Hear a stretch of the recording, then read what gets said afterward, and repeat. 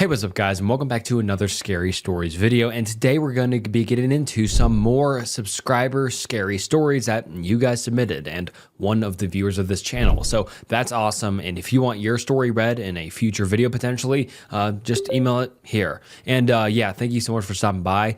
I really love these stories. You guys are great writers, great storytellers, and really creepy if they are true. And these are true scary stories, so that makes it even scarier. And yeah, you guys are the best. Thank you so much for stopping by. Please like the video and subscribe to the channel. It's the channel's goal to be at 500,000 subscribers before the end of the year, so please subscribe.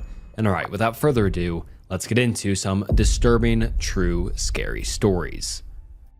All right, this is the first story. Let's get into it. Hey Snook, it's been a while since I started listening to you, and man, your narrating is so addictive and soothing at the same time. Nowadays, I can't sleep unless I listen to one of your videos. Hey, thank you, man. And anyways, let's get into the story.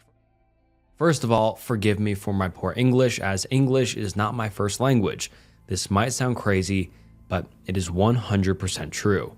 It was November 2022.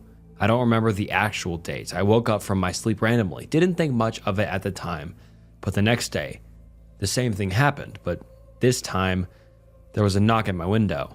Like someone tapped it 2 times on my window. I got a little scared, but did not think of it as a big deal. The third day was terrifying. I woke up around the same time and saw a shadow of a 7 to 8 foot man staring at me with its white eyes. I was so terrified that I nearly screamed, but I simply couldn't. I was just too scared to move a muscle. The shadow was pitch black, but it did not vanish in the dark because of its 2 glowing eyes. The shadow slowly started approaching me, and I just watched as I thought about how I can live. The shadow stood beside my bed and whispered in my ear, "I don't want to hurt you. I just want to help." I don't know why, but to my surprise, I felt a sudden relief. The next thing I know is that I woke up in the morning with my body aching like hell. I just thought it was just a nightmare and continued with my day. Ignoring the incident like it was just a nightmare worked for a week. After exactly 1 week, I woke up at midnight, saw the shadow in front of me. It was showing me some gestures I did not know existed. Then it spoke to me again. "I know you thought it was just a bad dream, but believe me, it wasn't." I replied, "Who are you and what do you want?" It replied to me, "Well, I go by many names, but for you, it's Einstein, and I don't want anything from you. I just want to guide you." I was silent for a moment. After a while, he broke the silence and said, "But if you tell this incident to anyone else, it won't be good for you." After that night, I saw him every night. We didn't speak all the time. He came and told me what to do the next day and went away. He guided me by telling me stuff that I don't go to school tomorrow or don't take your breakfast tomorrow, etc. It was nearly the end of the year, December. I was heading back from my school. Suddenly, I saw a guy staring from distance. Didn't think much of it until he tried to approach me. He asked me, "You see him every night, don't you?" I was shocked. Is he talking about Einstein, or is this a joke or a prank or something? He told me again, "If you don't want to answer, I won't force you, but you need my help." I replied, "What are you talking about?" He replied to me, "You know damn well what I'm talking about. Don't let him take control of you. If you think you can stop him without my help, go ahead, but if you think you need my help, then this is the time." I replied, "He is harmless, right?"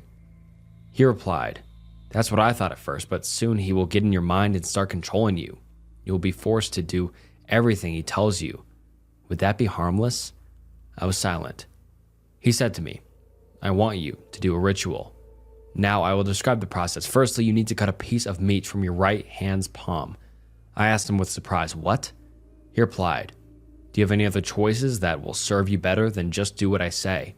I thought to myself that he had a point. That broke the silence by telling me, "After you cut the piece of meat from your right hand's palm, you need to just hold it tightly in your left hand. By tightly, I mean as tight as possible. Then you need to paint your wrist red. Doesn't matter with what, just paint it red. After that, close your eyes shut and face east. Wait for a whisper in your right ear. As soon as you hear the whisper, open your hand. Someone will take the piece of meat from you and leave. Then you are allowed to open your eyes again. But if you open your eyes before you give the right person the piece of meat, it won't be pleasant for you." I said, "When do I do this?" He replied, "Tonight, after the clock hits 12. We stood there in silence. He broke the silence. Lastly, "What name did he give you?" I instantly said, "Einstein." He smiled and told me, "Funny, isn't it?" I didn't understand what was funny. Then he started walking the other way without saying goodbye or anything. I thought it was kind of rude, but I went home as it was evening already, and I was going to have a long night tonight. I did everything he told me to do, cut the piece from my hand, then painted my wrist red by the blood that was dripping from my hand after cutting it. After that, I faced east and waited for a long time. I was starting to think that I did all these for nothing, and nothing was going to happen. But to my surprise, I felt a hand trying to snatch the meat from my hand. It started to scratch my hand so bad with its sharp nails that my hand started to bleed. But I did not open my eyes or hand because I knew this wasn't the right person. Then I felt a snake climbing my body all the way to my closed hand. At that point, I was beyond terrified. But I trusted that guy more now, so I did not open my hand. After a while, I heard a whisper in my right ear, a familiar voice, the voice of the guy who told me to do all of these, whose name I did not know. He whispered, "Give it to me."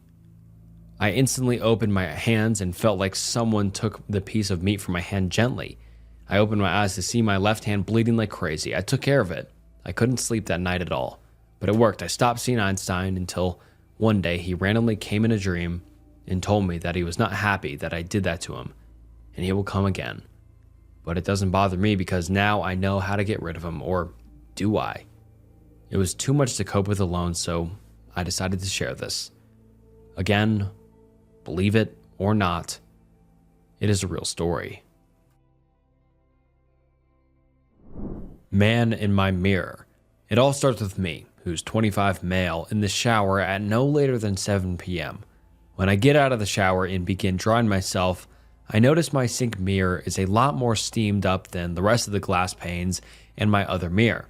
I thought this is a little odd, but thought nothing of it, until I noticed the paint and brick crumbling around the edges of the mirror. This mirror is tacky, no frame, just screwed in and some silver caps placed on top of those screws, so I just assume it's because the house is tacky too, which it was. Skip a few hours and I get out of bed to piss. I don't bother turning the lights on because it's lit up by the light on the landing. I finish up and start washing my hands, but I notice the mirror isn't really reflecting that well, much more like it was slightly transparent. Then I noticed something that made my blood run cold. I noticed what looked like the reflection on the lenses of glasses on the other side of the mirror. I thought to myself, if that's actually glasses, there's no further than 2 meters away. This obviously freaked me the fuck out, and I just noped off back to bed. A couple of days went by and I just kind of forgot about it until one day I thought about just checking. So I grabbed the screwdriver, and as soon as I reached up to turn the first screw, I heard clattering behind it. Instead of deterring me, this emboldened me. I had to know what the fuck was going on. I unscrewed the mirror, and to my horror, I found the mirror was in fact a two-way. Not only that, but I found the mirror was hiding a gaping hole in the wall, which led to about a 4-foot gap, and at the end of the crevice, another hole in the wall covered up by a plastic clip thing. Hard to explain, but kind of like a plate that clipped into this hole in the wall. So what do? Grab my toothbrush, stick my head and arm through my hole, and poke off this plate. It falls to the ground and I'm hit with a wave of cold air like I've just opened a window, but was it fuck a window? I looked through and I noticed old red bricks that looked 200 years old, even further behind a hole. At this point, I'm mortified, but I need to know what this place was. Who, if anyone, was watching me? I thought to myself, if I leave it too late, I'll never know. I've already left too much evidence of me finding out. If the clattering wasn't a person, the plate and two-way surely was. So if I left the plate on their side of the wall, they'd know. I went to my tool cupboard and grabbed my hammer. I couldn't be even slightly bothered that the landlord would definitely kick me out for smashing his wall down, but I just kind of felt compelled to find out. I began knocking my wall down. It took about 5 minutes to make a hole big enough for me to fit through. I climb in and begin on the other wall when I hear a few people talking. This deters me none. If anything, I smash faster. Once I begin making a hole big enough, I notice this room I'm about to enter is huge, like warehouse sized. It's old and abandoned looking, dusty and decrepit. Once I've made a hole big enough, I climb through. Oddly, I still hear people talking, so I thought, I've got the drop on them. So I start creeping about, taking in the sights of this old warehouse, for lack of a better word. A collapsed roof, concrete flooring, multiple floors, though some had fell through. I get closer and closer to the chatter until I noticed an old 1960s-ish television, the one with the dials that was wide and had the TV in one half and just some speakers or something in the other. Still on, yet no signs of any wires, or any power source for that matter. As I get closer to the TV, it's playing a talk show. The voices I heard all became clear. When I was about 3 meters away, I noticed a sort of dilapidated wall on my right. Behind this wall was a throne of bricks. Atop the throne, a man, wearing gray overalls, a pair of thick squared glasses, and greasy receding hair. As he makes eye contact with me, he doesn't move. He just murmurs, "You're not supposed to be here." He repeats this while a gradually increasing smile adorns his dirty face. "You're not supposed to be here. You're not supposed to be here. You're not supposed to be here." He progressively gets louder and more erratic until I decide fuck this, and I run for the hole. And as I'm climbing through, I look back expecting him to have began chasing me. He hadn't moved. All I could see was the tips of his boots poking around the wall. All the while, he now began maniacally laughing. I get to the street and look to the side of this warehouse should have been on. Nothing, just more houses. Lit up with life like people lived there. I was utterly confused, but not confused enough to go back and check, so I left and went back to my mom's around the corner. I told her all about it, and she didn't believe a word I said. She actually got other family members around to find out if I was okay, and the only person who could see I was genuinely terrified was my brother. I don't know if he believed me, but he could tell I thought it was true. After a very rough sleep, I woke up and went into the living room to ask what they thought. They couldn't make heads or tails of me, so I asked my brother. He said, "I believe you." So I asked him to help me, and he said, "Whatever you need." I almost cried knowing that I at least had someone who trusted me. I said to him, "Grab a screwdriver." I don't know why, but I just thought with all the weird stuff like the no power, the weird talk from the guy, and the fact there was no fucking warehouse on the outside, there'd be a need for it. I took him to my house and I could see on his face he was just entertaining me. He didn't really believe me. He just wanted to help his mentally ill little brother at this point, something my mother was saying about all this. We got to the bathroom, and to my shock and simultaneous roll of eyes, the bathroom was completely back to normal. Not even a speck of brick dust in sight. I'd left that place so fucked that I just came to the conclusion it was the fucking devil or something, but I began to unscrew the mirror. Once I pulled away the mirror, I noticed immediately behind my wall was a big wooden door with little bits of graffiti. I noticed my brother's face drop. He knew there should be another house there, or at least more of my fucking wall. I run to my tool cupboard and grab my sledge this time. I go apeshit and smash the sink and the wall. I needed to know. Behind the wall was a door, as I'd expected. I opened this door and stuff fell out, like an old Hoover, bags, etc. It was a storage cupboard. My brother's face dropped. He was back to having reservations. He must have thought, "That's a fucking cupboard, mate." I was in disbelief too. How could this massive warehouse be gone? I thought this until I noticed something off about it. The wall in the right was really dark brown brick. The wall in front, light brown, no older than a year. I got a bit closer and noticed this fucking mortar was still wet. I thought, fuck this. I kicked the wall and it bowed and slowly tumbled, revealing exactly what I wanted, the warehouse. I kicked down the rest of the wall and my brother interrupted with, "I can hear that TV." We both climbed in and I began pointing out things I'd mentioned to prove I wasn't nuts. Everything I pointed to, my brother's unease grew. He must have been thinking, okay, where's the guy? We checked the throne out properly and it was just a tall seat made of bricks stacked against the wall. We checked around a little more, but Darren strayed too far from the hole we entered through, so we finished up poking around and decided to leave. As we turned around, he was stood about 10 meters away, just staring at the two of us. My brother, with zero hesitation, said fuck no, and bolted for the door. I was just stuck there, glued to the floor and deeply in shock. I tried to move, but to no avail. The man stood opposite me in the hole to the right of me, creating a triangle of me, him, and the hole. He muttered, "I thought I told you. You aren't meant to be here." I tried to reply, but I was just frozen. Then he moved as if to take a step towards me, and my body woke up. I sprinted for the hole, and as I got there, I turned back to see if he'd not moved like the last time, but instead he had. He'd moved to where I stood, and he was now on all fours, almost sniffing the floor or about to lick it or something. I didn't stick around to find out. When I got to my house front door, my brother was there, white as paper and shaking like a leaf. With no hesitation and probably an undue lack of sympathy, I said, "I fucking told you." And we have each other look before bolting back to my mom's house. When we got in, my mom said, "Well, is he lying?" My brother just told her to shut the fuck up, and we started ringing the police. We didn't know if he'd committed any crime or whatever, but surely the peephole was enough. The police said they'd come and look, but couldn't get someone out immediately. They came out early hours in the morning, and me and my brother, who'd not slept a wink, walked them to the house where they then went inside. I told them just before they entered to check behind the bathroom mirror as it might be reattached. Officer 1 rolled his eyes, and Officer 2 was already opening the door. They went inside, and about 15 minutes later, they came back out.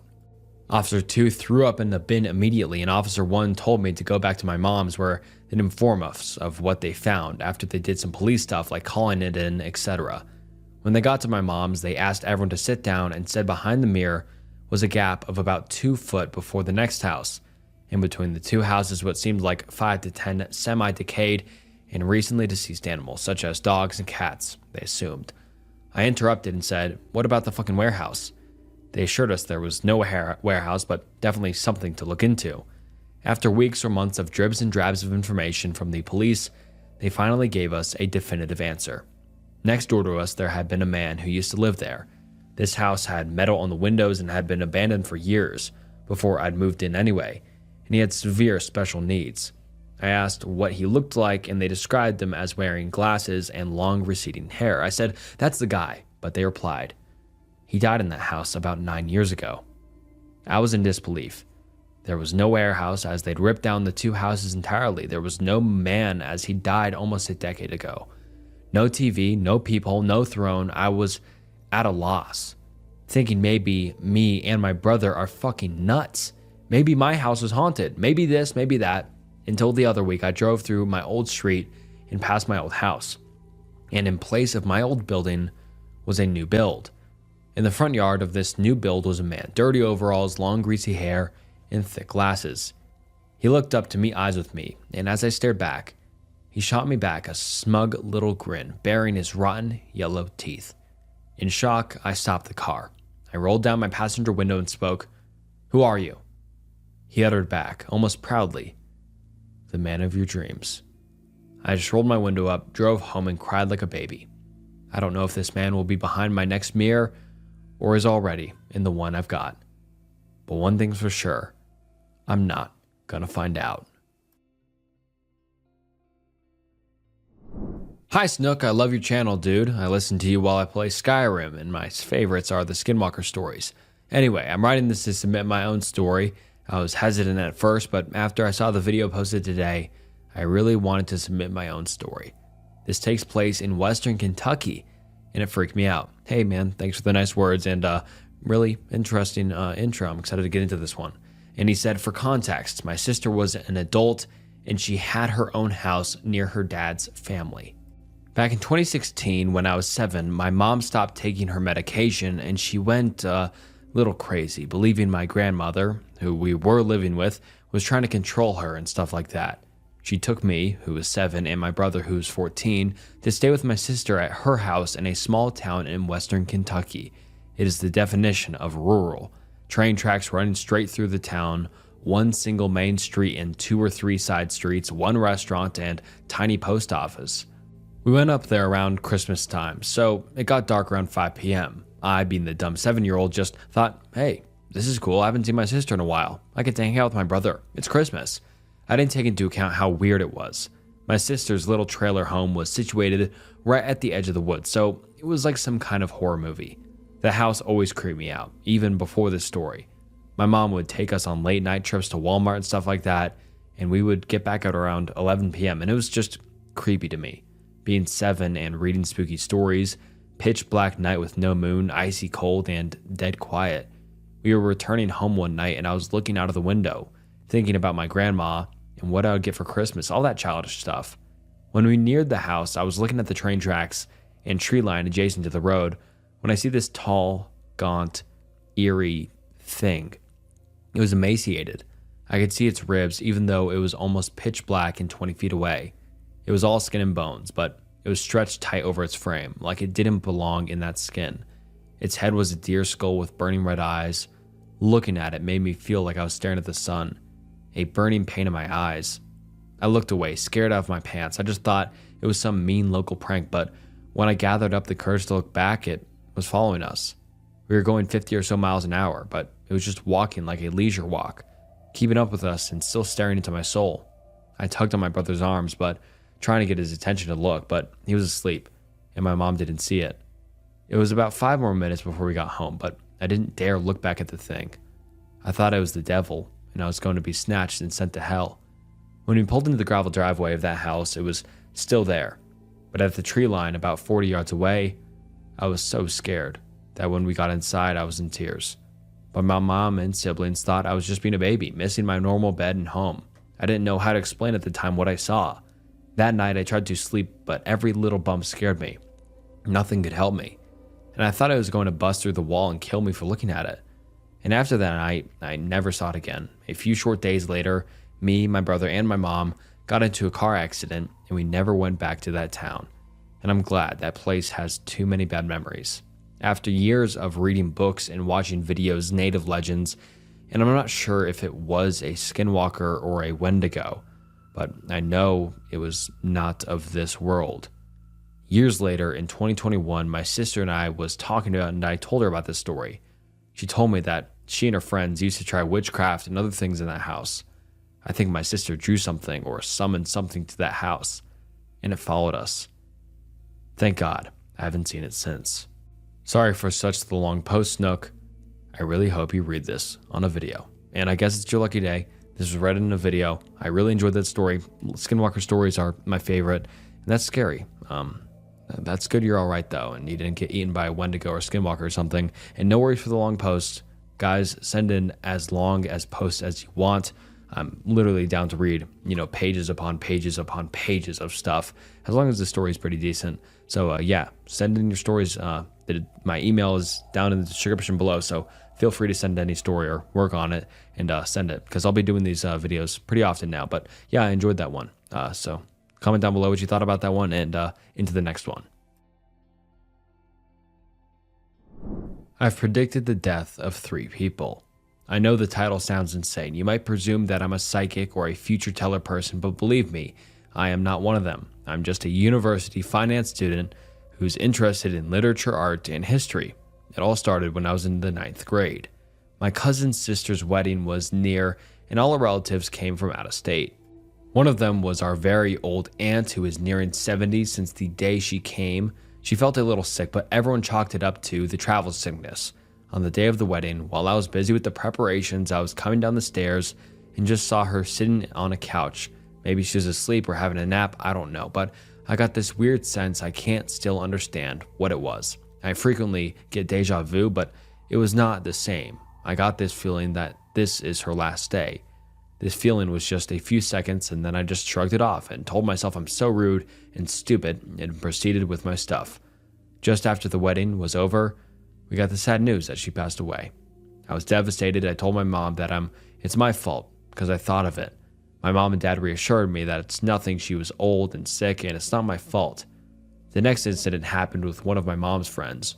She was telling my dad how he was having a cold, and again that dreaded feeling happened. And next thing we knew, he got the sad message. After this, maybe 2 years after this incident, my maternal grandpa was sick, and we knew his time was near. But I had a dream 5 days before his passing that I enter a room where his funeral was happening, and I look at the clock, 11:55, and sadly, this deja vu was happening in reality. 10 days after his passing, I still had a dreading feeling. I told my friends, and they said maybe it's grief or high school senior pressure, but after a few days, we got a sudden news that our aunt passed in the sleep, the same night when I had a dreading nightmare of a funeral or death-related stuff. It's my deepest, darkest secret, which I believe is a curse, or I don't know, as my best friends say, it's a high level of sixth sense. I don't know what this is, but believe me, it's the worst feeling ever. Don't know if this is a great story to share. I'm not that great at writing, but it's all right, man. Good writing.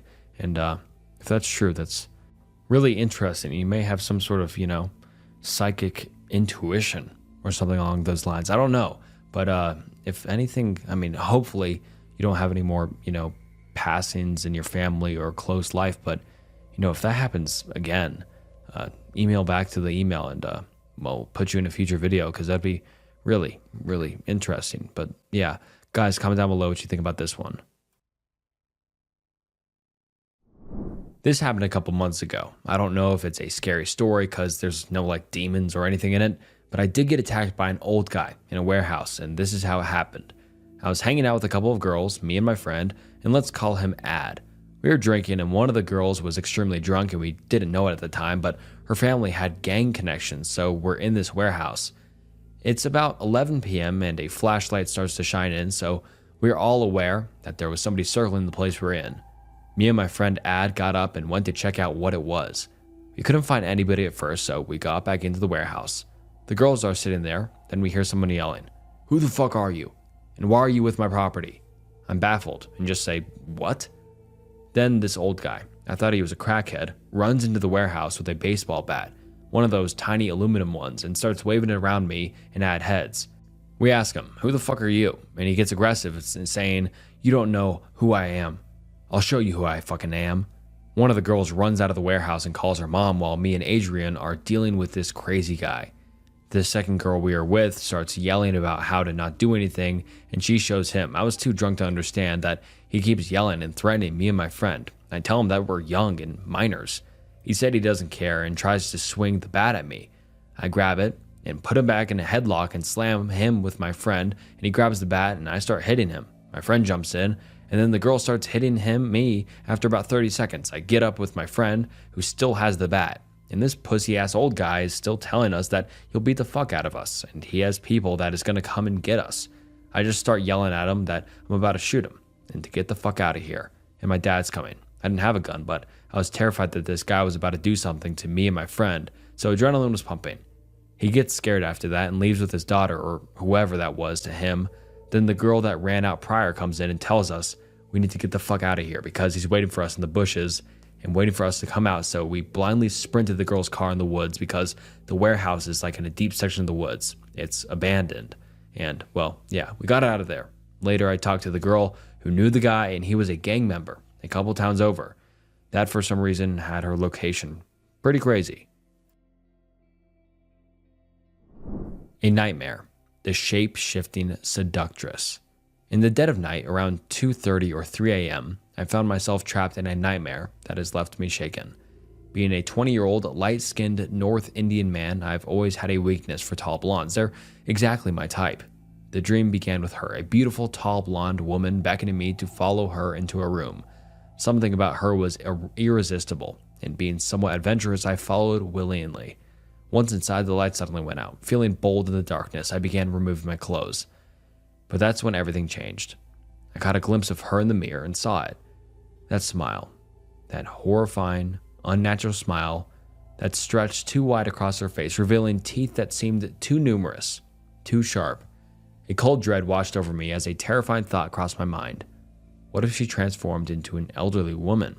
I've harbored a deep-seated fear of older women since childhood, associated them with witches from the countless horror stories I consumed when I was younger.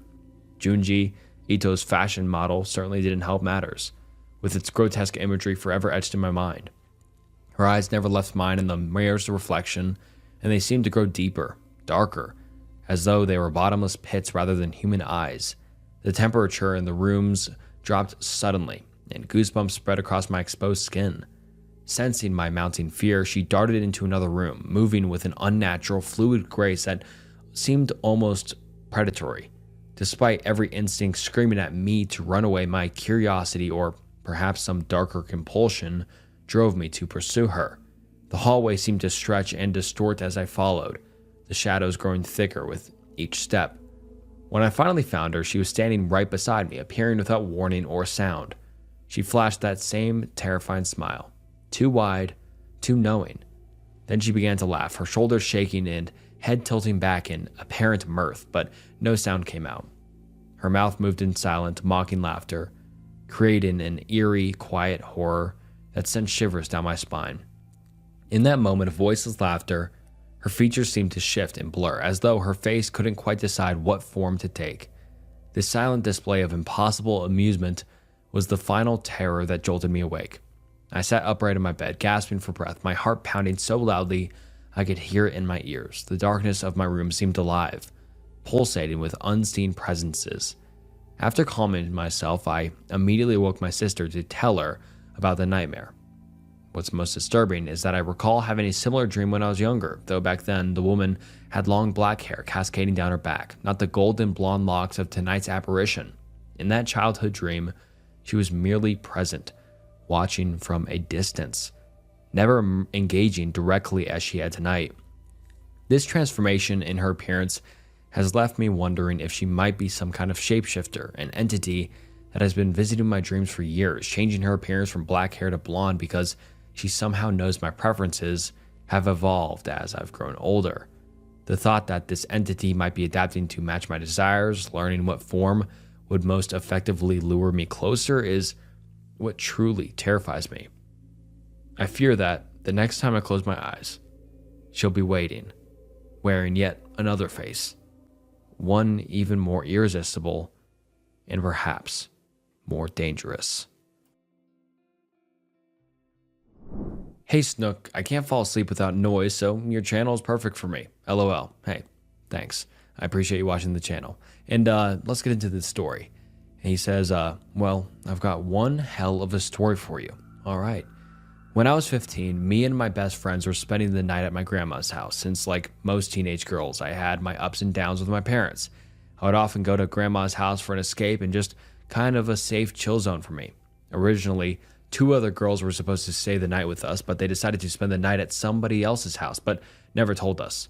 We fell asleep on the couches with the doors unlocked, which usually would have been okay where I live, considering we live in a small town in British Columbia, Canada, where nothing really happens. And I woke up to somebody entering my grandma's home. I was super confused and told her I think she had the wrong house. That's when I realized something was wrong. At first, I thought she was just drunk and had the wrong house, but I quickly realized that she was just under the influence of hard drugs. She was frantic, rummaging around my grandma's kitchen, mumbling stuff like, "They're coming," and "Where's the upstairs in this place?" I woke up my best friend at this point, and she turned over to me and mouthed, "What the fuck?" We remained calm, but soon after we realized she had a kitchen knife. Initially, she said she needed to K herself and started trying to plunge this knife into her abdomen, but she kept hollowing her back so it wouldn't stab her. We told her that she didn't want to do that and tried to convince her not to. Bad decision. She said we knew too much and said that we needed to key ourselves too. I tried explaining that I was only 15 and that my best friend was 14. I even told her our names and that I was a junior Olympic gymnast who trained 5+ days a week. She soon started swinging the knife at us and ended up getting my best friend in the chest. Somehow, thankfully, it didn't cause any damage. She didn't need any stitches. We think maybe the underwire of her bra got in the way. At that point, she ran out of the back door and I ran out the front. Now, where my grandma lives, there are multiple small apartments in a row and only one way to the parking lot because of the bowling alley beside it and the fence going around, so please keep that in mind. I ran out of the front and looked behind, and that's when I felt blood start running down my forearm. This was really happening. It gets fuzzy after that, and I don't know which order everything came in, so I'm just going to tell you what I remember. At one point, I was on the ground, and she had my hands pinned down with her legs and was holding the knife above her head, ready to plunge the knife into my chest. Thank God I had strong legs because I managed to get her off of me. At another point, I was trying to run for the parking lot, but she grabbed me and stabbed me in between my ribs, which punctured my lung. There was also a time where she had me up against the fence trying to stab me in the head, screaming, "Die, die, die." She missed and stabbed me in the shoulder. Overall, I got stabbed 8 times, not including all the smaller lacerations all over my body. I then somehow managed to squeeze myself through a hole in the fence and laid down on the sidewalk. I tried yelling for my best friend, but I was so weak and the blood was pooling in my lungs. I remember looking at my legs and seeing a huge pool of blood. I'd accepted my fate. I knew I was dying. I somehow still had my phone, but just like the typical horror movie fashion, it's dead. My best friend found me eventually and held me. I'll never forget switching over from saying, "We'll be okay," to "You'll be okay," when the ambulance she had called on my grandma's home phone was taking too long to get us. Somehow, by chance, an ambulance drove by and my best friend waved them down. They didn't get out at first. I think it was because my best friend was covered in my blood. She ran over back to me, and that's when they realized she wasn't the danger.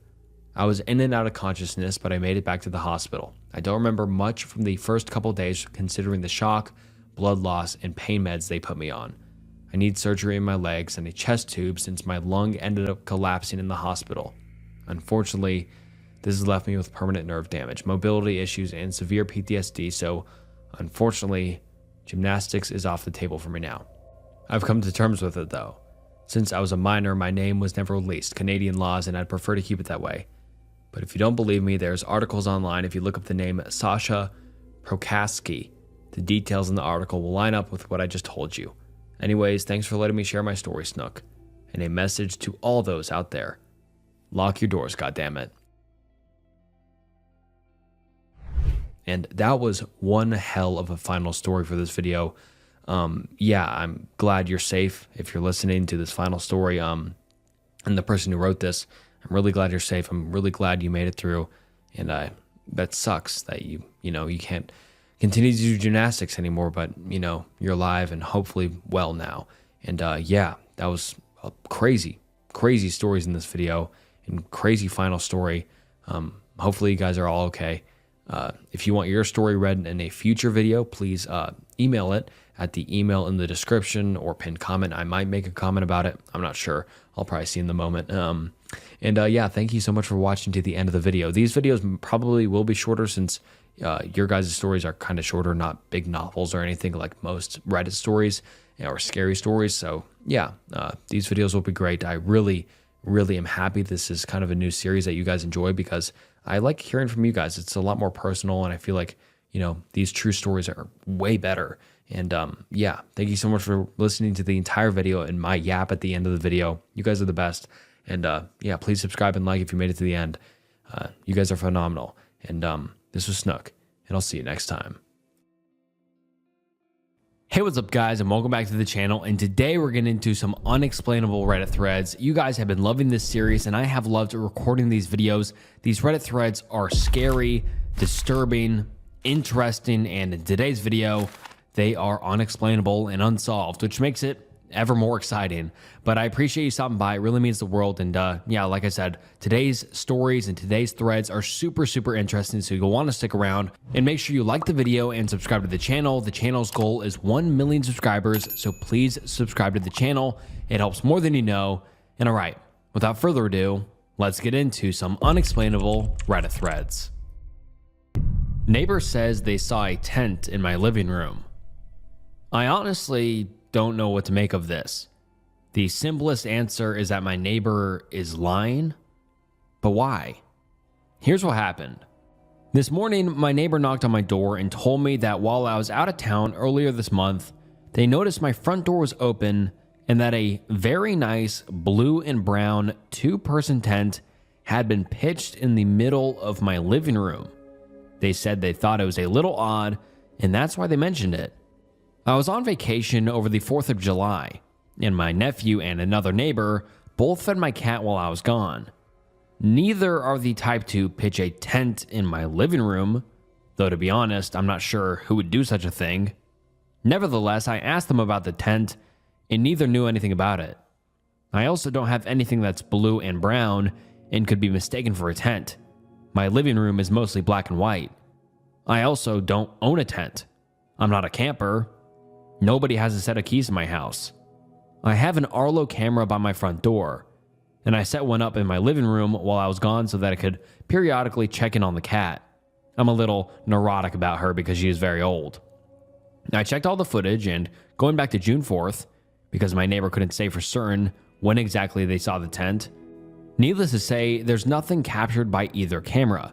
And also the OP just mentioned June 4th and July 4th, so I don't know when the OP was gone. I assume that was just a typing error, but let's just assume July 4th. So anyways, unfortunately, the cameras do sometimes fail to capture everything. I'd say that they have a 10 to 20% fail rate when it comes to turning on when there's movement. So there's a slight possibility someone could have entered my house, pitched a tent, taken it down, and left, and the cameras wouldn't have caught any of it. But I feel like it's a pretty slim chance that neither would have been triggered. To add to all of this, my cat has been acting super strange ever since I came back. She's very nervous, refuses to go anywhere near the back part of the house, and is not using her litter box. So something did weird her out. So Reddit, any ideas? If my neighbor is lying, which is the most plausible, why? They've never lied before and always seemed like a reliable narrator. They also said their boyfriend saw it too and mentioned how weird it was. Is there any scenario where it makes sense for someone to break in and pitch a tent but also leave the door open so anyone can see? Is it a glitch in the Matrix? Is she somehow suffering from carbon monoxide poisoning? Am I? Thankfully, the Arlo camera outside did capture part of our conversation, so I didn't completely imagine it. It's just so fucking bizarre. I'm just at a complete loss. The whole thing has left me feeling unsettled. Edit. Thanks to everyone who's commented so far. To answer a sum of questions that seem to have come up. Number 1. I took the cat to the vet and she got a clean bill of health. I'm trying some behavioral solutions, multiple litter pans, special cat food for urine health, calming cat treats, calming spray, Fellaway plug-in, etc. It's been hard, but I'm committed to helping her get through this. Number 2. The neighbor and her boyfriend are both older, I think in their late 60s, and we live on the same property, so she has to walk by my front door to get to the street. I'd say from the walkway to my front door is less than 5 feet, so she has a pretty good view of my living room. I agree with those who said her timing is strange. Why mention it weeks later? But I had recently talked to her about my cat's behavior, so I think she mentioned it as a possible reason for the cat's behavior. She did say, maybe in the future, you should let me know you'll be out of town so I can keep an eye out for you. At the time, it sounded like a normal thing to say. But if she's lying, then maybe it's because she wants to know when I'm gone? Number 3. My nephew is in his mid-20s and very responsible. He owns his own home and works long days. Neither he nor his brother are campers and, as far as I know, don't own any tents. The camera outside captured him entering and exiting all 3 days, and he was in the house for less than 5 minutes. Same with the other neighbor who fed the cat. She came over 3 times, all for less than 5 minutes. Neither was aware of where the camera was inside, but they knew I had one so I could check the cat. The camera also caught the cat chilling out in the house, and all 3 days she was acting normally. And before we get into number 4, I have to clarify what frogging means. So frogging is the practice of secretly living in someone else's home without their knowledge. Named after how frogs hop from one place to another, a person who frog may do so to avoid paying rent, due to homelessness, or for other reasons, often hiding in unused parts of the house like crawl spaces, attics, or walls. And so, that's pretty disturbing. But anyways, let's get on to number 4 because she learns about frogging. She says there is a crawl space under the house, but you can't access it from inside. There's probably a 2-foot high crawl space in the ceiling that you can't access from the closet in my bedroom, but I have a bunch of boxes and suitcases shoved up against the opening, and I don't see how someone could put them back if they'd crawled back in. I will say that the more I ruminate on it, the creepier it seems. Update. So I spoke to all my neighbors again today. The neighbor who saw the tent is still adamant that's what she saw. She said she and her boyfriend saw it around lunchtime and he confirmed. They said the tent was up when they went to lunch and down by the time they came back. When I told her my cameras didn't catch anything, she was unbothered. When suggested that maybe she saw something else, she said, "It was not my imagination. I saw a tent from right here." And then she stood on the walkway and pointed into my house. She seems to think someone might have had a copy of my key and is accessing my house whenever I'm out of town. She thinks someone sabotaged both cameras and mentioned black suits that aren't picked up by security cameras. As a reason, the tent sector wasn't caught. She also mentioned that my other neighbor, the one who checked on my cat, had a large white tent in her yard a few months back. I saw that tent and can verify it existed, but this neighbor said that is not the tent she saw in my house. I rechecked all the camera footage one more time. There are no unaccounted for gaps. In fact, there are several snippets of the cat chilling in the living room, looking completely unconcerned before and after the cat sitters came into the house. It's actually making me rethink the timeline of when she got spooked. I rechecked the attic access and it hasn't been touched. I also work from home, so it would be hard for someone squatting in the attic to go unnoticed. I also took the advice here to check internet data and electricity usage. Both were way down on the days I was gone. My gas bill was smaller as well, but if the tent was only up for an hour, well, that makes sense. So then I spoke with Kat's sitting neighbor. She confirmed the existence of her white tent and explained that she was airing it out in her front yard after a camping trip, which aligns with all the tent care information in the comments. She also said that she has had similar conversations with this neighbor where what she is saying is bizarre and unsettling, but she says it with such conviction that you find it hard not to believe. She also understood my unease, saying the whole story reminded her of the Manson family and their creepy crawling. And this opens up a whole big can of worms. So basically, if you don't know who the Manson family is, it was a cult and they did some creepy stuff, killed people, that sort of stuff. That's an even bigger can of worms. But basically, they did things called creepy crawling, or burglary missions that they called creepy crawling.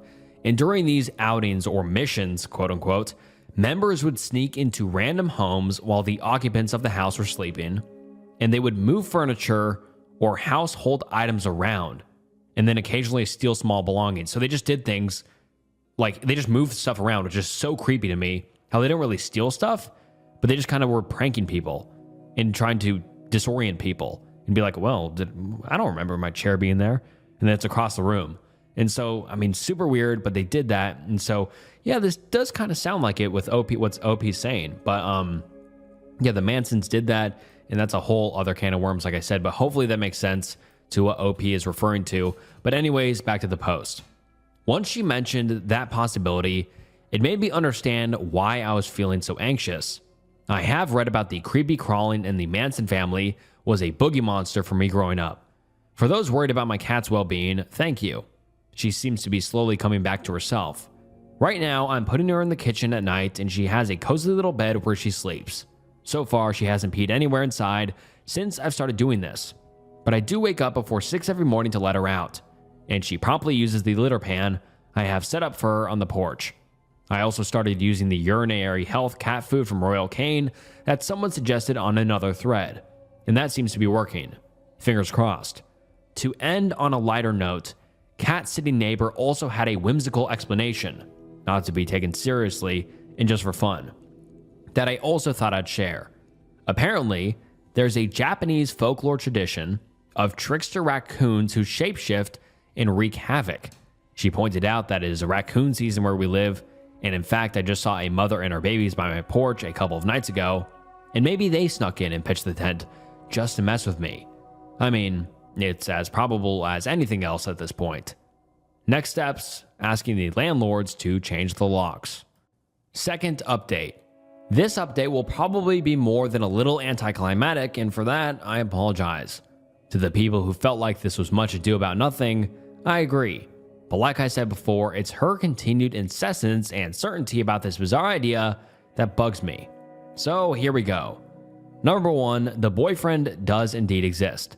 I've met him and spoken with him several times. He seems older than her and is quieter overall. He has stated that he's a cat person and has engaged with my cat in the past, but I have not had the chance to talk to him separately to get his side of the story. Number 2, the white tent was in the front yard of my other neighbor's house and faces the opposite street, so a reflection is impossible. That being said, the older neighbor does keep bringing it up and is convinced people were sleeping in it. I've spoken with the front yard neighbor, and she was airing out the tent after a camping trip. No one ever slept in it when it was in her yard. But I think a lot of folks in the comments are correct when they say the white tent unsettled the older neighbor, because she brought it up several times. Number 3, I did loop in the landlord, but they seem to also believe the older neighbor. She's rented from them for at least 15 years, if not longer, and they told me that in the past she's been very reliable and truthful. They seemed spooked by the whole story and offered to change the locks. I figure it can't hurt, so I agreed. Number 4, the landlords and I questioned the older neighbor pretty rigorously, and she stuck by her story even as we all expressed incredulity. She reiterated that she saw a 2-person tent, blue and white, fully erected in my front living room. She said it was not a pop-up tent or pup tent. She said she saw it on a Wednesday because that's the day her boyfriend takes her to lunch each week. She said it was up when he picked her up and down when he dropped her off. She got a little defensive as we probed, so people who warned that this could happen if we challenged her were spot on. She kept reiterating that it was a tent and that she could see it quite clearly. She seems to want to pin it to my nephew, and the landlords seem to be leaning that way too, which is really frustrating. He's a 25-year-old man with his own home. He has no need to air a tent out in my tiny living room, and he doesn't even camp. Number 5, the cameras. I double-checked every Wednesday for the last 2 months. That's the limit for these stored videos. No tent. No people entering my house. No footage of her and her boyfriend staring into my house. That being said, there's one Wednesday with no footage because the battery had died and I forgot to charge it. But I was home. There's only one Wednesday that I went out of town, but I left after 4 p.m. and returned in less than 24 hours. I still feel like this is pretty solid evidence of no tent, but I have to allow for the fact that the cameras were not fully operational. Number 6, the cat is slowly getting better, though we had a setback today when she peed in the kitchen after the gardener scared her. She is consistently using the litter pan I set up for her outside with no problem. She just refuses to use any litter pan anywhere inside. I have one in the kitchen, one by the front door, one in the pantry, and one in the bathroom. She will only use the one outside. I do think the calming food is helping since we're down to just one accident and it was on the puppy pads. I'm keeping her in the kitchen at night and letting her out before 6 a.m. every day. Hopefully, I can eventually get her to use her litter pan inside. Number 7, raccoon season.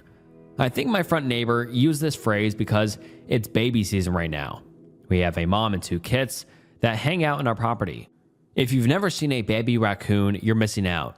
They are adorable. So like I said at the beginning, not much of a resolution. At this point, I just want to put the whole thing to rest.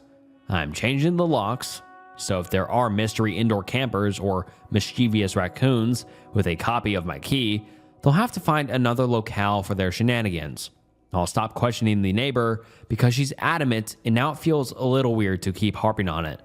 I'll endeavor to be patient and kind to my cat so that she gets back to her old self. And that's the end of that saga. So what are your thoughts? Do you think it's possible that someone was camping in OP's living room and the neighbor just saw it and then told her about it? I mean, it's a very weird situation. I mean, the cat acting weird after the fact, that's weird. The camera kind of going out the part of the time, that's also weird. But her also being able to disprove it kind of helps play against the case that there was some sort of tent camper in there. Or do you think the neighbor is just crazy and wanting to make the neighbor paranoid or something? I mean, I have no clue. It's very, very weird though. And I just don't know who to believe. I mean, who do you believe? Do you believe the neighbor who keeps telling her, hey, you have a tent in your living room, or you did when you're gone? Or do you think OP is the sane one? And it's like, well, I mean, there's no reason for someone to do that unless, I mean, you never know. I mean, I really don't know. I mean, I don't know. It's very weird. I'd be a little bit paranoid after, but hopefully she changes her locks and has no other creepy encounters or anything like that in the future. But very interesting post and unexplainable, but very interesting. And on to the next one. OP thinks they're going insane. The post is titled, I am losing my fucking mind. Posted on September 29th, 2022. And the post reads as follows. I was never one to believe in paranormal shit or whatever, but I have no idea what the fuck is going on with me right now. And I'm genuinely considering seeking professional help. I live in a really small shared dorm apartment with 2 roommates. There's this hallway that if you face it, there are 2 bedrooms to your right, 1 bedroom to your left, and a closet at the end of the hallway facing you. The bedroom on the left is right next to the closet.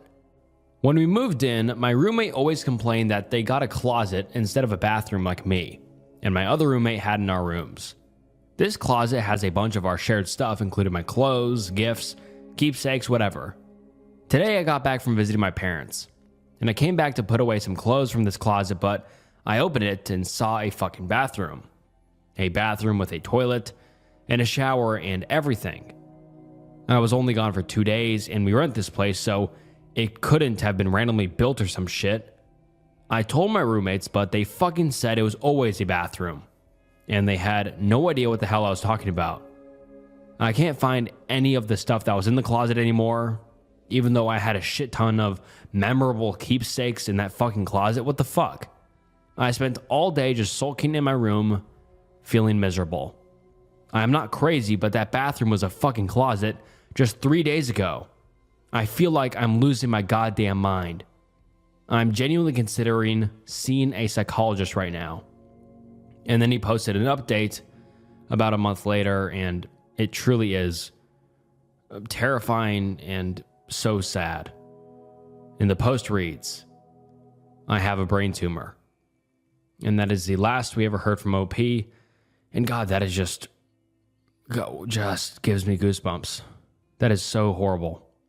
This is unexplainable because we don't know what happened to the OP after. Hopefully he's doing all right, but God, I just can't imagine, kind of having a break like that where, something isn't as it seems, and then you come back and you're like, whoa, this is a bathroom? And then a month later, you realize you have a brain tumor? Jesus Christ, man. That post is just terrifying and so sad. I really hope OP's doing better now, but yeah, that's a rough one. On to the next one. OP is completely weirded out and puzzled when her young daughter's tablet begins playing recorded audio of OP's home from 1 week prior. The strangest part? The tablet was miles away at the time the recorded conversations took place. I'm not sure if this is the right place to be posting, but I've seen r/RBI help people solve weird technology problems before. This might sound a little weird, but I promise this is 100% legit, and it's really, really freaking me out. My 6-year-old daughter received a Kindle Fire HD for Christmas last year. Never had any issues with it until recently. A bit of background information. My children and I recently moved back home to Pennsylvania. My ex-husband and I are newly divorced. He lives in Maryland, but comes to have the kids every other weekend. The home that my kiddos and I live in is my 88-year-old grandmother's. She moved in with my parents across the street after being ill and hospitalized in recent months. I run my own home business, and I'm also my grandmother's primary caregiver. About 3 weeks ago, my parents were watching my kids one evening. When my daughter paused a YouTube video she was watching, she seemed confused. She told my father she could hear mom and dad talking on her tablet through her headphones, but that it was hard to hear. My dad, a computer programmer all his life, put on the headphones and indeed heard the voices of myself and my ex in a bit of an argument about a television. He had my mom listen, and she heard it too. When my mother pulled out the headphone jack, the conversation stopped. My dad searched through my daughter's entire tablet and could not find any recording apps. I do not have Alexa or any Amazon Home products. My dad informed me of it this evening. I knew exactly which conversation/argument he was talking about. It had happened about a week prior when my ex was up and dropping off the kids to me. My ex had been and was in Maryland since that day. I thought it was really strange. This morning, my daughter was watching a video, paused it and said, "Mommy, listen, I hear your music." I put on her headphones. I heard a very low frequency of Prince's Beautiful Ones in the background. I heard a door open and then my father's voice calling, "Hello, hello." About 4 to 5 minutes later, I heard myself talking on my phone in the living room. What I described above all happened yesterday morning. I was playing Purple Rain on my record player in the living room. My dad came over to use the facilities. Their water was off for maintenance work, and he called, "Hello, hello," from downstairs while I was upstairs. A few minutes later, I had received a phone call and was sitting in my living room talking. I am 100% sure of all of this, as it just happened yesterday. Here's the kicker. My daughter's Kindle was not in the home at the time. It was with her about 40 minutes away at my ex's parents' house. He had them this weekend. And then the OP gives a list of bullet points, and so I'll read them out now. The conversation/audio are only heard through headphones and seem to play back when videos are paused. I've checked my entire home. I cannot find any type of recording device whatsoever. Focused on my living room where these two conversations took place. Found nothing. The recordings are both from an earlier date. How is my daughter's tablet saving conversations?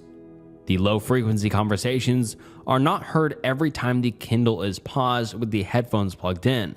As far as I know, these are the two only times my daughter has heard distinct yet low audio. I've not been able to figure out a way to record what I heard.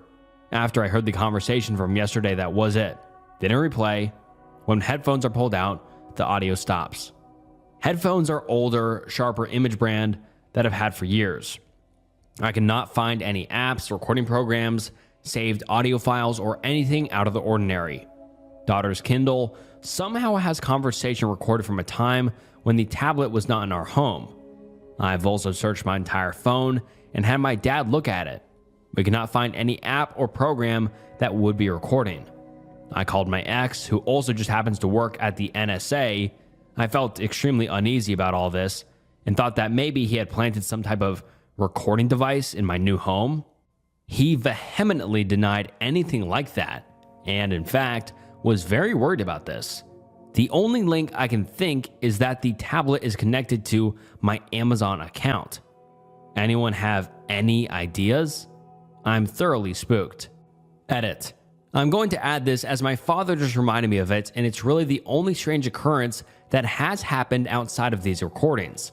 A few weeks ago, a guy showed up at my door. When I answered it, it was awkward, until he finally said, "Hey, I'm here for the swing set. Brought the truck." I had no idea what he was talking about.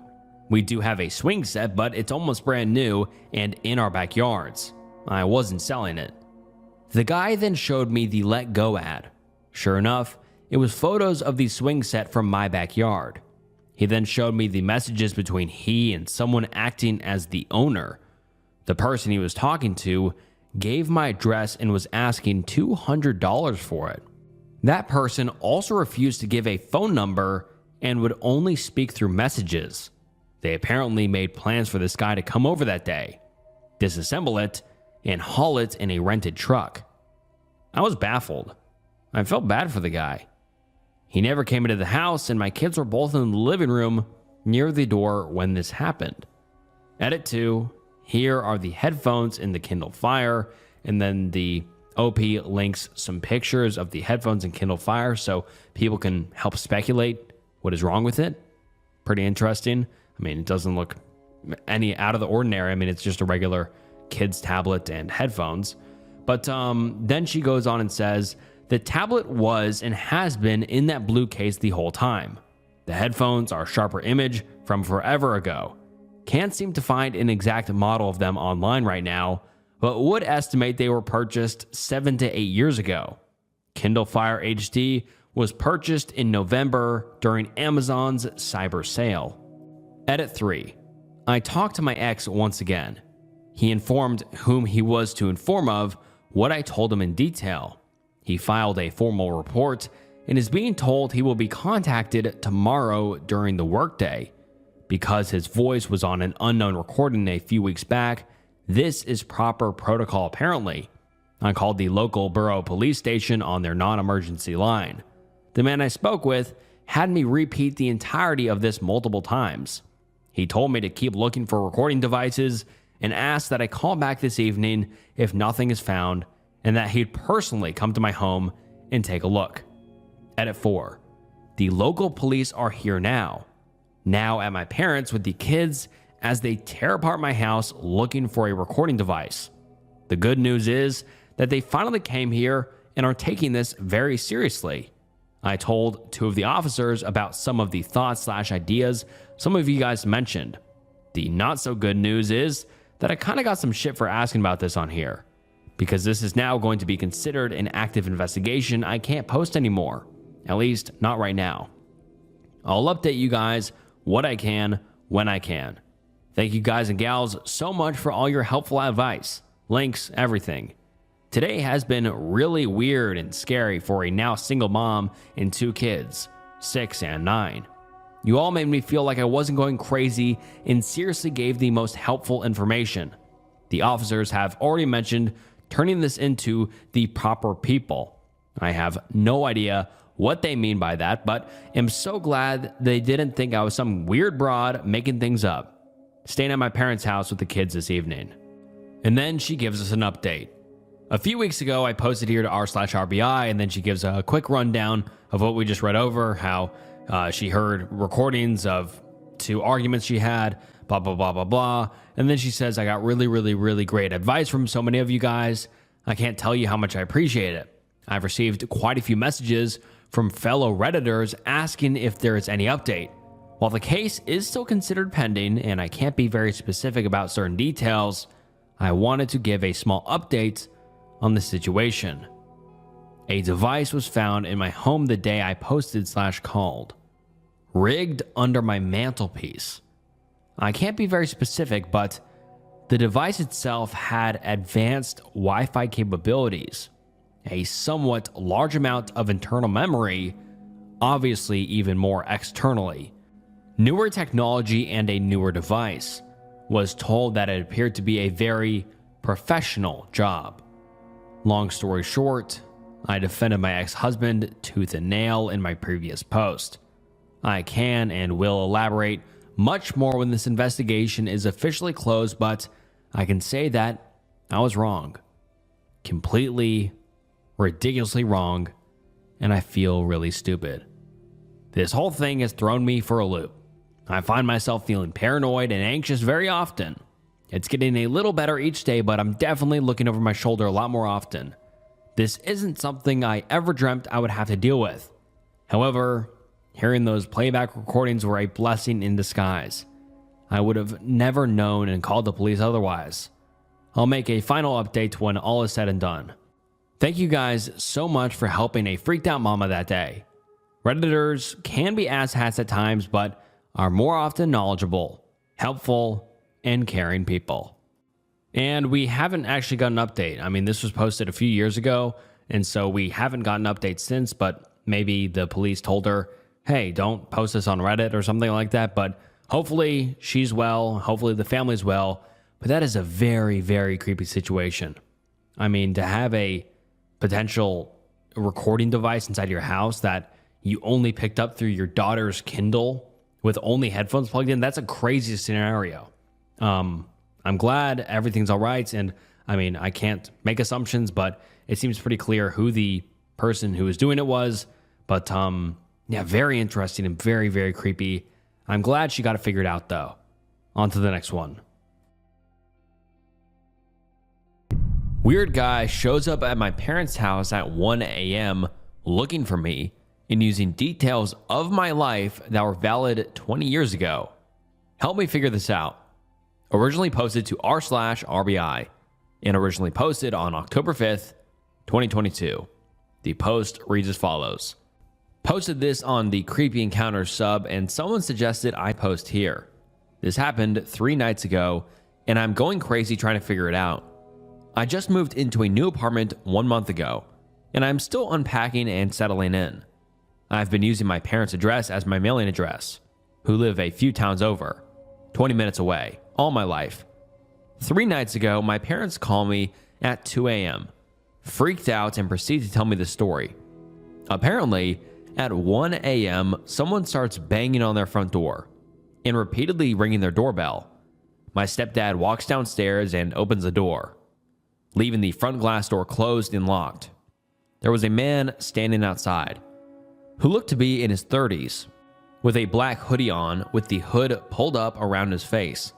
He didn't have any distinguishing facial features, facial hair, or tattoos. The only thing my stepdad said was that he looked to be Hispanic. Neither my stepdad or my mother, who was watching the whole thing out the window, recognized the man. The man says, "I'm so sorry to bother you, but I'm looking for my full name." My stepdad plays dumb and says, "Who?" The man proceeds to state my full name again and says that my boyfriend is worried because I didn't come home that night. He claims to be a friend of my boyfriend and tells my stepdad that they are both out looking for me. Worried because I didn't show up at home. I don't have a boyfriend. I live by myself with my 3 dogs and haven't been in a relationship in the past 5 to 6 months. And here is the weird part. My stepdad asked the guy what boyfriend he was talking about, and the man tells him the name of my boyfriend I had when I was in the 10th grade, nearly 20 years ago. My boyfriend in 10th grade has a very, very unique Italian name. I've never met anyone with a full name even close to his. He says my high school boyfriend's name a few more times to ensure my stepdad heard him, and repeats that they are very worried about me. Is my stepdad sure I'm not inside? At this point, my stepdad is weirded out and closes and locks the door in his face. The man does not leave. He lingers in front of my parents' house for the next 10 minutes, smoking cigarettes and talking on the phone. Finally, my parents call the cops. About 5 minutes before the cops arrive, the man walks down to the dead end on their block and drives away in a silver car. Stepdad was unable to get the license plate. My parents file a police report, and nothing else happens. After I hear the story, I am going nuts over the weird details. How would someone know who I dated nearly 20 years ago? And what would their motive be of making up a story that included the weird details about my past? I have not contacted with the 10th grade boyfriend in over a decade. Yesterday, I decided to message him on a Facebook to see if he had any insight. I tell him the whole story, and he's just as confused as I am and claims to have no part in it. I am at a loss. I'm also really freaked out that some strange man is going through that much trouble at 1 in the morning to look for me. Any insights or ideas would be greatly appreciated. No, nothing else weird has happened since then. Edit/update number 1. Wow, this really blew up. Thank you so much for all the kind words and precautions that I should take. I want to add something here that a few people commented that might shine some light on this mystery. First off, I am not in any legal trouble and have no reason to think someone would be suing me. God, I guess it's always in the realm of possibility that I'm being sued by someone, but I really don't think that's it. Like I previously commented, I had an expired registration ticket that I did not show up to court for, but I believe I got a letter in the mail just asking me to pay a really large fee, so I don't think that's related. I did take a personal loan out, took it out about 1.5 years ago. It wasn't for anything too crazy, and I was really good with making payments on time until about 6 months ago when I had a medical issue. Currently, I am really behind on payments, but to my knowledge, I have not defaulted on the loan yet. What do you guys think? Related? I had absolutely no idea that this is a thing, or I would include this detail to begin with. Let me know your thoughts. Edit/update number 2. I have a list of a few things that I'm going to look into tomorrow, based off my own thoughts and based off a ton of valuable feedback I got in here. Thank you. We'll post an update ASAP. Edit/update number 3. I'm so sorry it's taking me so long to update.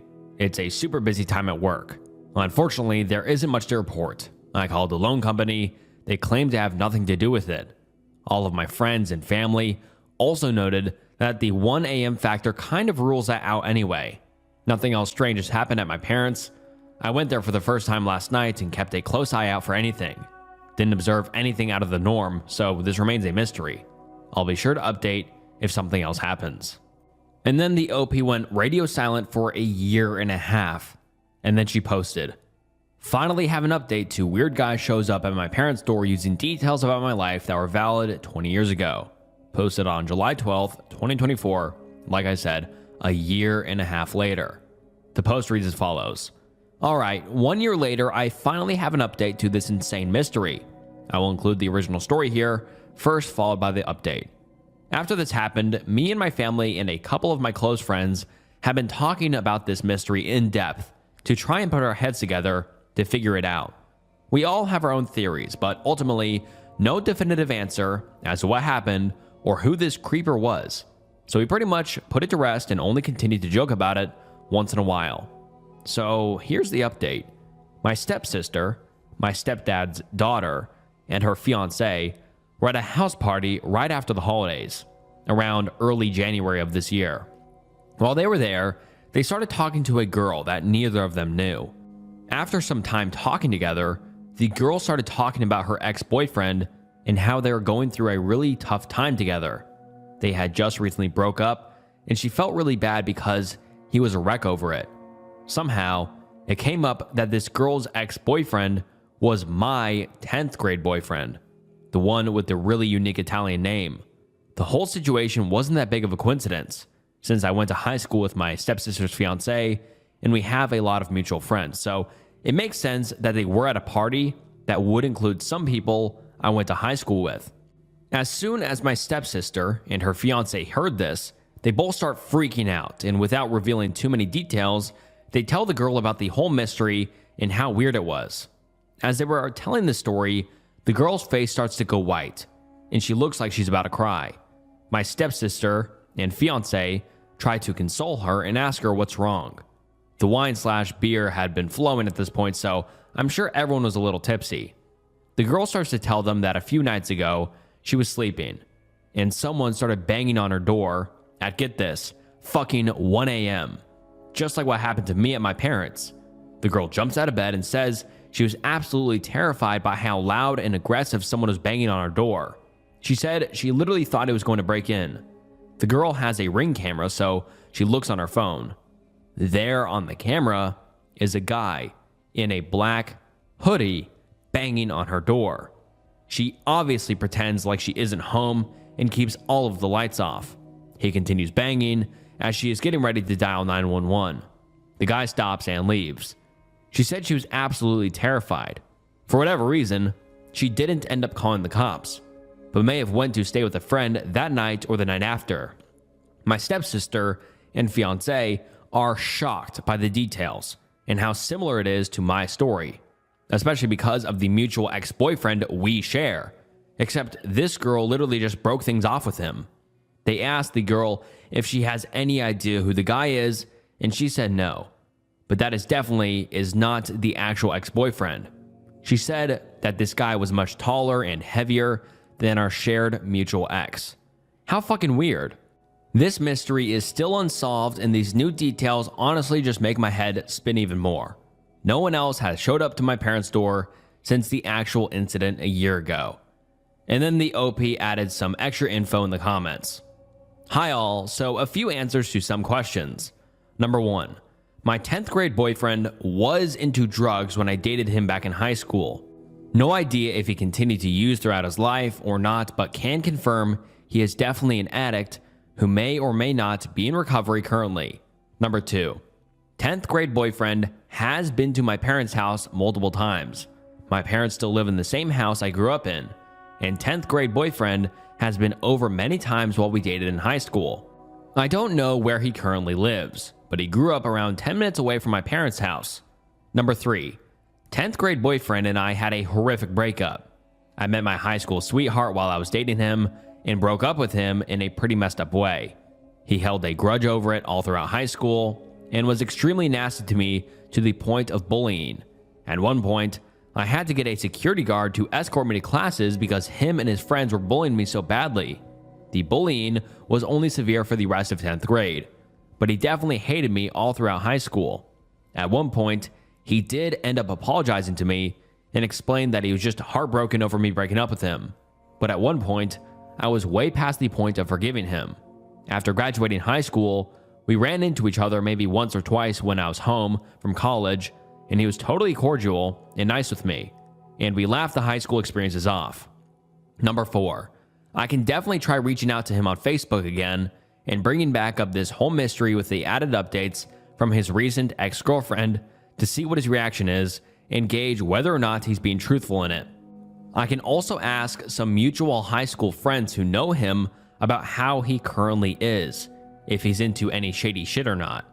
Number 5, my stepsis only gave me a first name and description of recent ex-girlfriend from the party, but I can go on 10th grade boyfriend's Facebook and look for her under his friends, then reach out to her on Facebook Messenger to inquire about ring footage and ask her more questions. Also see if she ever reached out to cops. I agree this is probably the best thing to do if I want more answers, but I agree I need to be careful as I still don't know what is going on here. Number 6, 10th grade boyfriend does not have a brother, just one younger sister that I remember back from high school. And then some relevant comments. OP replies to one comment saying, I just posted some answers in the comments about the nature of my breakup with high school boyfriend and how horrific it was and how he basically harassed me for the rest of the 10th grade. Your last theory, and what a lot of other people are commenting, is starting to make more sense. It could be that my 10th grade boyfriend has a tendency to get insanely hung up on girls and is sending a close friend or relative to do these 1 a.m. drop-bys. And this would especially make sense if he is still using drugs like he did in high school. This theory being correct would mean he lied to me when I reached out to him on Facebook a year ago, which of course he would. If this is the case, it seems like he moved on to his current ex. I just hope he doesn't swing back around to me. And then another comment from the OP. I decided I'm going to try and find out the girl's full name so I can look her up on social media. I may even be able to find her with just the first name that I already know from my stepsis telling me. I can go on to 10th grade boyfriend's Facebook and look in his friends list for a girl with the same first name who looks like she could have been his ex-girlfriend. He may even have pictures with her tagged, so it shouldn't be that hard, unless he wiped his social media clean of her after they broke up. When I am able to find her, I'm going to reach out to her and try to get some answers. I think this is the safest route since I still don't know 10th grade boyfriend's role in this, and I did already ask him once, and he claimed to have no part in it or know anything, which may or may not have been a lie, based on how scared my stepsis said this girl was. I'm betting she'll be willing to talk to me about it since we share the experience. I will make an update post when I have more info. Thanks, everyone. And then that is the last we've heard from OP, but that's a very weird situation. I mean, do you think it's related to the ex-boyfriend, or was this like some lone creep who was like some sort of stalker or something? I don't know. It's a very weird situation, and I would be insanely unsettled. I mean, for that guy to show up at the parents' house, I guess that makes more sense if it's the ex-boyfriend because it's the only address he knows that could be associated to his ex-girlfriend, if you're following me here. But yeah, they're just very, very weird, and I would definitely install a lot of security systems if there is some sort of shady shit going on. And maybe like the boyfriend just got even deeper into the drugs and kind of went crazy a little bit, and he's like blamed it on his ex-girlfriend and he wants to get in contact with her. I don't know. Very weird situation, very creepy, and hopefully OP and her parents are all right, and hopefully they get it figured out because that's very, very creepy. Anyways, on to the next one. I got an email from a deceased friend. I am really spooked. Tonight, I got an email from a friend who died 2 years ago. The email is like this, and here's a screenshot. From Jack Vaughn to me. Subject, thank you kindly. Body, for the glimmer. Skull emoji, hammer emoji, heartbreak emoji. For the sake of this post, we'll call him Jack Vaughn. He passed away 2 years ago. Before he died, we had a falling out and hadn't spoken in 15 years. It wasn't a major falling out, just a disagreement, and we drifted apart, which was easy to do as he moved across the country. Don't imagine too much drama here. We're in our 50s/60s and too old for that crap. We never exchanged emails using my current Gmail address. We were never friends on any social media and never texted. I only found out he died through a mutual friend. The email address this email came from is something similar to, and then there's an email, I'm not going to read it out because I don't want to, dox the email. But anyways, it's not an address I know or a phrase I recognize. I Googled the Gmail address and found it is associated with a comment on a blog post from 5 years ago. Interestingly, that blog post is a picture tour of a park near where my friend lived before he died. The front part of the email address is associated with a Discogs account. My friend was a musician, but the name on the Discogs account is Doug something, not my friend, and there is no other info on the profile. That could be something else entirely. Odder still is that my email address is Glimmer, and then his email address. The person who sent this Gmail had to know that very specific word. Glimmer means a great deal to me and has for decades. Not the actual word, but a similarly unique one. Obviously, I know my friend is dead.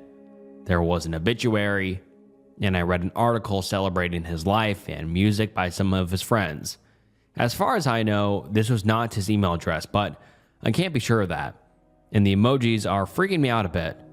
The message is oddly cryptic, like something he might have written when I knew him, poet/musician type, but he could not have sent it.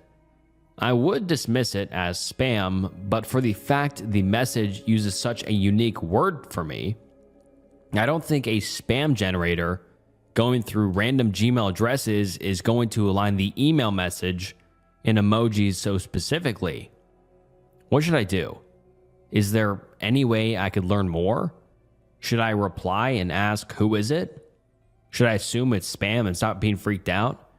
And then some top comments are, assuming I'm not misunderstanding, some things you might think about. Email accounts get hacked a lot. Dead people are not safe from this. Indeed, their accounts are more at risk because the passwords are old, static, and likely to be compromised by data breaches, etc. as time goes on. Email accounts also contain a lot of information. Even if he never wrote to you from this account, he could have forwarded an email of yours to it, sent himself a list of contacts, or saved your address on the account contacts. Perhaps most likely, you were both in the distribution list of a group email sent by someone else. When accounts are hacked, they are often trawled for new addresses to target. The word you are calling glimmer sounds as though it is apparent from your email address, so a third party writing to your email address would pick this up from there.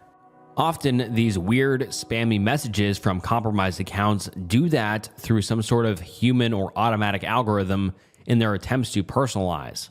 Often, the first word in an email address will be a first name. So, in light of all the above, I think it's most likely this is a compromised account throwing out messages at addresses harvested from within its data. You may get more.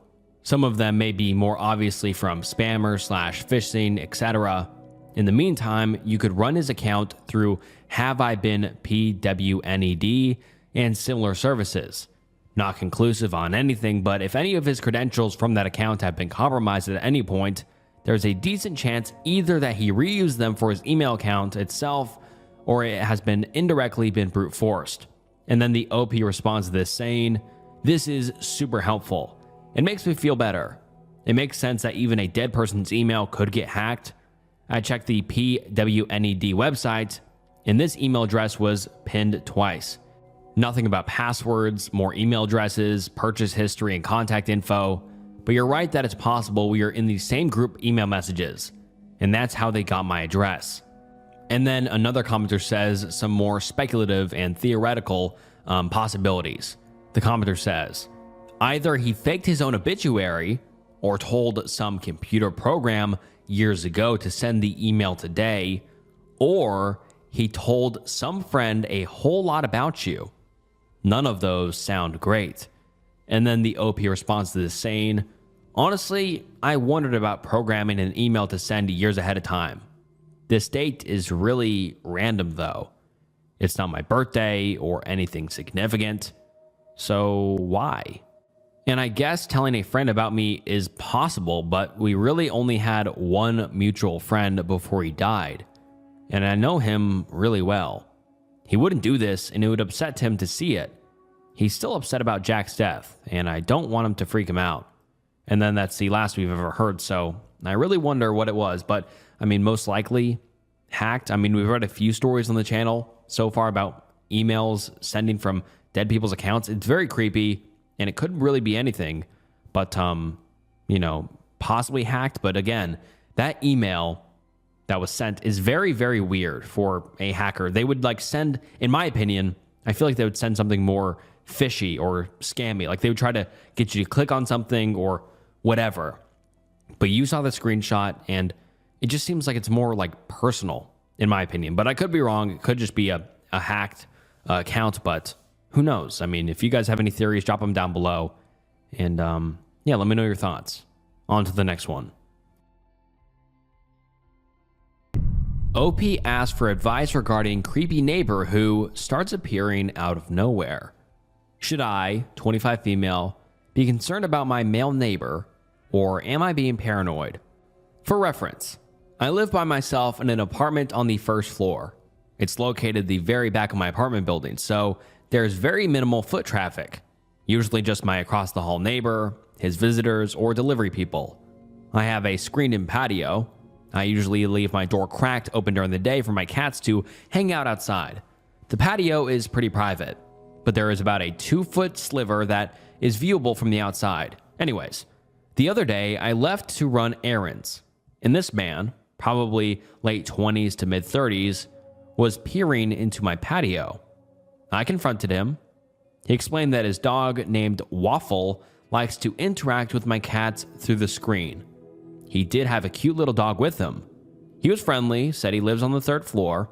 I didn't think much of it until I got home. Went to open my back door and realized that my back door had been closed all day. So you'd think he would have noticed that my cats weren't out and left instead of waiting there, peering into my patio, right? On Friday, my coworker/friend stopped by and we were talking for a while in this little area by my front door. When I went to walk her out, I opened the door. It opens inward. And since I didn't anticipate a man to just be standing right outside my door, I was startled and jumped back a little. My friend knelt down to pet Waffle and asked, "Oh, what's his name?" etc. He kept letting Waffle get into my apartment despite my attempts to kindly nudge him back outside. I tried to give him a look, like, "Hey, get your dog out of my house." But when I went to make eye contact, he didn't have that same friendly expression. He had this look on his face like he was thinking really hard about something. Kind of like the face you'd make if you wrote a shopping list, forgot to bring it with you, so you intensely try to remember what was on the list. It was a little unnerving, but whatever. They left and the day went on. Then yesterday, I heard him shouting, "Waffle, Waffle," in the morning and later that night. I should mention, I've lived here for 3 years. I know that no one has moved in recently. I've never seen this guy, nor have I ever heard him call out for the dog before. I'm a grad student and work from home, so I'm pretty much home all the time. And if he's home due to quarantine, I feel like I would have at least seen him or heard him once before during the earlier months. So now that I've been overthinking about my interactions with the guy, my front door and patio are at the back of the building. You wouldn't normally walk a dog there since it is just a brick pathway. Maybe he was just curious at first and noticed his dog liked the cats, so he kept returning. But then why was he peering into my patio when there were clearly no cats out at the time? Why was he so close to my door? Was he listening to my conversation? Am I being paranoid? Or is this behavior a little weird? On one hand, the guy really could just be innocently walking his dog by my apartment. On the other hand, I'm getting some creepy vibes off this guy. What do you guys think? I'm probably being paranoid, right? Update. I feel a little paralyzed after reading all the responses. I tried to trust my gut instincts, but I wanted to hear from others. I genuinely appreciate everyone has responded with recommendations and validated that my concerns are warranted. Thank you guys. My friend is staying with me for a little until I increase my safety measures and feel a little safer again. Thank you to anyone checking in. And then some relevant comments. Someone says, "OP, I took a look at your post history. It looks like you have been living at your place for 3 years and have on and off boyfriend for 3 years, but haven't heard of this guy for the past 3 years. It's very suspect that he has started to come into your life just after you have broken up with your boyfriend. How often was your ex-boyfriend at this place? He might have picked up that you have been recently single. Also, from the past posts, it seems like you have been in relationships where you were the dominated, sorry for that term, one, which is why you are hesitant about the complaint and protecting yourself. But please make yourself safe. Have a camera, log every interaction you have noticed, log the amount of times you have heard him with his dog near your place, and then file a complaint. At the end of it all, it's better to be safe and protect yourself than be sorry about it later. At least with the logs, you can provide that proof to your apartment management, and if it needs be, to the police." And then the OP responds to this saying, "I didn't even consider this. This is very interesting. My ex-boyfriend used to be here almost every day or so for the last 2 to 3 years, and now after 3 years of living here, this guy is only now showing up? Now that a man isn't as present? Ugh, terrifying." And then the OP gives us an update. Update. Should I, 25 female, be concerned about my male neighbor, or am I being paranoid? Hi. I just wanted to update anyone who read the original post and is wondering how I'm doing. I appreciate everyone's concerns. I didn't expect so many responses offering their recommendations and support. I've updated my security measures, which I should have done when I first moved in anyways.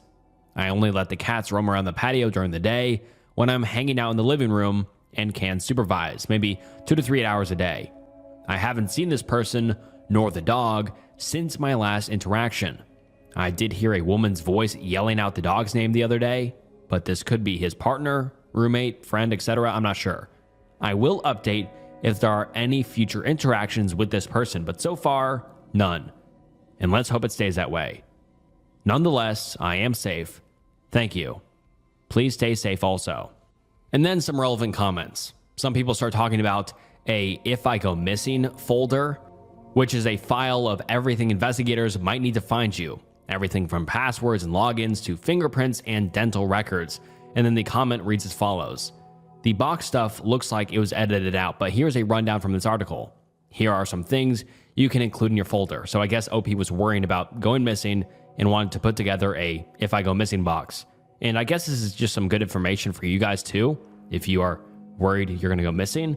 But some things you want to have. Social media passwords, banking info, dental records, copy of driver's license, cell phone provider login, Fitbit, Apple Watch tracking device passwords, photos of identifying scars/tattoos, clear, unedited makeup-less natural photo of your face, photos of jewelry you wear often, places you frequent, handwriting samples, fingerprints, vehicle information, photo of actual vehicle, your typical daily route, cell phone and laptop serial numbers, contact info for your closest friends. And I think this is, positively aimed. Like the people who started this, "if I go missing" box have well means, but you just got to be careful if you do this because, this is your everything about you in one file. So just be careful. Yes, it could be good for law enforcement to find you, but at the same time, if a bad actor gets that information, then you could be in trouble. And the commenter even says that in his comment. They say, to say this is all highly private information that you should keep safely tucked away. If possible, give one trusted person access to this information. Don't keep this lying around your home. And then edit 2. This got popular, so I'd like to say that I am providing info OP asked for, not telling anyone to do this. Also, there is no rule that says this all has to be analog.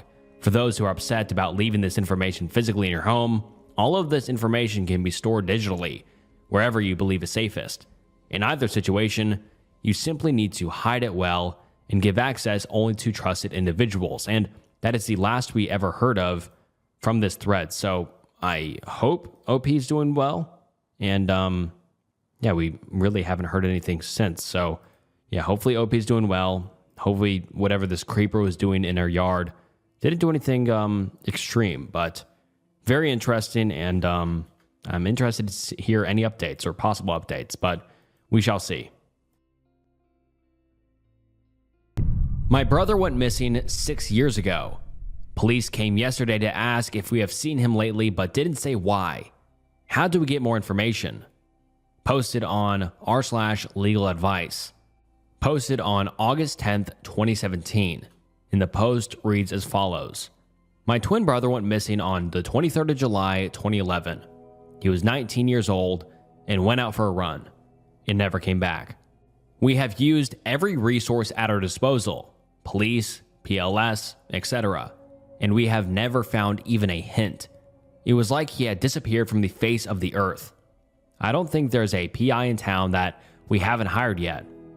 And PI stands for private investigator, but yeah, just wanted to put that in there. But anyways, he hasn't accessed his bank accounts, healthcare, his social media accounts, his emails, nothing. You can imagine how difficult it has been for our family.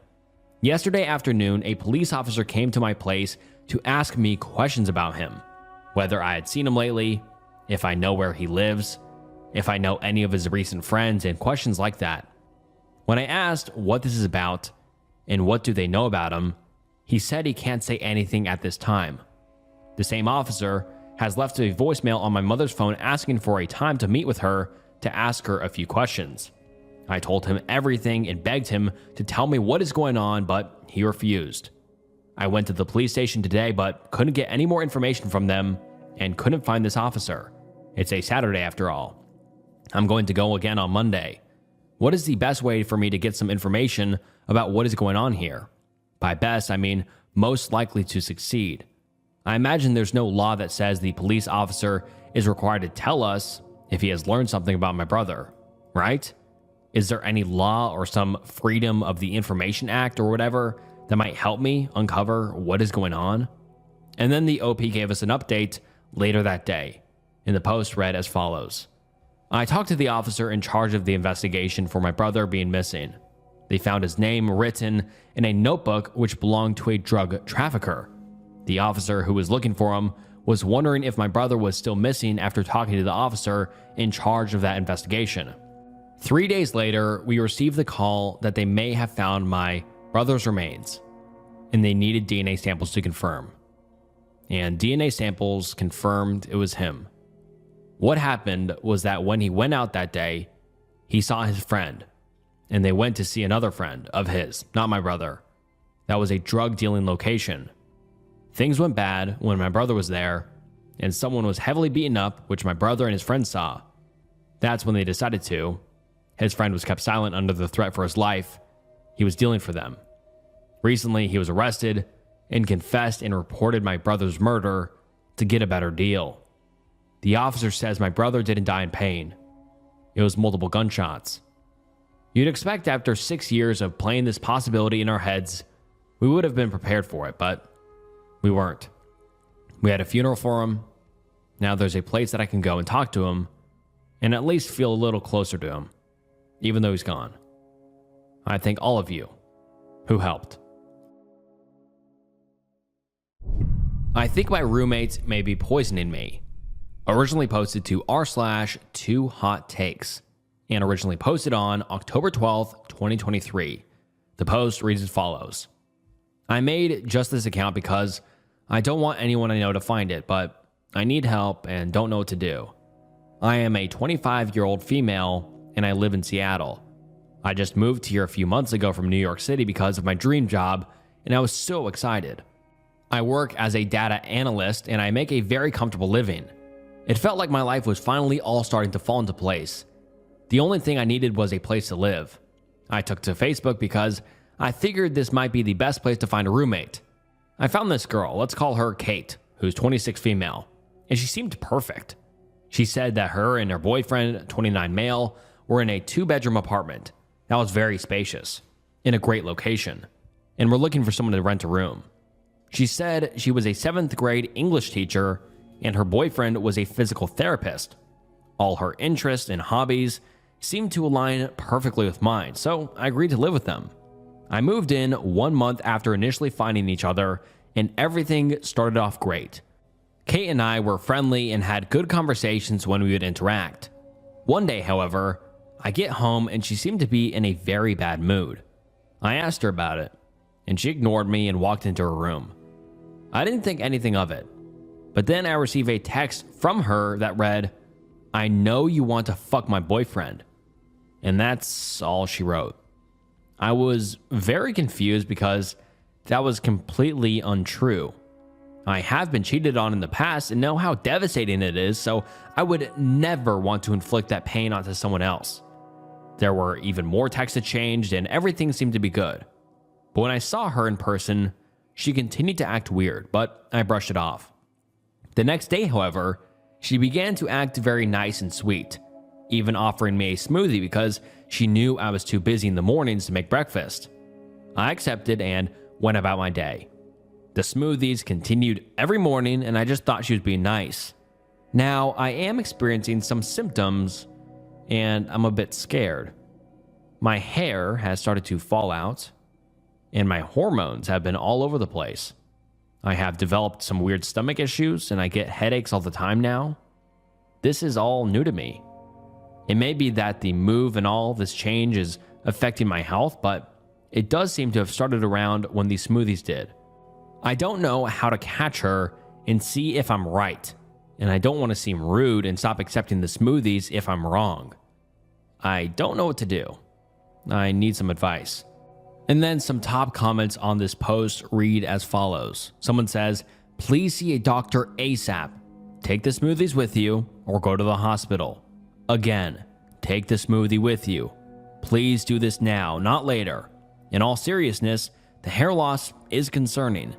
Hair loss accompanied by the other symptoms you're describing all point to heavy metal poisoning. I'd rather read an update from you than hear about you on one of my true crime podcasts." And then she replies, or the OP replies, "Wow, I didn't realize that they would be able to test it at the hospital. This is 100% what I will do. I also do not want to be on a true crime podcast. Thank you very much. This is beyond helpful to me." And then someone else comments, "How are your nails? Have they developed ridges?" And then the OP responds saying, "I always have my nails manicured, so I don't really know if they look abnormal." And then someone else says, "I hope it's something like a bad blender and not something malicious, but also get an allergy tested." And then the OP says, "I'm also hoping it's not malicious, fingers crossed, but I will definitely be doing all that has been suggested." And then someone else says, "Rent an Airbnb and move out now." And then the OP said, "I have been looking for a new place. I'd rather live alone at this point." And then the OP gives us an update saying, "Thank you to all that have expressed concerns for me and my safety. I really appreciate all the advice I received as well. I want to keep this brief as this experience has been traumatic. I took the advice to go to the hospital and did just that. I went to the hospital that day after posting and brought along the smoothie. They told me that they were unable to test the smoothie at this time, but they did give me a blood test as everything would still show up there. This would also indicate what is happening in my body and why I might be experiencing these symptoms. To make a long story short, turns out my roommate was adding some sort of creatine or protein powder into the smoothies because she wanted me to bulk up, so I was no longer seen as desirable to her boyfriend. I told her about what happened at the hospital, and she told me everything. That is what has been causing my headaches, stomach issues, and potentially the hair loss because I'm apparently allergic to it. So technically, she was not poisoning me, just trying to make me bulky. This, however, is not the traumatic part. While the doctors were giving me all the blood tests, they found out that I have leukemia. This news has been hard for me to deal with. Now, because of my new circumstances, I will be moving back home to be around family as I go through treatment. No, this was not at all how I expected this to turn out, but maybe in a way, it's a good thing. I'm not really sure, but I know I'm going to be okay in the end. Thank you to everyone again for the support and concern for my well-being." And wow, that really took a turn in the most depressing way possible. And we have not heard from the OP ever since. Yeah, no updates, no nothing. I mean, it was a throwaway account for her, but man, I can only wish the best to OP. I really hope she's doing better now and recovering well, but such a weird situation. I mean, the roommate wanted to bulk her up using creatine, even though that's not even really how it works with creatine and whatever. It's so funny how the roommate's like, "Yeah, I'm going to bulk her up so you're not desirable." That's crazy, number one. But then number two, yeah, finding out you have leukemia. I mean, maybe it's a blessing because maybe she could have not got diagnosed for a long, long time. You know, maybe she would have kept going through life and been like, "Oh, well, I feel kind of weird, but I'm not going to go to the hospital." But it's kind of good that she got it early. I mean, trying to look at it in the best way possible, but it's super sad. And I just wish the best to OP. Hopefully she's doing better now. Wow, such a insane post. But yeah, like I said, I wish the best to OP. I think I know what happened to my brother. I'm trying to write this in a way so that no one will be able to research and find out who I am or my brother is. But it's the internet and everyone's a super sleuth. My brother went missing years ago. And when I say missing, I mean that his case was declared one of those creepy unsolved mysteries it was on the news. I distinctly remember my parents interviewing for the news in our living room. I think I know what happened to him. I was very young when he went missing. I barely remember him, but I do remember that I loved him a lot. He would pull me around our block in a wagon. Most kids his age didn't do that. The days before he disappeared, I remember him staying home and babysitting me. I stayed in my room and played Nintendo 64. Throughout the day, a guy came over. I remember him. He was older, almost our dad's age. My brother made me go into a room whenever I heard the doorbell. Later, after the guy left, my brother would ask me not to say anything about the guy.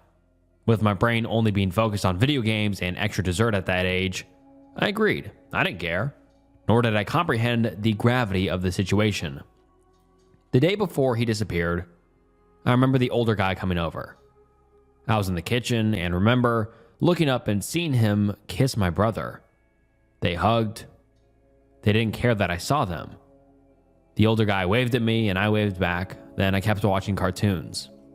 I fell asleep on the couch and woke up to my brother whispering outside our front door. "Don't worry, he's asleep," he said. The older guy said something I couldn't hear. Then my brother said something I couldn't make out, but I made out the words, "visit them," or maybe he said, "visit him?" Either way, I know the word visit was in his sentence. The man raised his voice and said no. Then I heard plan and city. Then I fell asleep again. The next morning, the day he disappeared, my parents were at work. My brother was acting very strange. I remember he kept checking the clock. In the afternoon, I remember him picking me up and asking me if I wanted to go in the wagon. I was too hooked on Nintendo 64 and said no. He almost begged me and I said no again. Then he told me he had to run to our neighbor's house for something. I don't even remember what he said. I said okay. He reminded me to not open the door for anyone, only mom and dad. I shouted at him, okay, because Super Mario was getting on my fucking nerves and he wasn't helping. He gave me a hug and told me that he loved me and left. He never came back. All these years, decades later, and I think he was in love with that man. I knew he was. The memories randomly came flooding back to me earlier. I'm not quite sure why, but it has been taking over my thoughts lately. I can't sleep because I keep thinking about it. I think my brother left with that man and they ran away together. Or maybe something worse happened, but I don't think that's the case. My freshman year of college, I was part of a sports team that got national recognition. I remember my team's picture was on ESPN and with our university's name. A few days later, I got mail at my dorm. It was a gift basket. I thought it was from my parents, so I didn't read the card. I threw it away immediately and ate what was in it. But it was nothing but candy. Nerds, Jolly Ranchers, Tootsie Rolls, and Hershey's Kisses. I called my dad and thanked him for the gift basket, but he said he didn't send one. Neither did mom. Then I got to thinking. All of those candies were what I used to eat as a kid. Literally, all I ate for the earliest years of my life were those candies. I tried to find the card, but I couldn't. Then I began to think about how my brother would wheel me in the wagon to the gas station close to our house so I could get candy after dinner, even though it was a punishable by death no-no from mom. Months later, during Christmas, I got an unmarked Christmas card. The only thing written on it was a smiley face. Since then, I've heard nothing. No one I know sent that card. I have never responded. I wonder, every day, if he's out there. I have never told anyone this. When the police asked me what happened that day, I told them that he went to the neighbor's house because that's all I remembered, honestly. It destroyed my parents.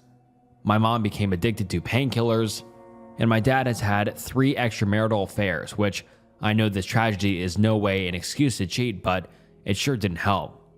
It has ruined our family, and maybe my brother knows what he did. Maybe he regrets it and knows he can't come back home. But if I could see him today, I would just tell him that he is always welcome in my home. I love you so much, brother. We have so much catching up to do. Please come home. Please.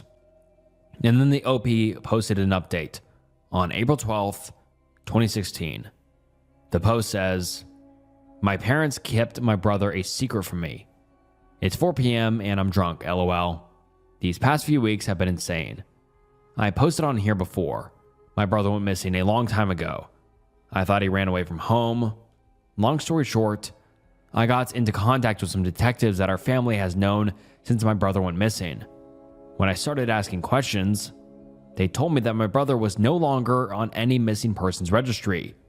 When I asked what that meant, they told me that he was removed per my parents' request.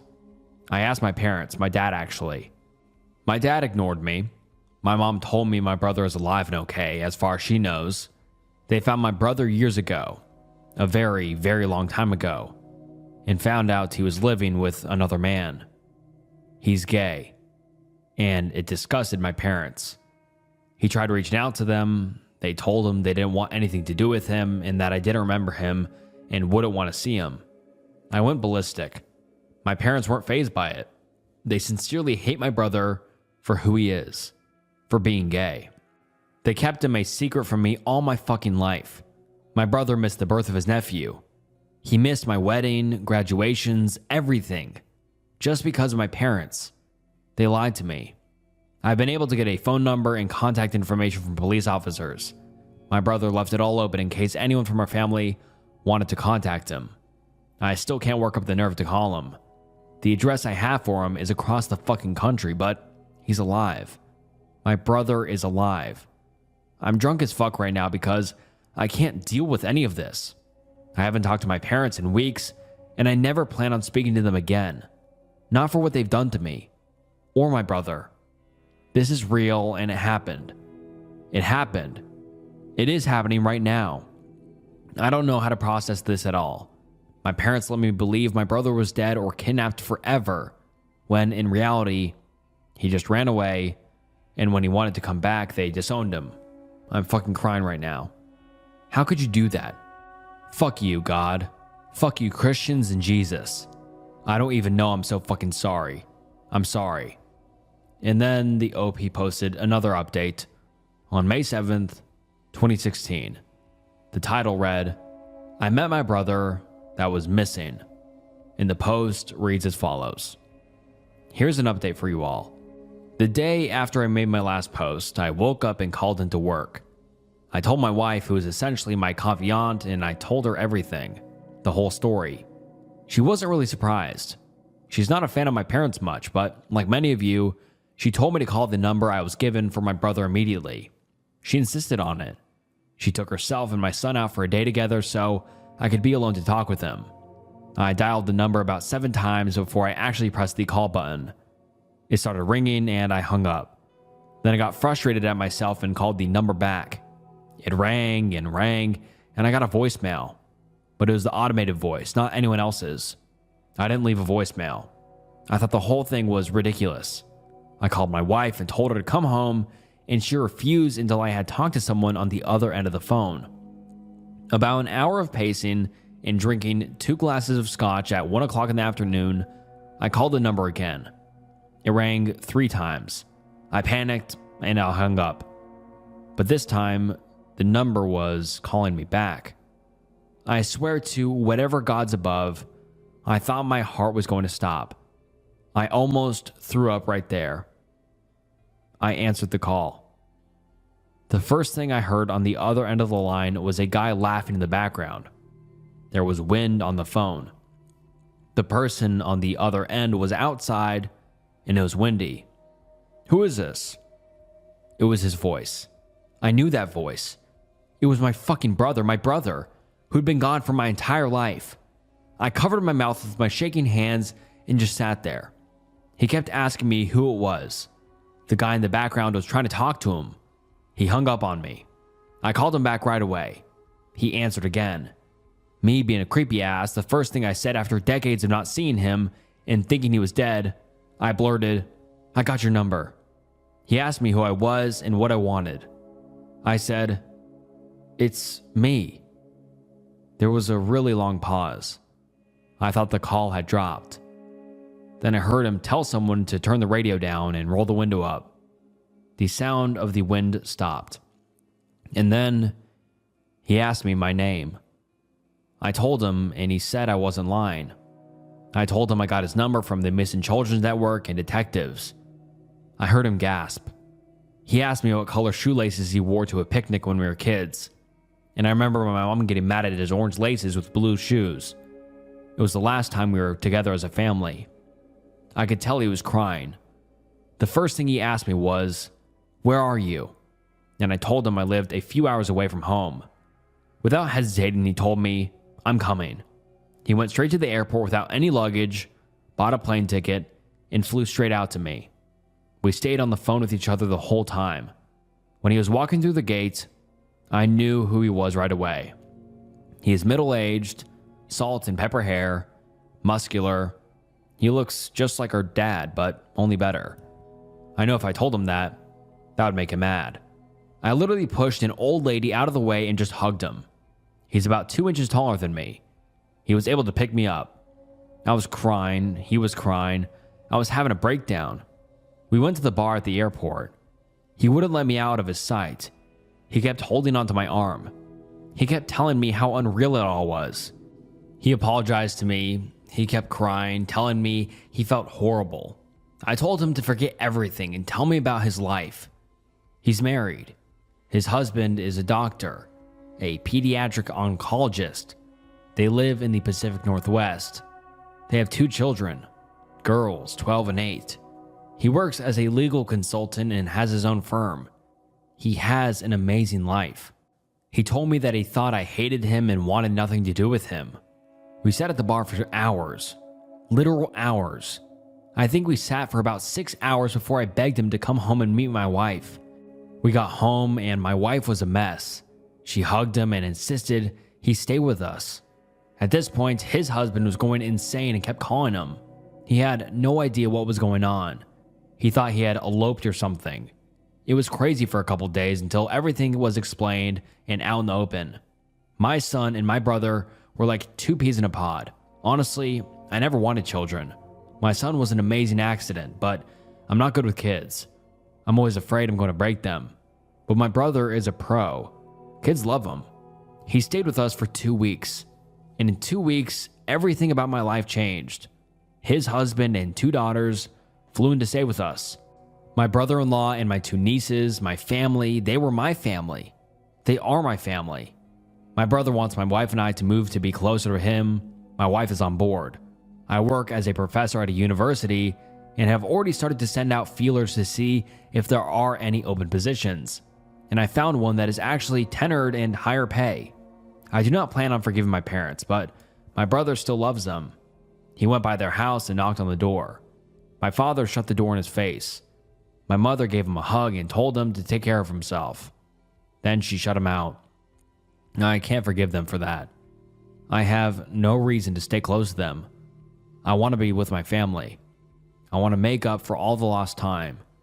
It's 2 a.m. right now, and I'm drinking a tall glass of scotch and grading papers. My beautiful, wonderful, smart, amazing wife is asleep on the couch. She likes to watch me grade papers. My son is asleep in his room, cuddled up with all these stuffed animals his uncle brought him. And I'm here. So happy, so fulfilled, knowing that my family has grown and doubled in size so suddenly. My heart is happy. I am so happy right now, Reddit. I am so happy. Update number 3, November 21st, 2016. Title: My new family and moving forward. Hi everyone, a few months ago I posted a notice that I had met my brother that my parents had disavowed and didn't tell me, letting me assume that he went missing. Here's that update. I met my brother that was missing. Now here, I'm posting an update over 6 months later. Thank you all for everything so far. Everything in my life has changed in the last 10 months. Honestly, I don't even know what to say. I want to apologize for neglecting this account. I've been busy. I want to fill you all in on what's been going on in my life. I owe everyone who has messaged and commented that much, at the very least. My wife, son, and myself have moved. Not exactly to the same region of the country as my brother and his family, but much closer to him. I got a new job teaching at a new university months ago. While it's not a tenured position, it gives me the option to do research, which is my favorite thing to do. My brother-in-law's family has had many interesting discussions with each other trying to describe what has happened between my brother and I.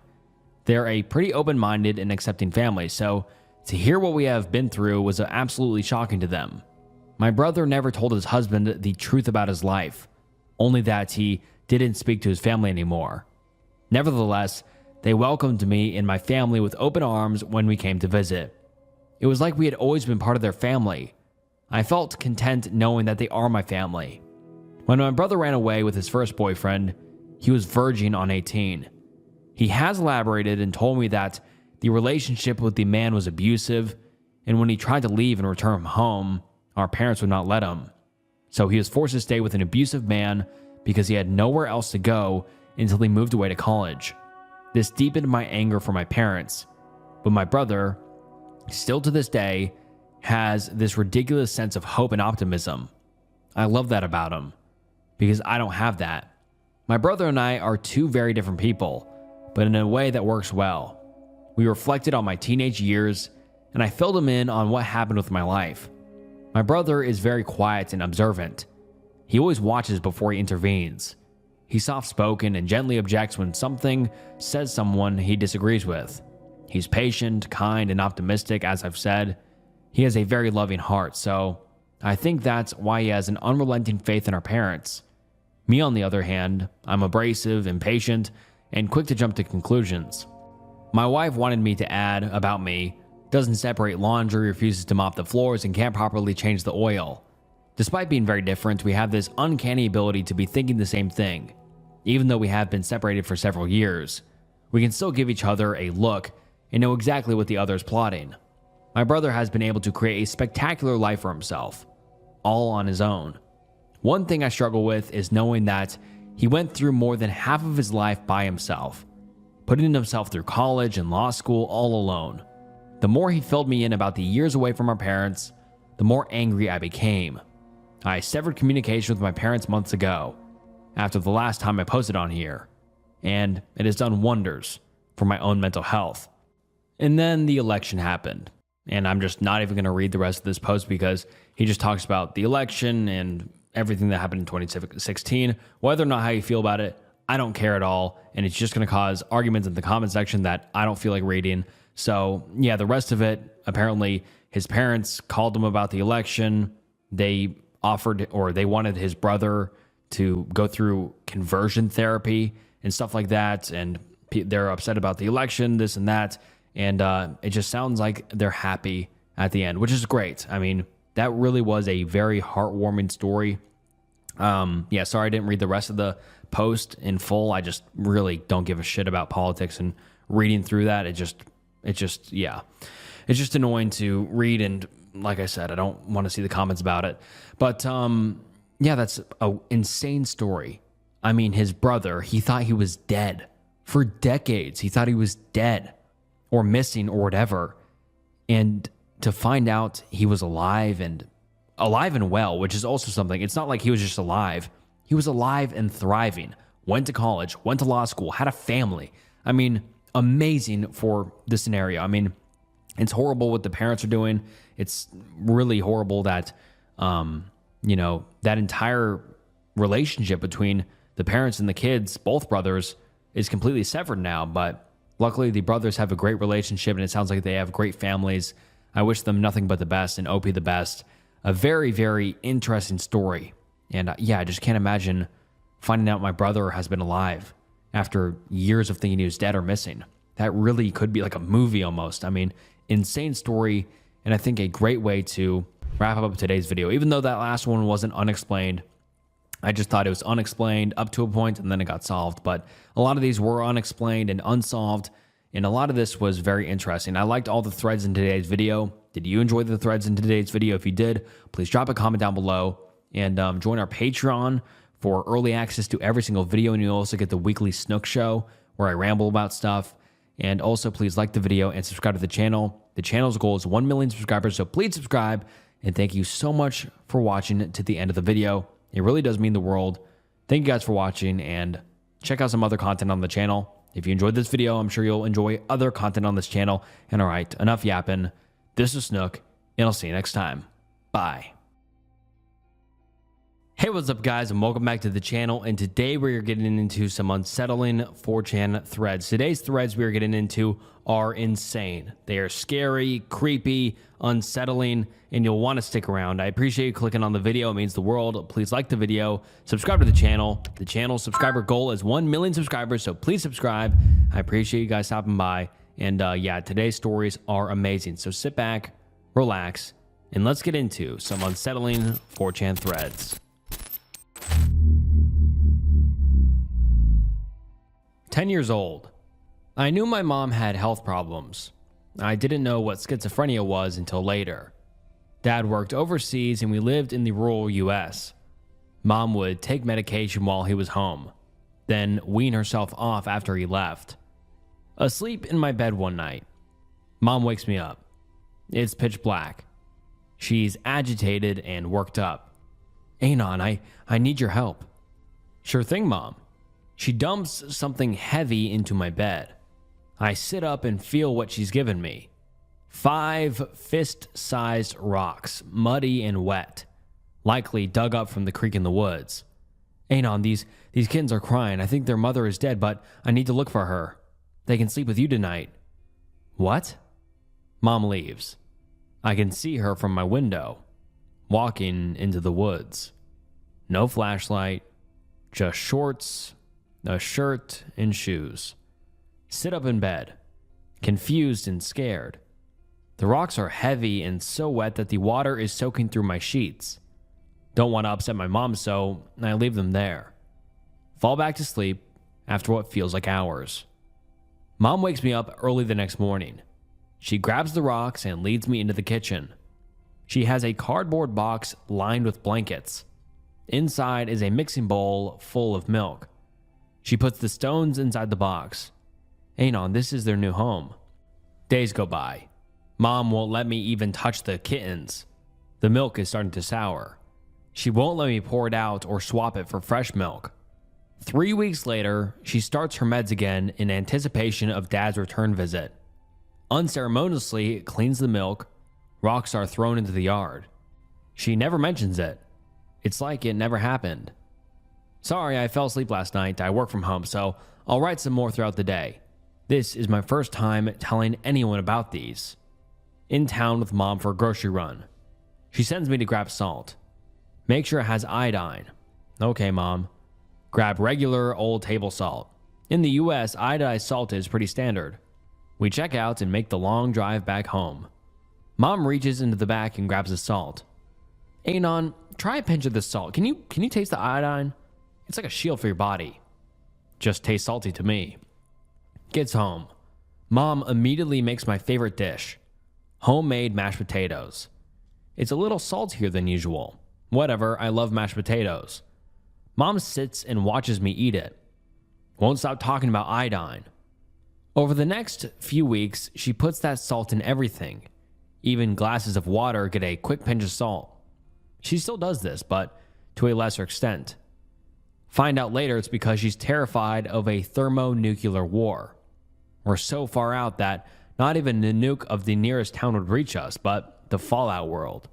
Mom wants our bodies to be constantly saturated with iodine to combat any potential radiation. When North Korea began testing missiles a few years ago, she called me almost every day, asking if I'd had my salt for the day. "Yes, Mother." I still carry a little pack of salt from a fast food joint in my wallet to keep me humble. I mentioned that my dad works overseas. He works as a sort of a talent scout for a US university and lives in China for most of the year. Both him and my mom are fluent in the language, and I picked up a little over the years. Dad leaves again for work. Usually, Mom handles this well. This time, she's devastated. Stays in bed weeping most of the time. One day, she makes a complete 180. Starts writing letters in Chinese. Non-stop writing. For weeks, she fills notebook after notebook. She begins mailing them to a local news station, the county sheriff, etc. One gets sent to the town taxidermist/deer processor. He's a childhood buddy of my dad. Knows about my mom's illness. Calls my dad. He's on the next plane home from Beijing. Dad gets back. House is covered in filled notebooks and loose sheets of paper, covered back to front in beautiful Chinese characters.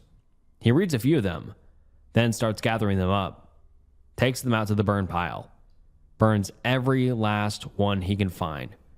Him and Mom go to the doctor the next day. Mom gets new med cocktail that turns her into a practical zombie. Zonked out, she just watched Jeopardy every day. Dad leaves. Mom begins weaning herself off the meds again. Yeah, I realized it was nonsense like most of the things she did. I watched Terminator 2 for the first time the other day and chuckled when Sarah Connor got obliterated by the nuke. She didn't eat her iodized salt, lol. I'm trying to think of other stories of her y'all would like. Most of it is run-of-the-mill stuff. Delusions about herself, me, the world. We have a rural mail carrier and an old beat-up Jeep. Butch lesbian, but genuinely one of the nicest people I know. Still send her Christmas cards. Anyway, during one of my mom's episodes, she thinks the communist Chinese government has infiltrated the United States Postal Service to spy on her and Dad's communications. Anon, does Mary, our mail carrier, seem okay to you? Yesterday, she idled outside of the house for 5 minutes. Mom scans all the incoming mail like a hawk, finds a shred of loose paper in a magazine, thinks it was coated with LSD by the Chinese and planted there to dose her, shows me as proof. Mom, it's just a loose piece of paper. Post offices are full of those. Anon, you don't understand. The Chinese don't have a problem stooping this low. Please be nice to each other. Schizophrenia is varied and there's no one way people get it. Genetics, drugs, and other things can all contribute. I guess this is a good time to express my own fears. Mom's grandpa likely had schizophrenia. Lived in too rural of an area at a time when mental health care didn't really exist. Stories about him practically confirm it, however. I'm fairly certain I carry the markers for it. Terrified of developing it myself. Fearful of seeing my first hallucination every time I walk into a room. Scared to death that one day, rocks will start meowing to me like kittens. Sometimes I see something odd and wonder if it's real or the beginning of my mom's disease. Here are a few more quirks my mom has, if y'all are still interested. I'll keep posting after work. Mom loves David Bowie. Maybe because she thinks he's a prophet, thinks Starman is about a real entity circling Earth. Despite this, I still think it's a great song. Mom will melt sugar and pour it on anthills in the yard. Refuses to use chemicals. Refuse to kick over anthills. Sometimes what we love most kills us. Okay, Mom. She saw a documentary on fentanyl. Now refuses to take any sort of pain medication in case the Chinese tainted Tylenol with opioids. Here's another story or two since most of you seem to be enjoying it. Same summer as the rock kitten incident. It's hot. So hot. Mom takes a Sharpie and scrawls the Chinese character for cold on every wall in the house. Cranks the AC as low as it will go. Then turns it off the next day so the house gets hot as fuck. Tells me it's an old house and needs to be cycled. 10-year-old me just says okay and goes back to playing Pokemon. Wake up one day to find all the characters are painted over and the AC is set back to a normal temp.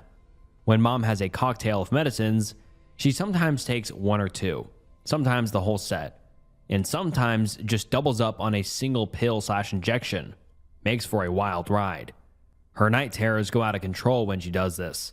Wake up at 2 a.m. to the sounds of blood-curdling screams, then laughter, then nothing. Go to Mom's room and she's sound asleep. Stay up the rest of the night. I'll post some of the public freakouts. They were super frightening for me. Incredibly rural, so we only go into town once every month or so for things like rice, flour, toilet paper, etc. Everything else we grow or raise. In town with Mom. We make a trip to the store and get our sundries. Mom swings by McDonald's. Hell yeah. I get chicken nuggets. Can't remember what she got. We sit down and I open my nugget box. Mom stops me, takes the box, picks nugget after nugget out, lines them up. Cue the frantic behavior. Anon, what do these all look like to you? Nuggets? Anon, they're all the same shape. Oh shit, she's right. McDonald's used to make nuggets in only 4 or 5 different shapes. Not sure if that's changed now. My entire box was filled with the boot-shaped nuggets.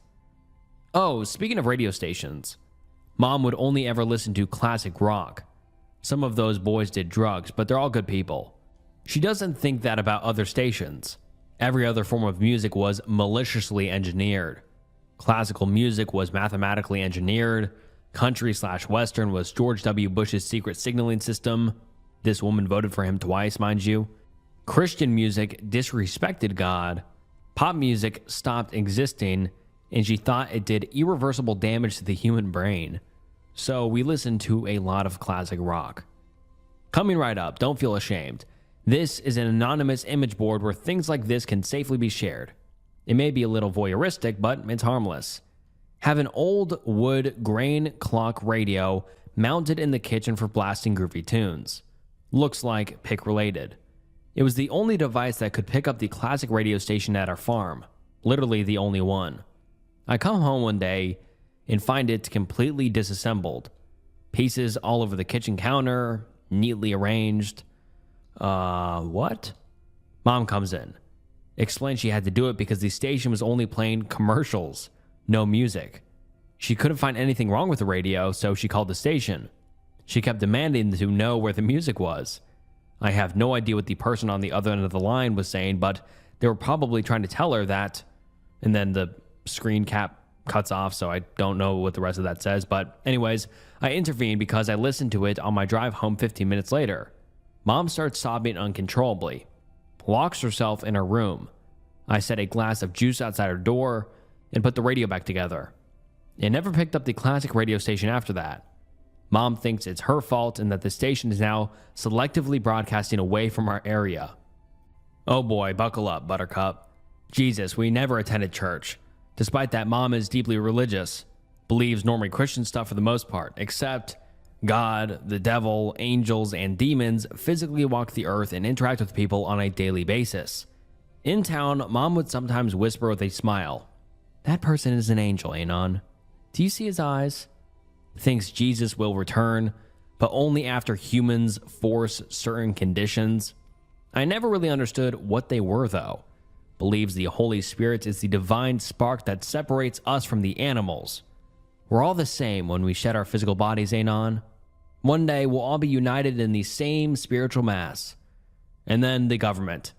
Like I mentioned, we are rural.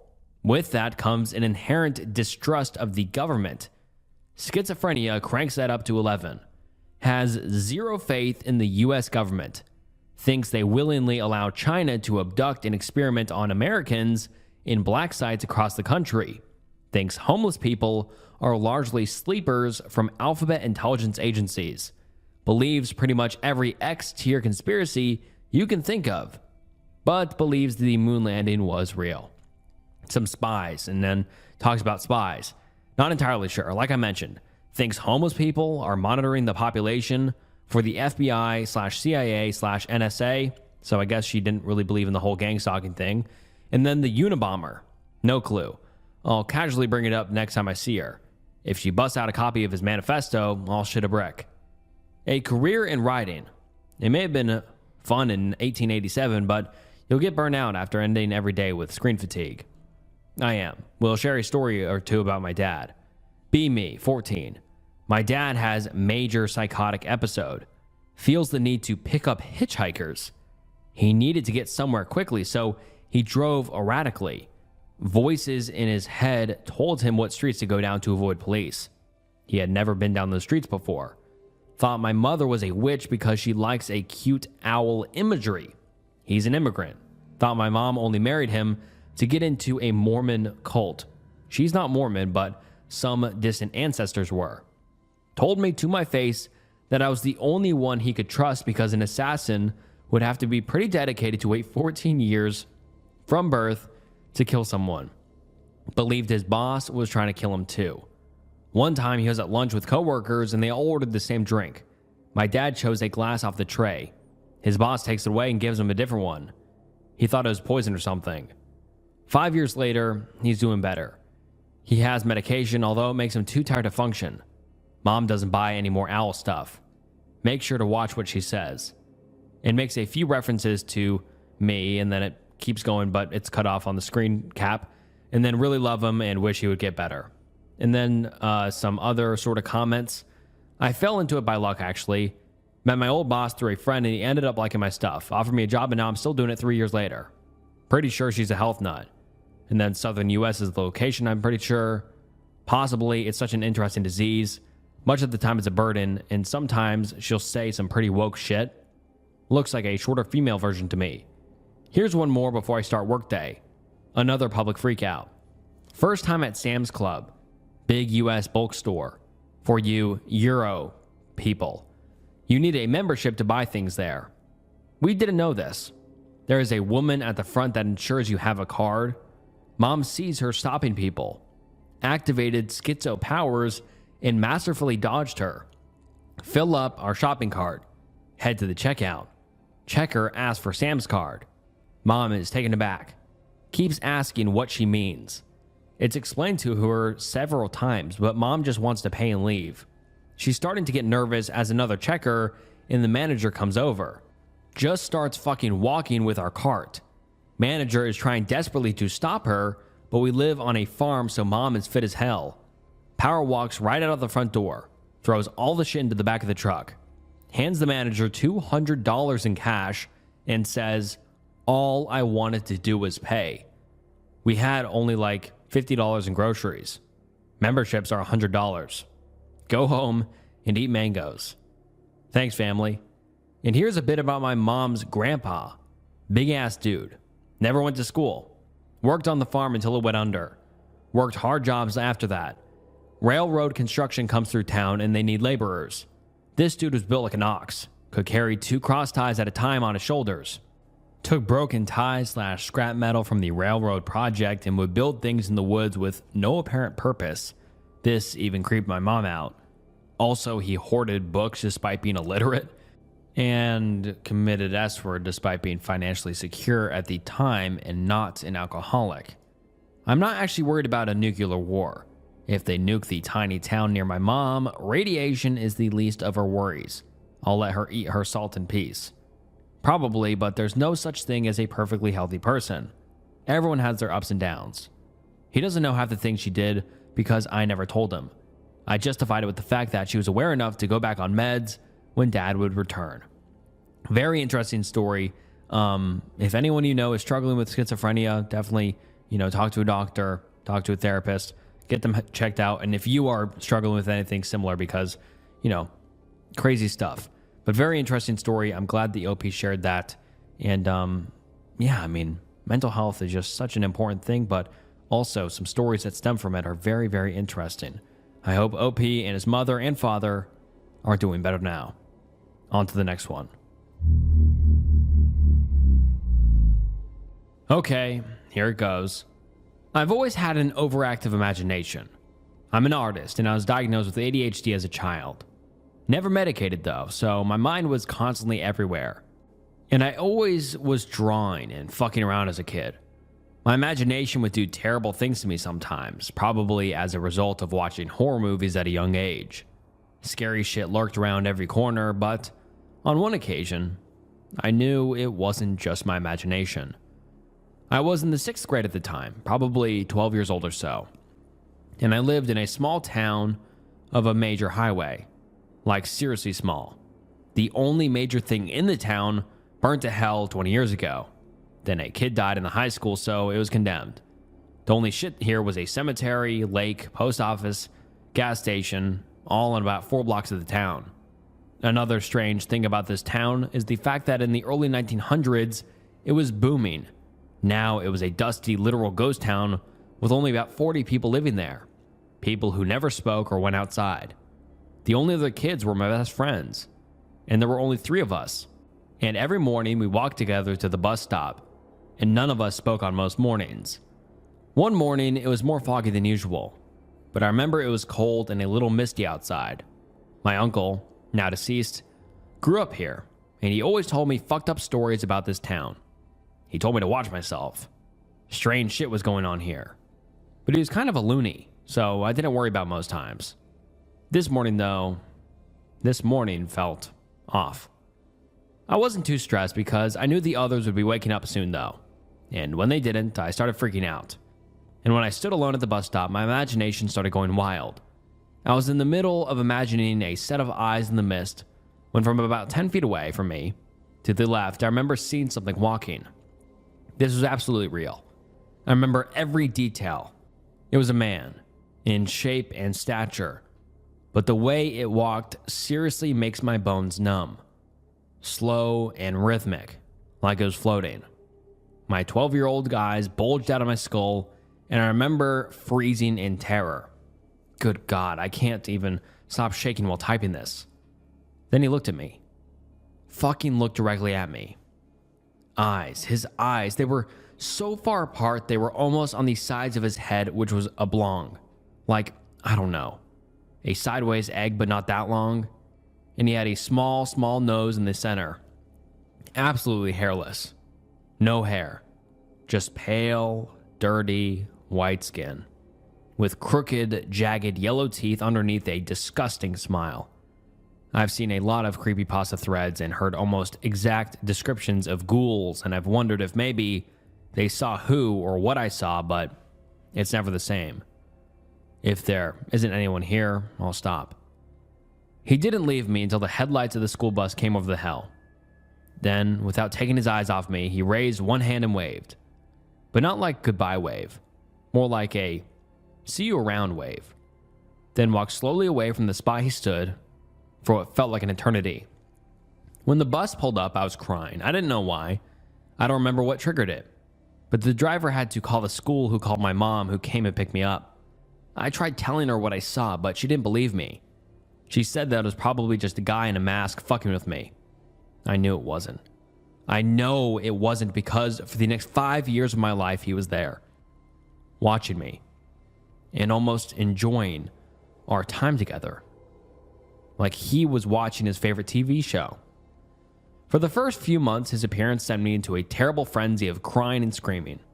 And my mom, who was single most of my childhood, worked second and third shifts to keep our house, was never there at night or afternoon to watch me, so I never had anyone to tell.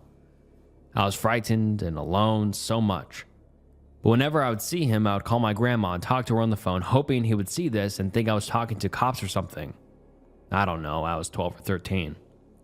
I would shift the blinds and watch TV and try not to think about it. He only would make appearances like once a week, so it wasn't an everyday kind of thing. Then at some point, I remember that I realized he never came near me or touched me or anything. He just stood there, watching me, whether it be outside my windows or in the cornfield just beyond the fence to the playground at school. I remember I got used to him, and after a while, he was nothing more than scenery. And when I would go on my trips or vacation or something, he wasn't there. It was only around this small town. On one instance, when I was about 15 or 16, I was on a walk with a friend of mine. We were walking near the edge of the town where the paved roads turned into gravel, and the cemetery sits next to the graveyard. When I saw Skinwalker, as I had taken to calling him, he was about 100 feet away, leaning casually up against a gravestone. I asked my friend while keeping my eye on the Skinwalker, "Want to go into the graveyard?" He was down, so we went in. It had become obvious to me that Skinwalker wasn't noticed by anyone other than myself. So it wasn't a shock that, when I walked almost directly next to him, my buddy was oblivious. Shit. I remember that was the closest I'd ever been to him. He was so much more detailed this close. His skin. Christ, I'll never forget it. It was almost translucent. He wasn't pale, he was old. And he was staring directly into my eyes. His eyes, they were green. Not black, I remember. Green with a hint of yellow and brown. I remember he had pretty eyes, but they were so beady and far apart. I'd forgotten all about my friend when he said, "Why are you staring at that gravestone?" I looked at him and then the Skinwalker, but he wasn't there anymore. Just an old, weathered slab of tall concrete. I looked at it for a second. Then I noticed a name. Blank. 1846 to 1874. I paid no attention to this for a long time, until I noticed that every time I was in the graveyard, there he was. Same pose, same stone, watching me.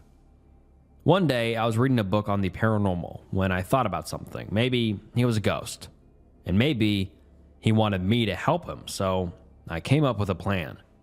Oh yeah, I forgot to address this. When I first started seeing him, my first thoughts were to hide. But then when I got used to him, I didn't want to take pictures. I was too frightened to imagine the outcome of photographing him. And yeah, I didn't have a phone until I was 16. And even then, it wasn't a camera phone. My mom had a camera, but it was pretty much off limits to me. We weren't well off on money, so things like that were kept out of my reach. I rode my bike to the graveyard. I don't know why I rode my bike. At the time, I thought it made me a quicker getaway if he tried to get me or something. I don't know. Anyway, I approached him, standing there as usual, and I said, "Can you hear me?" He just looked, blank-faced. No? No response. "If you need my help, tell me." Then he seemed to get angry. I don't remember exactly what happened. All I remember was that I ran. I ran and I didn't look back until I was on my bike. And then when I got onto my bike, I turned. He was standing there, still at the gravestone with one arm stretched out to me, like he was reaching for me to come back, or like he was sorry or something. I don't know. I didn't stick around for much longer to find out. I rode as fast as I could, and that was the last time I saw him for a while. A few months went by, and I started to get really anxious, avoiding being alone, avoiding going outside after dark. I was so scared I would see him again, but at the same time, I felt bad, like I shouldn't have upset him. I felt sorry for him. I don't know. It's weird, but I felt like we were friends. I still feel like we were friends. The first time I saw him again was while I was riding the bus to school. I no longer had to walk to the bus stop, though. I was in high school, but I know it was him. He was walking, or dancing, down the sidewalk, but it was only a quick glance. He watched me go past him. I knew he knew I was on, and that was it. His appearance became less and less frequent until one night, the last night I've ever seen him. I was 17 years old, and my mom had announced we were moving. Things had gotten serious with her boyfriend, and we were moving in with him. Our boxes were being packed, and the house was on the market. It was about midnight, and I was alone in the house as usual. I was drawing in my living room. I had my supplies laid out in front of me, and I was going to town on the paper when I saw something move out of the corner of my eye. It was him. But this was a first. He was in my house. My first reaction was to scream. He took a step back. I remember this as being a strange moment. I was quiet and he seemed scared. We watched each other for a moment. Then I realized I had nothing to fear, and I went back to drawing. He moved about for a moment and wound up standing behind me. It was like he wanted to watch me draw. So I remember letting him. He moved himself in front of me. He stood there looking not at me, my sketches, but at me. I'm not sure how long this lasted, but at some point I realized he must have wanted me to draw him. So I did. I started slowly, but eventually it was normal. I just sat completely silent drawing this being, this fucked up thing that had followed me for damn near 5 years. And when I was done, I held my notebook up. He seemed to be happy. He seemed to be completely ecstatic, actually. His smile seemed bigger and his eyes seemed more kind. I'm pretty sure I smiled too. He liked it. I have absolutely no idea how long we stayed that way.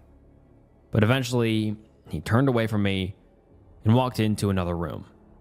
And then, he was gone. Forever. My mom and I moved and went on with our lives. I'm 20 now and living on my own. And I wish with everything inside of me, I didn't leave that notebook with my mother because it's probably in storage somewhere now.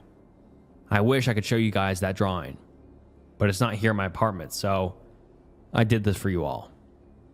Here he is. His image, forever, burned into my skull. I would also like to say this. Every year since I've moved, I go back to the gravestone and I leave flowers. Every year, I've hoped to see him standing there. And I plan on doing this until I die. Shit, X. That's my story.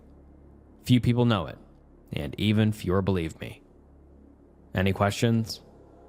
And then the drawing he drew, man, that just gives me goosebumps. That is terrifying. I don't know what to think of this story. I mean, the first thing that came to mind was mental illness. I mean, because that's a good explanation to a lot of these stories, but this does seem like that. But who knows? I mean, look at that drawing, man. Holy shit, that is scary as hell. But luckily this being didn't get OP. Who knows if the OP will ever see this guy again. But if I was him, I would not want to see this guy ever again in my life. But very interesting story, and leave your thoughts down below. It was April or May of 2009. My friend, let's call him Vinny, was in from out of town, and we decided to drink at about noon. We went to a party store and bought some 40s and just walked around town brown bagging it. We got a call from another friend, Justin, that he and his girlfriend, Kim, were going to drop by. By now, it was the early afternoon, and we made it back to my place. I had mentioned to Vinny that the house next door was condemned. It had a bright pink sign on the front door with condemned written on it because the garage behind the house was collapsing. I had never seen anyone in or out of the house in the 2 years I had been living next door to it. I had just assumed it was abandoned or just got foreclosed upon. We have a lot of foreclosures in Michigan. Yes, this is in Michigan. As kids, we'd always love exploring the woods and looking for random things. It only seemed fitting that we go into the house and have a look around. We were pretty drunk at this point and just thought, fuck it, let's do this. We went in behind the house through the partially collapsing garage. The door that went from the garage to the house was locked, but after a while, we were able to force it open. To our immediate right was the basement, so we decided to go down there first. We were amazed by the amount of stuff down there. There were so many tools and hardware supplies. In the back of this basement, in its own room, was a large train track set up. It was creepy. While we were in the basement, we got a call from Justin and Kim that they had arrived at my house. We came back out of the house through the garage again, and I grabbed my Nikon. Kim and Justin were pretty pumped about going in and what we discovered. So we went back in and showed them the basement. After looking around, we went back upstairs to the kitchen. Again, there was a lot of stuff in here. A table in the corner of the room was full of bottles and cans, which we planned on taking after looking around the rest of the house. There was a 10-cent deposit for cans in Michigan. We took some time poking around the kitchen. It, of course, smelled bad in there, but it wasn't overwhelming. The smell was just that of a musty house. I had made the mistake of looking in the refrigerator, and the smell of that overwhelmed me from the rotting food. That smell was being contained until I opened it. There was a door that separated the kitchen from the living room, and I was the first to open it. It was a swinging door, and when I opened it, I caught a glance of a figure sitting in a chair facing away from me. All I knew is that someone was in the house and we were trespassing. I quickly turned around, and while walking towards the back door, I told my friends in a whisper, "Shit, there's somebody here." And we all ran out. We went back into my backyard, and I told them that I saw somebody sitting in a chair in the living room. My friend Vinny, who was most likely more drunk than I was, said, "Fuck it, man. We has no more of a right to be here than us. He's probably a junkie." I was not as excited to go back in to confront a squatting junkie, but I was convinced when Justin informed me that he was most likely high as fuck and wouldn't be able to do shit. Justin had been addicted to H for a few years at that point, so I trusted his judgment on the situation. He's clean now. We ended up going back in through the back again, but more quietly this time. When we made it back to the kitchen, Vinny was the first to open the door this time to the living room. The rest of us stood back and just watched him watch the figure in the chair. Vinny swung the door shut, looked at us and said, "That's a dead body." We all looked at him in shock, as it was obvious that he was serious. We all trickled into the living room and gathered around the body. His skin was black, even though we found out later he was white, and was sitting in a chair facing the front of a house. It was obvious that he had been there for a while. The smell near the body was almost unbearable. We needed to cover our mouths and nose with our shirts like respirators. This made Vinny and I sober up really quickly. There was a complete silence between our group of four while we observed the body. Nobody said a word. I can't really tell you what happened next, as it gets kind of foggy from there.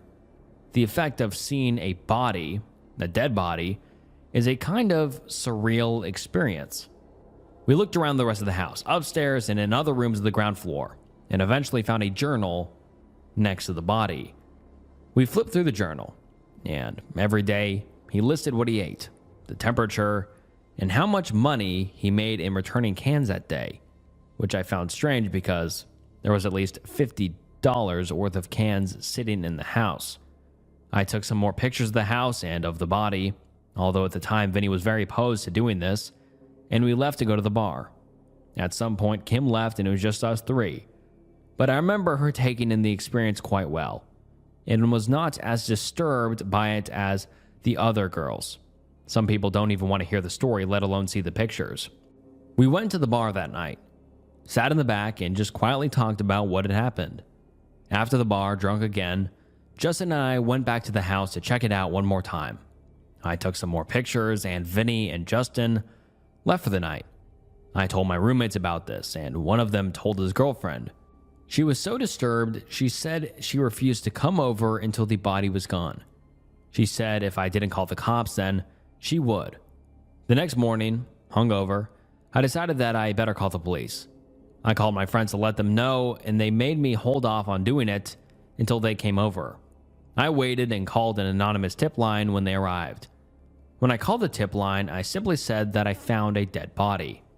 The operator seemed frazzled and told me to hold the line. She told me multiple times not to hang up. I held the line, and we put on with a detective for our city.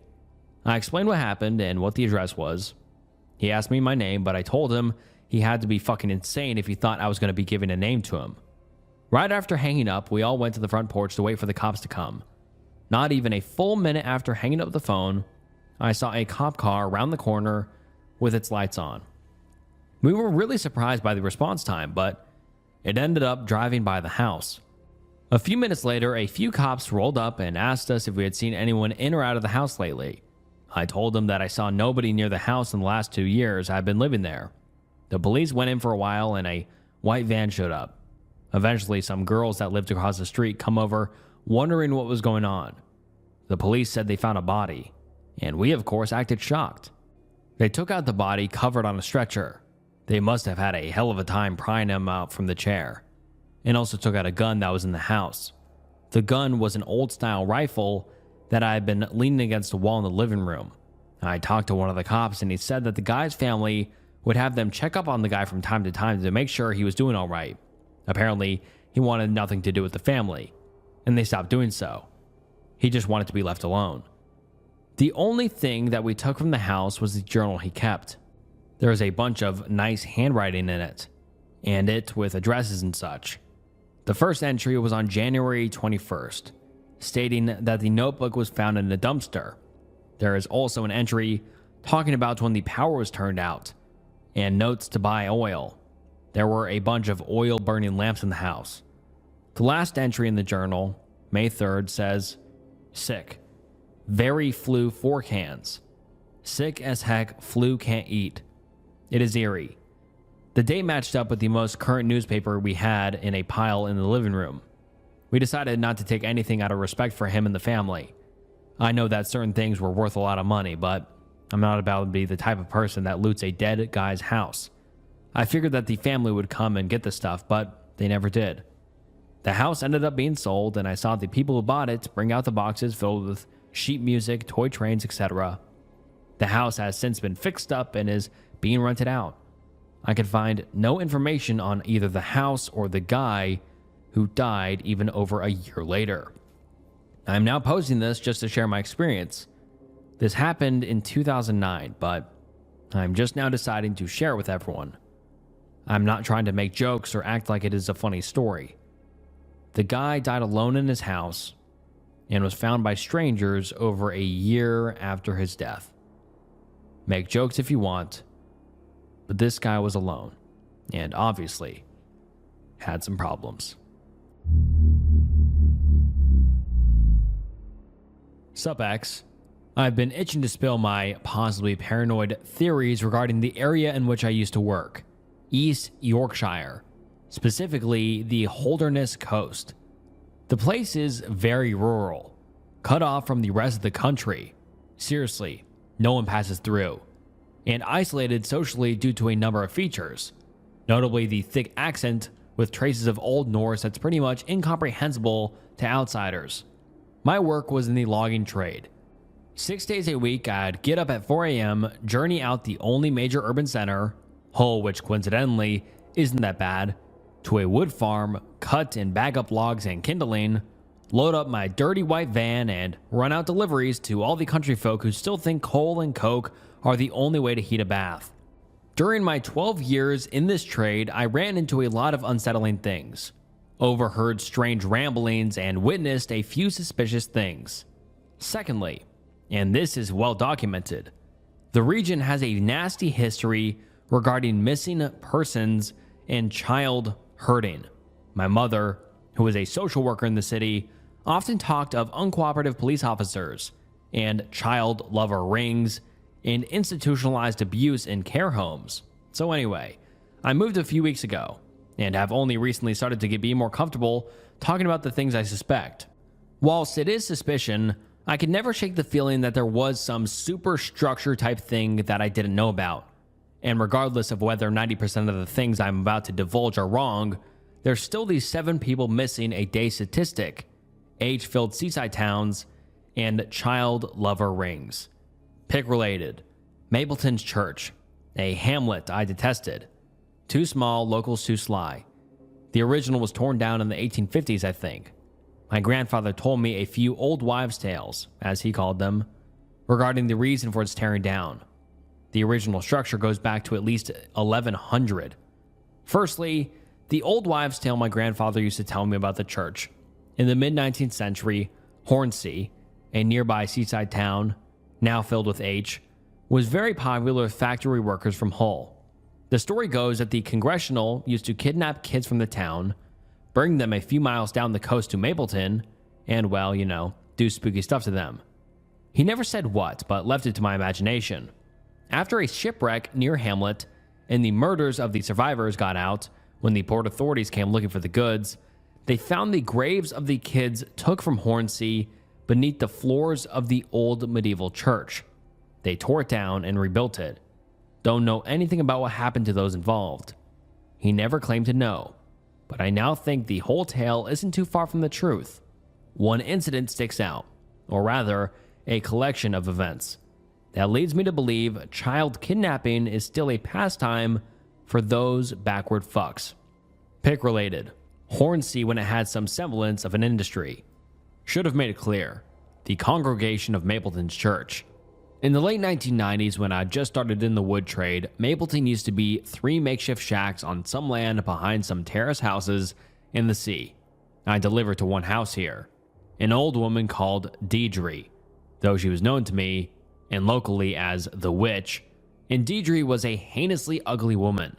The nose, the warts, even on the nose, wrinkles, rotting teeth, the works. No idea how old she was, but she could have been 50 to 90 years old. Poor people age quickly. The other 2 shacks belonged to her sons, whom I, nor anyone else, claimed to ever see. Her shack was standard wood, salvaged PVC windows, and corrugated thing, covered in dirt and at least an inch of soot. During the year in question, a couple of kids had gone missing in one of the villages around the area. Not a lot of fuss was made. Parents were junkies, apparently, so it's not like it mattered to anyone. During my rounds in the village, I overheard a conversation on my way into the back garden of one of the houses, very softly on the wind mine, so I could be mistaken. But it went along the lines of, "The witch never asked us." When I entered the back garden, I greeted my customer, old, dirty, fat guy, toothless, etc., and a farmer I haven't seen before then. I asked them the standard question. "Been up to out or not?" Translate, "What have you been up to, dear sir?" To which the customer replied, laughing, "Luckin'. They're what's mine." Translate, "Looking for what is rightfully mine, my good old chap." I asked whether the witch had something to do with it. He was startled by this, and the mood became a bit aggressive. Needless to say, I left it after that. I continued to the witch's shack, and knock on her door thing. No answer. Knock loudly. No answer, so I leave it, cursing her for making me lug heavy bags of coal for no reason. The farmer I worked for, Old happy Mike Gray, pro tip, he was a miserable sod, was quite the Jew with regards to currency. So he was distressed to not have got the pennies he was entitled to from the old witch and sent me back the next day. This time, she answers.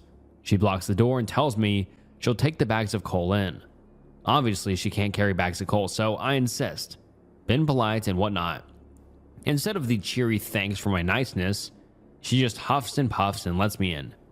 However, there were tiny handprints on the doorframe leading to the adjoining room, and traces of tiny footprints where the floor hadn't been traversed as regularly. Obviously, I put two and two together, act as if I didn't notice jack shit, and promptly made my way to the post office to gather intel. The post office is the hub of social life in rural villages. I ask whether they'd seen the witch coming and going the past few days. The sub-post mistress winks at me, no shit, and says, "Hey, and so take care of that." Translate. Affirmative, old bean, but I'll see that your inquiry is acted upon. She made no effort to appear ignorant of what I was obviously hinting at.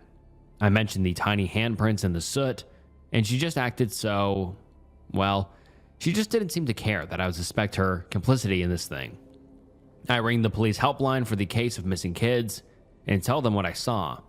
They promise to follow up on my report and treat me a bit like a fool.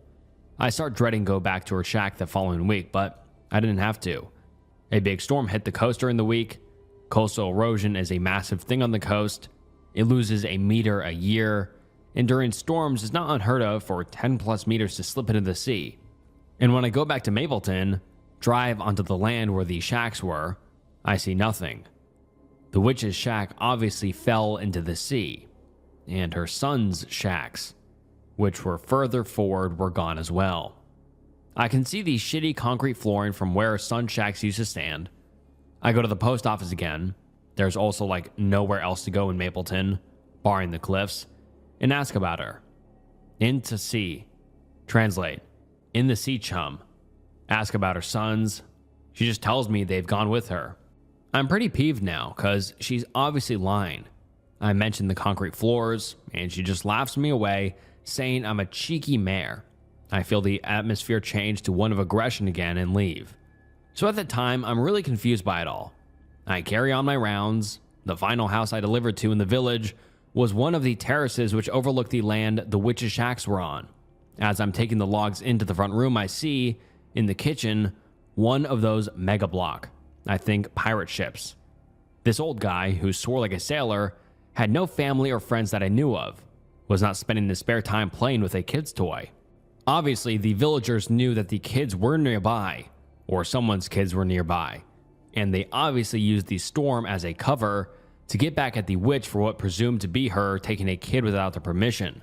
Sounds far-fetched, and I'd agree with you, but the people in the general atmosphere of the town, plus the subtle cues I picked up on, or just wanted to pick up, leads me to think otherwise.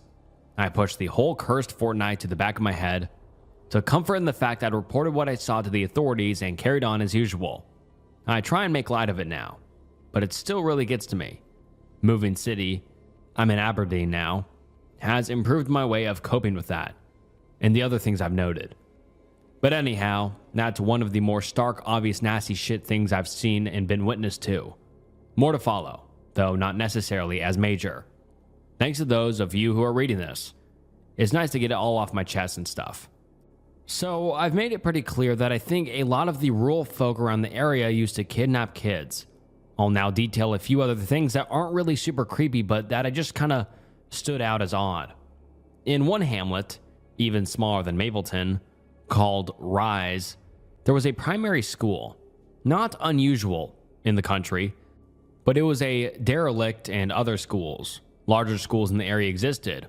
I'd usually get there quite late, as it was on my route back to the wood farm, about 4 p.m. in the day for me, and I'd always arrive with an old school bus, like a converted van thing, waiting outside the school. Old guy in the driver's seat, no children in the van, no lights on in the derelict school. He'd just sit there in the van, idling. Sometimes if I was delayed, I'd see him drive off. Still, no kids in it. Never sat well with me. Why was he there? Every week. Huh. An old lady in another village, I forget its name, apologies, had a nasty tumor on her face. Seriously, she was called Mrs. McCaskill. She was a very small and had mannerisms akin to Crow. Very nasty eyes and face, haha, cancer face, and very twitchy and sharp in her movements. The thing that bugged me about her was she had 3 chains bolted to the exterior of her house's back wall. Well, placed about 4 foot up, attached to leather, possibly neck straps. The wall was stained with grime. I reckon it was shit and piss. She didn't have any pets. No idea why she had those chains there. None whatsoever. This memory is very hazy, as it comes from my childhood. I got into the wood business via my grandfather. I used to travel along with him most weekends as a kid. I used to deliver to the village when I was older. It's called Halsham. I remember a young-looking guy opening the van door whilst I waited for my grandfather to drop off some kindling. He leant over the driver's seat and reached out for me. Then it gets hazy. I vaguely remember my grandfather having it out with the kid verbally, and me having to go with him to a village hall, I think, and sit in some dude's office with the young guy. Like I say, it's a hazy memory. I don't remember much, but crying a lot. Ruse, a collection of several large mansion-type things, had one guy who had no fingertips. Nice enough to me, but he had the type of land filled with rusted cars, and he had a son with serious learning difficulties who looked like he had FAS. And FAS stands for fetal alcohol syndrome. What was sinister was his son been caught fondling a young person on some abandoned land north of Hull. It was in the local rag, and the topic was obviously broached by me, in a polite way mind, on one of the deliveries. The guy with no fingertips was quite adamant he didn't do anything wrong. When I mentioned he might get away with a lenient sentence because of his FAS, he looked offended and told me in no uncertain terms he was a normal, healthy kid. He wasn't. I replied if he didn't have health issues, he did something quite wrong. Yet he still remained adamant it was fine. Something about country folk not being pansies and taking what they're entitled to.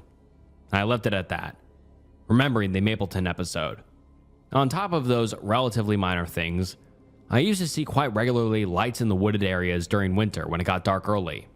Was so regular it never struck me as odd until I saw a couple of men walking out of a wooded area in front of me with shovels across the road into a farmer's yard. Again, nothing on its own, but with the culmination of the atmosphere and shit, it did make me wonder.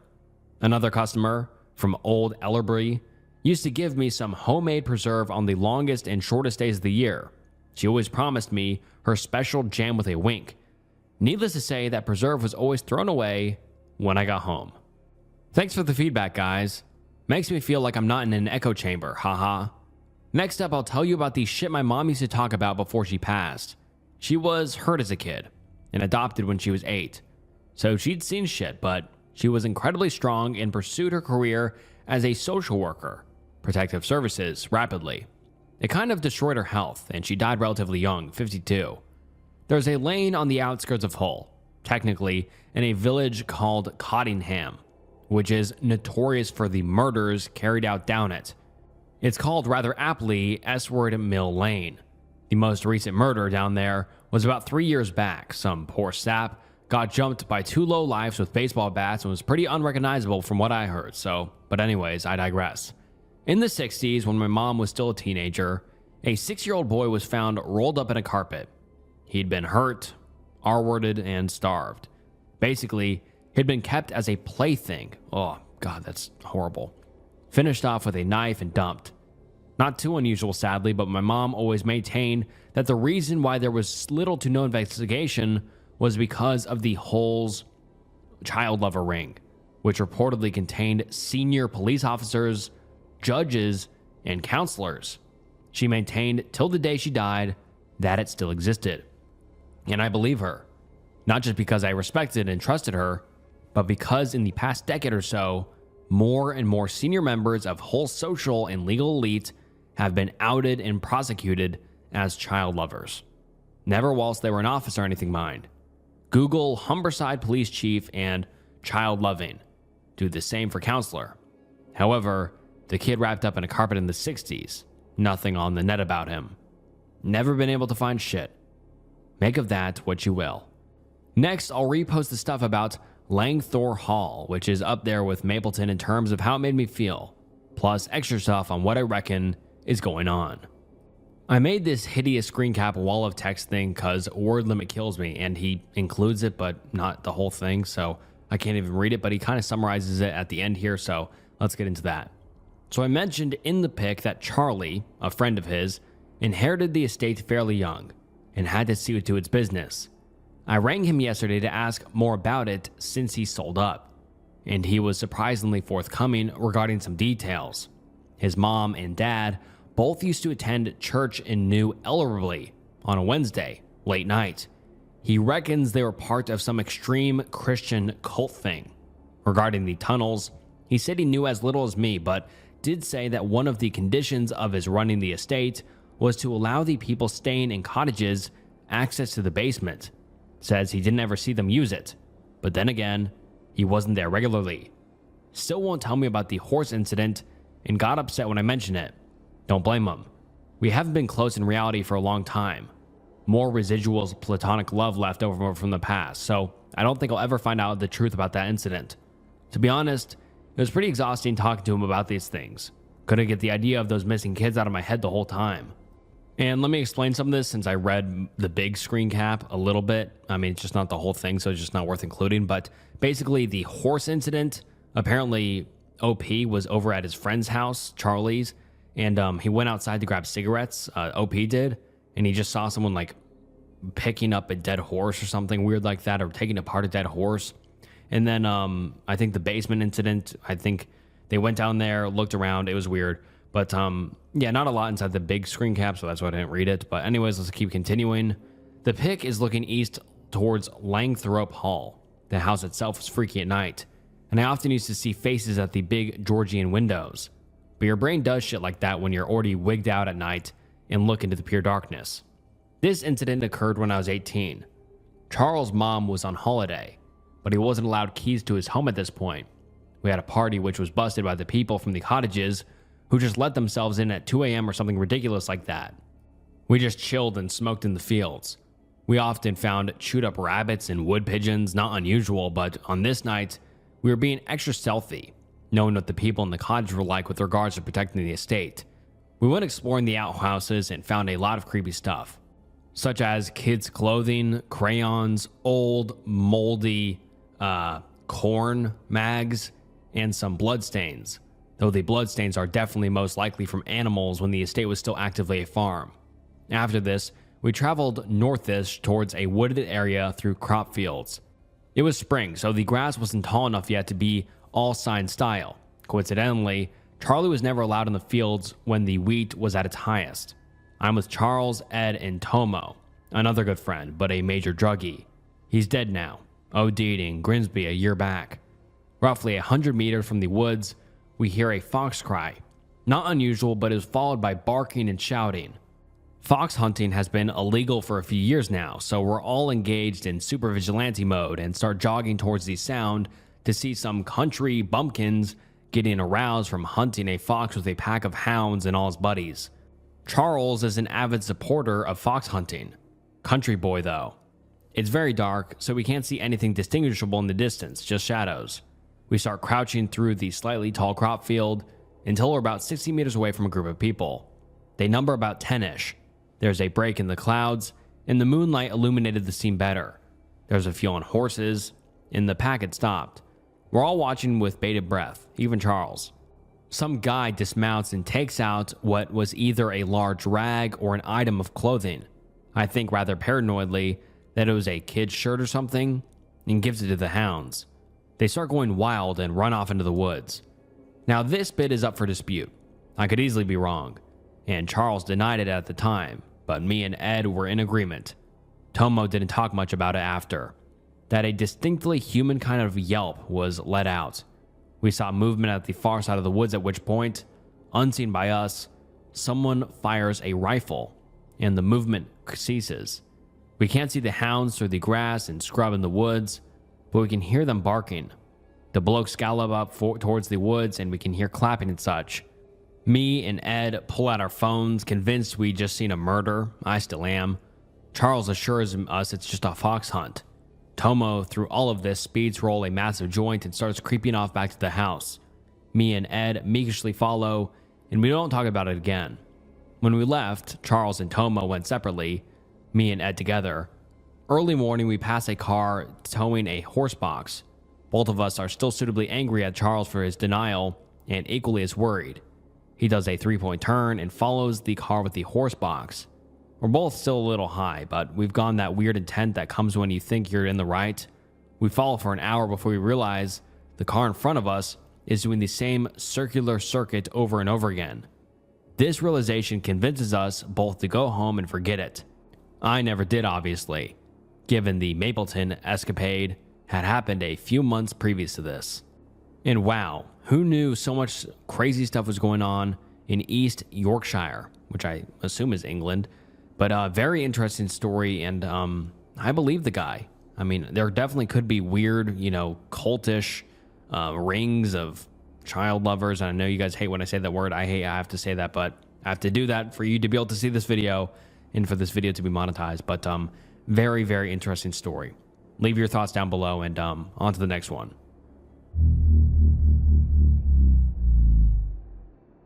I have only shared this one with a few people, and still when I think about it, it freaks me the fuck out. I was 16 or so, and growing up in a small town exploring out in the hills was the thing to do. This incident took place at the north end of Ruby Valley in Elko County, Nevada. Someday I will playing around on Google Earth to try to find this place, but it is slightly north of the road off of the Highway 93 that goes into Ruby Valley. I also like checking out old mine shafts and ghost towns. That shit really intrigues me. At the Burger Bar in Wells, Nevada, where I am and grew up, they had these old turn-of-the-century maps under glass on the tables. On one of them, it showed several ghost towns just north of Ruby Valley, so I figured I would go check them out, as I had not been in the area very often. I gassed up my '72 Dodge W200 pickup, and being a redneck and K, before 4chan even, I grabbed my HK91 and set out. I had found some old foundations in the lower country, and started heading into the mountains themselves and started finding abandoned mine shafts.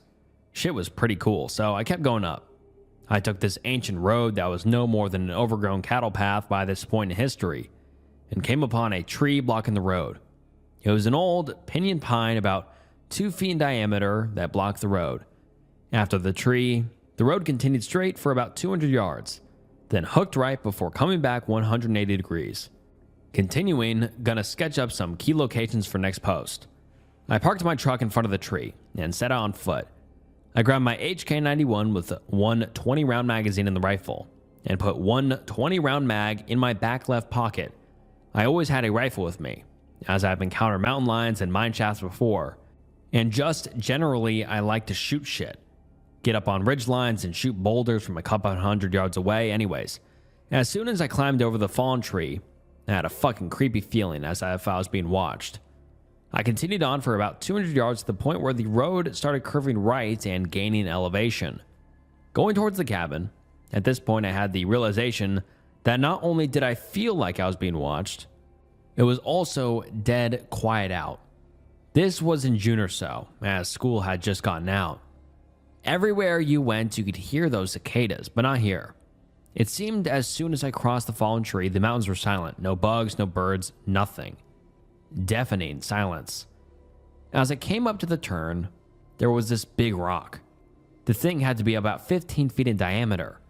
You could tell that it used to be on the road, but due to years of erosion, snow, and all that shit, it had slid down just slightly off the road. It seemed to be red limestone or something like that. It stood out since they are not common in this area. I looked at the rock and you could tell that there were carvings in it at some point in time. Due to weathering, though whatever was carved on it had been worn off. I kept walking up the road, being creeped out, but I really wanted to check out this old cabin, as it was pretty obvious no one had been here in quite a while. At this point, I was probably 3 hours off-road at this point, and then he attaches a picture, so it looks like he's got his truck, he's driving up this road, there's a tree, so he has to stop, canyon 200 feet down, so trees, 100 foot above road. Okay, so you're just like in this little alcove area. It looks kind of cool. Yeah, mine shaft, cabin, trees. Okay. I mean, this gives us a good description and a good idea of what it looks like where he is. Very interesting. Okay, anyways. You are going to be going through Wells, which is closer to where this happened. Probably about 30-ish miles south as the crow flies from there. After I post everything, I will look on Google Maps and see if I can find this cabin on there. I got up to the cabin, and as far as abandoned houses and cabins in Nevada go, this one is in pretty good shape. All of the glass in the windows was still intact, and there were remnants of curtains behind the windows. By this point, there was something in the back of my mind telling me that I should be going. I went in the cabin, and that is where I started to get the feeling that something was off. Most cabins you find out in the middle of nowhere in Nevada are barren. Nothing really left, maybe a bit of broken furniture. This one was completely furnished. Time had taken its toll, but everything was still there. What was left of an old mattress and bedding was still there. There were plates and other cookware throughout the house, along with tattered clothing and personal effects such as a chest, faded pictures, and the like. What really creeped me the fuck out was the dinner table. It was set for 4 people. Dinner plate, glasses, and silverware. This was the first cabin I had ever found that was in this condition. It was as if whoever resided here had just up and left everything behind. I felt like I should not be in the cabin, and went outside to see if I could find the mine shaft or anything else. Once I was out the door, I decided to chamber around on my HK91. The sound of me racking a round echoed through the canyon and broke the silence. As little of a thing as it was, this calmed my nerves very slightly. Directly behind the cabin was a well. It was still intact, and as I got closer, it sounded like there was noise coming from it, like a slight breeze rustling through it. When I got within about 30 feet of it, I started to smell something. It smelled absolutely putrid. Definitely something had died in the well. The smell of decay was heavy in the air, with an acidic copper scent that tore at my nostrils. I did not want to get any closer to the well, and started walking towards the left, where I could see the opening to a mine shaft up on the hill. The closer I got to it, I could start feeling a breeze coming out of it. This is not really uncommon if you have explored mine shafts before, as the breeze could be coming in from another opening of the mine. But the thing is, it was perfectly calm. As far as I could see, there were not even trees moving or any signs of wind. As I got closer, another thing that struck me as odd was the breeze coming out of the shaft was hot. Most of the time, it is cool, as most mine shafts maintain a constant temperature. The closer I got to the shaft, the slower I moved towards it. Nothing since I crossed the fallen tree seemed right. The closer I got to the opening of the mine shaft, the more of a feeling of dread and being watched I got. I got within about 15 feet of the shaft when the smell hit me. It was the smell of decay and copper, but much stronger than the well. Right then, all of my spidey senses started going off. I had to get out of there. I started turning left to book it out of there when I saw a dark shadow moving in the opening of the mine shaft. Whatever it was, it appeared to be crouched down to fit in the mine shaft. Most mine shafts I have been in have 8 to 10 foot ceilings. At first I thought it was a mountain lion. Then I remembered how big the fucking shafts were. My mind raced, trying to think what the fuck it was. It was too big to be a black bear, which are rare in Nevada. I nearly froze with panic, and it slowly kept coming towards the opening of the mine shaft. It was probably within 10 feet of the opening, and the light was starting to show whatever the hell it was covered from head to toe in grayish brown fur. Then it screamed. It was unlike anything I've ever heard in my life. My ears were ringing from it. I flipped into panic mode and did what any good redneck would do. I shot it. I pulled up my HK91, placed the front blade on what appeared to be its center mass, and ripped off 5 rounds as fast as I could accurately shoot. If you have ever shot big game with a large caliber rifle, you know the sound when you connect with something. I had 4 solid thwunks and 1 round that went high. This made it scream even louder than it had, in pain. At this time, I started hearing more, and separate screams coming from over in the well, and in the hills over the mine shaft. I started running down the hill as fast as I could. In the tree line above the road, approximately 75 to 125 yards, I could see fast movement. Rocks were tumbling down the hill, and there were several other screams. From the mine shaft, I could hear the wailing of whatever the fuck I had shot. Whatever it was, I definitely connected, and it was hurting. Whatever it was up in the tree line, they were running from tree to tree on all fours, getting closer to me. As I ran towards the rock, I was shooting in the general vicinity of the movement on the top of the hill. By the time I got to the limestone rock, I had expended the 20-round mag in the rifle. I ripped it out and put it in my spare magazine, chambered around, and started sprinting towards the fallen tree, approximately 200 yards away by now. I kept glancing back, and whatever they were staying in the trees. I could make out their masses and fur, but they would not stay in the open. I got back to the fallen tree and ate shit trying to jump over it. I got up off my ass, fired between 12 to 15 rounds at the closest movement, which was approximately 50 yards away from now. I heard a few rounds connect, and it started screaming louder.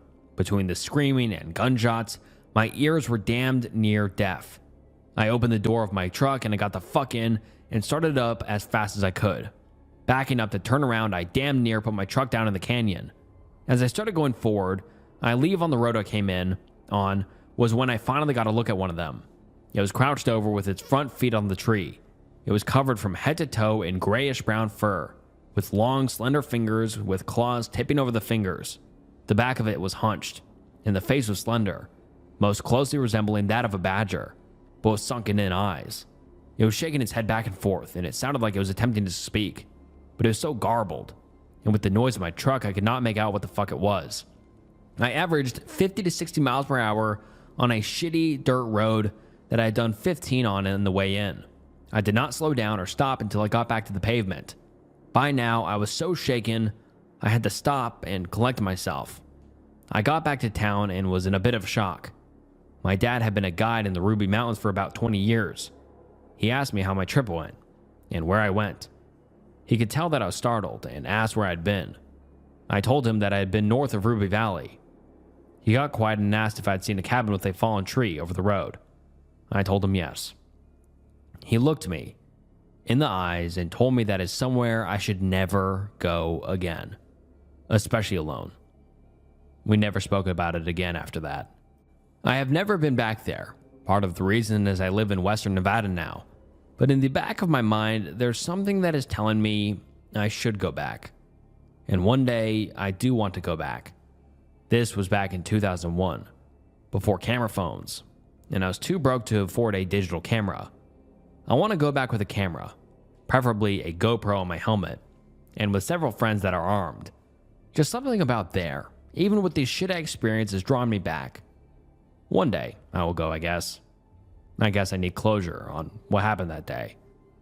I'll probably be on for another 30 minutes or so if anyone has questions. After that, I can be reached by email. Stand by. I will sketch it up. My drawings are shit, so it will be rough. And then the OP draws the creature he saw, and he says approximately 8 to 10 feet tall, and then skunk feet maybe, or unk feet. And yeah, it looks like a hedgehog sort of thing, a very weird creature, almost like a dinosaur. But very interesting drawing. Yeah, I mean, I don't know what to even make of it. But yeah, I'm glad he added that picture so we can get a better sense of what it looked like. Definitely want to make it back out there with at least 45 people, well fucking armed, that is for damn sure. Still to this day, it gives me goosebumps thinking about this shit. I tried researching it a bit a few years past, asking some old timers, and one of them told me a story about the rubies. I will be quick on it. During the 40s and 50s, the Army Air Corps operated out of the Wendover base. Every now and then, during shit weather, a B-25, B-17, or B-29 would smack the rubies due to poor visibility. Some of the local ranchers got recruited to help the military go up to a crash site during the winter to recover the bodies. Rancher I was talking to told me that it took them about 3 days to get up to where this crash was on horseback and recover the bodies. He said when they got to the wreckage, all of the crew members were laid out side by side, next to each other in a clearing in the wreckage. Many of them had severed limbs, and it was apparent all died on impact. Somehow, they ended up laid out next to each other.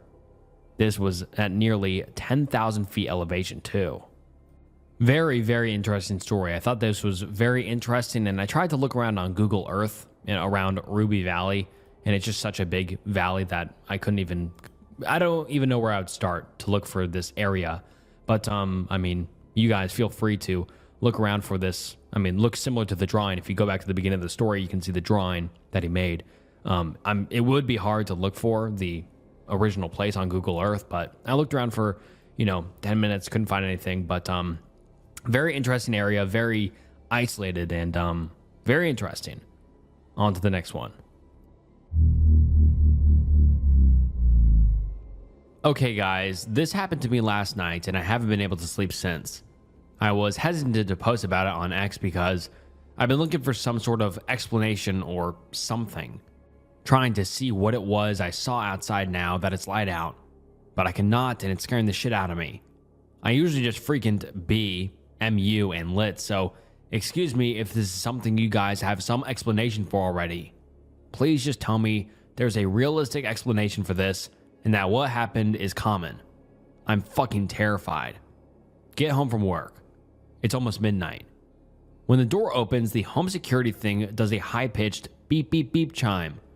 In my kitchen, eating a late dinner before going to bed. Hear a door open and then the home thing go beep beep beep, but it definitely sounds like it came from outside. I'm sitting right by the back door, so I go check the front door. The front door has a screen door, a wood door that leads to a small entry room, then a second door inside that leads up the stairs into the house. These are loud-ass old doors. Did not hear screen door open, did not hear main door close, did not hear second door open.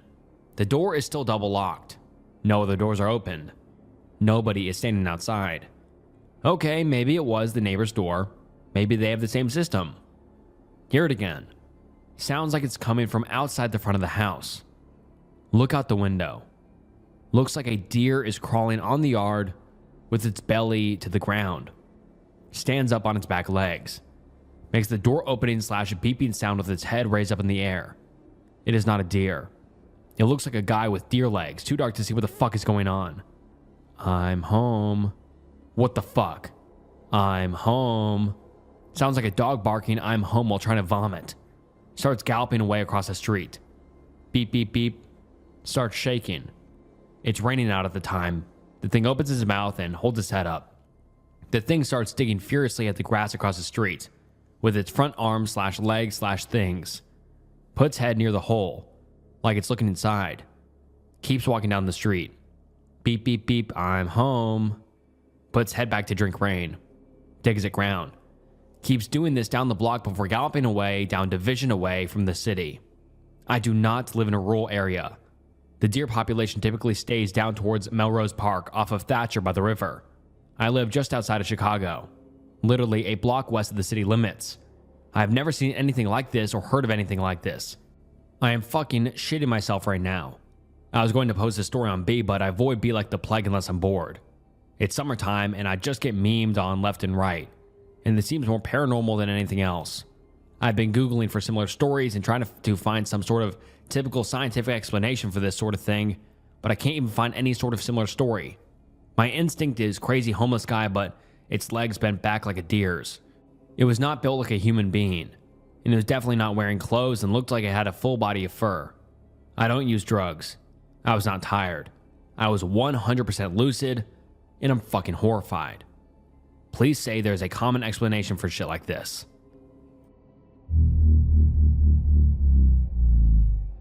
This is a long one, so feel free to skip if you prefer short and sweet. Also, none of the names I'm going to use here are real, but the people are. When I was still working on my master's, I landed a job working part-time at a paper. It was a small-time outlet, and I mainly applied because I enjoyed writing and it was a pretty easy part-time work, not because I was serious about becoming a journalist. However, the boss man went ahead and saddled me with a big feature article covering the poorest neighborhood in the city. I was very green, but my boss told me my writing style would suit the subject matter. So I'm scheduled to meet up with this guy, Reverend Downey. His job is to explain a bit of the neighborhood's history to me, as well as to introduce me to a few interesting locals. So one morning, I meet up with him at his office, in the neighborhood church. Reverend Downey turns out to be hilarious. He tells me all about the neighborhood, mixing in bits of history with funny anecdotes, all great stuff from my article. As he talks, I'm taking notes. When I hear a crowd gathering outside, he tells me it's the weekly food pantry setting up inside the church. Also mentions the needle ladies showing up. Needle ladies, I ask? It's a group of women who set up a needle exchange on the church grounds. Drug addicts show up, tell them how many needles they use daily, and the women give them fresh needles for a week and take their used ones. The reverend excuses himself to go check up on things. Meanwhile, I get up to stretch my legs. Step out of the office where a crowd of women and children bustle around, picking up canned items spread out over a few different tables. I'm watching the dead-eyed druggies waiting in line when I feel a tug on my shirt. Turn around. There's a little black boy looking up at me, a giant smile on his face. "They got a nothing man buried outside," he says. At first I think he says muffin man. "Excuse me," I ask. "A nothing man," he repeats. "I can see everything from my window. They made it inside. Then they took him outside and buried him." He points behind me and says, "Right there." I turn around to see Reverend Downey walking back inside. He says in his big warm voice, "Come on out, I want you to meet someone very special." I turn around to say goodbye to the little kid, but he's gone. I am introduced to Grandma Kane, who is raising 4 grandchildren by herself. The children all have AIDS, Reverend Downey tells me. Grandma Kane and the 4 children live in a tiny room in a rundown apartment building down the street, and I walk back there with them to do a mini interview. The apartment building is absolute shit.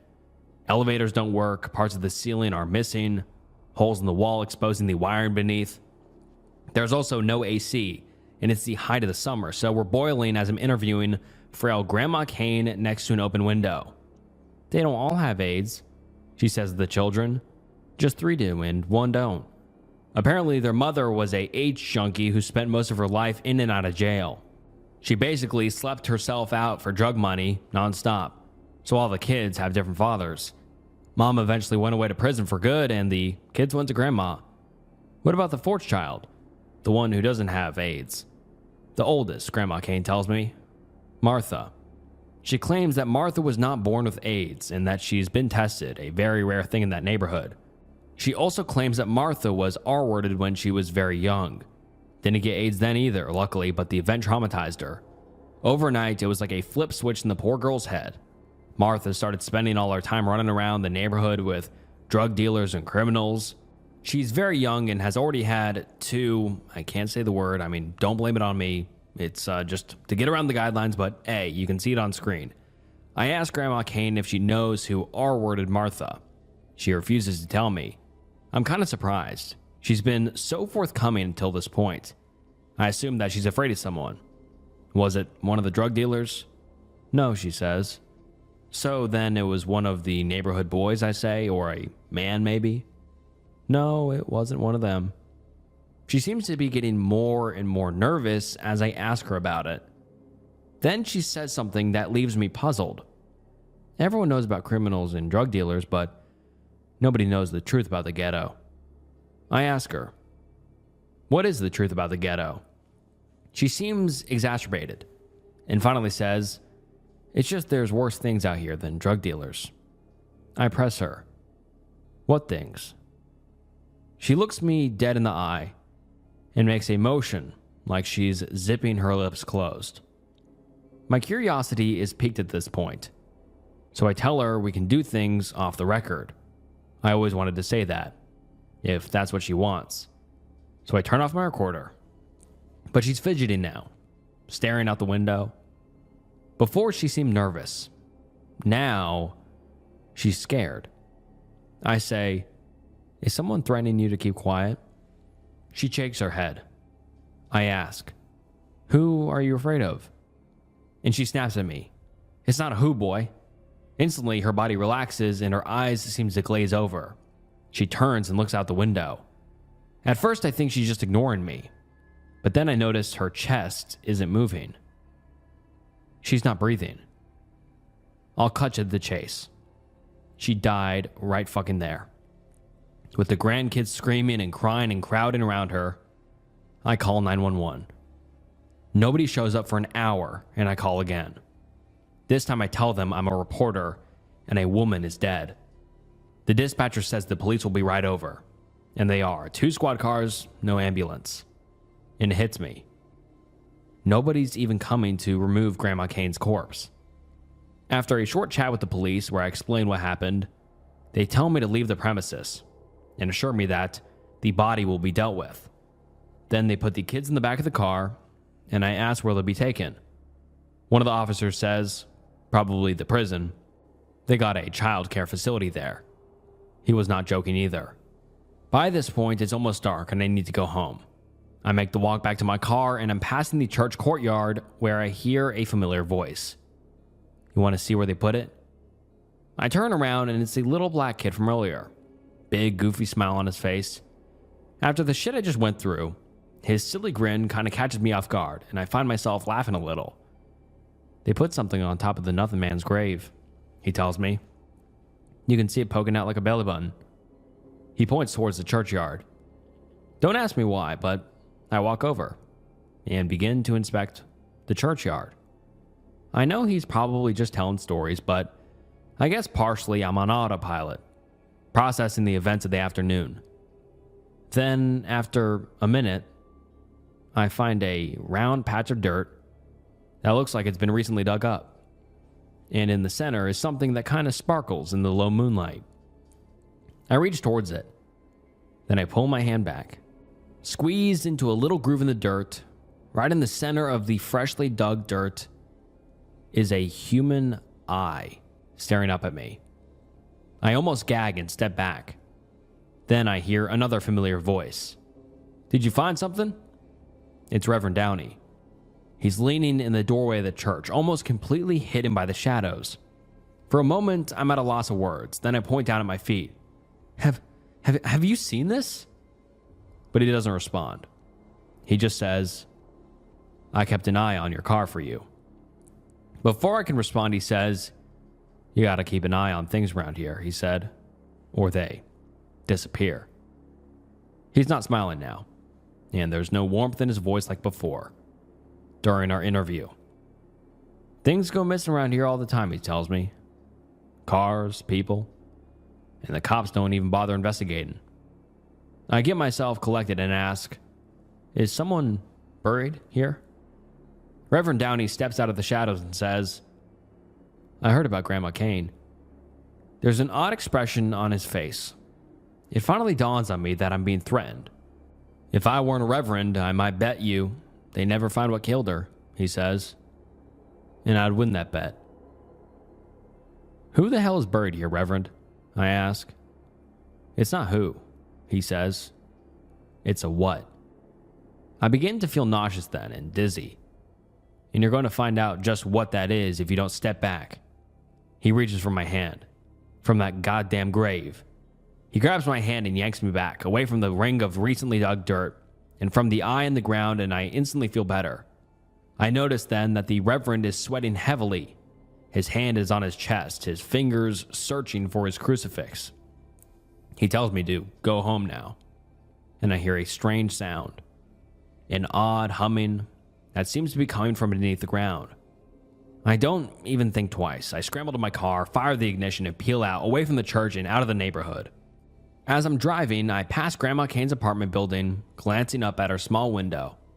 I can still see her dead body sitting up in his chair.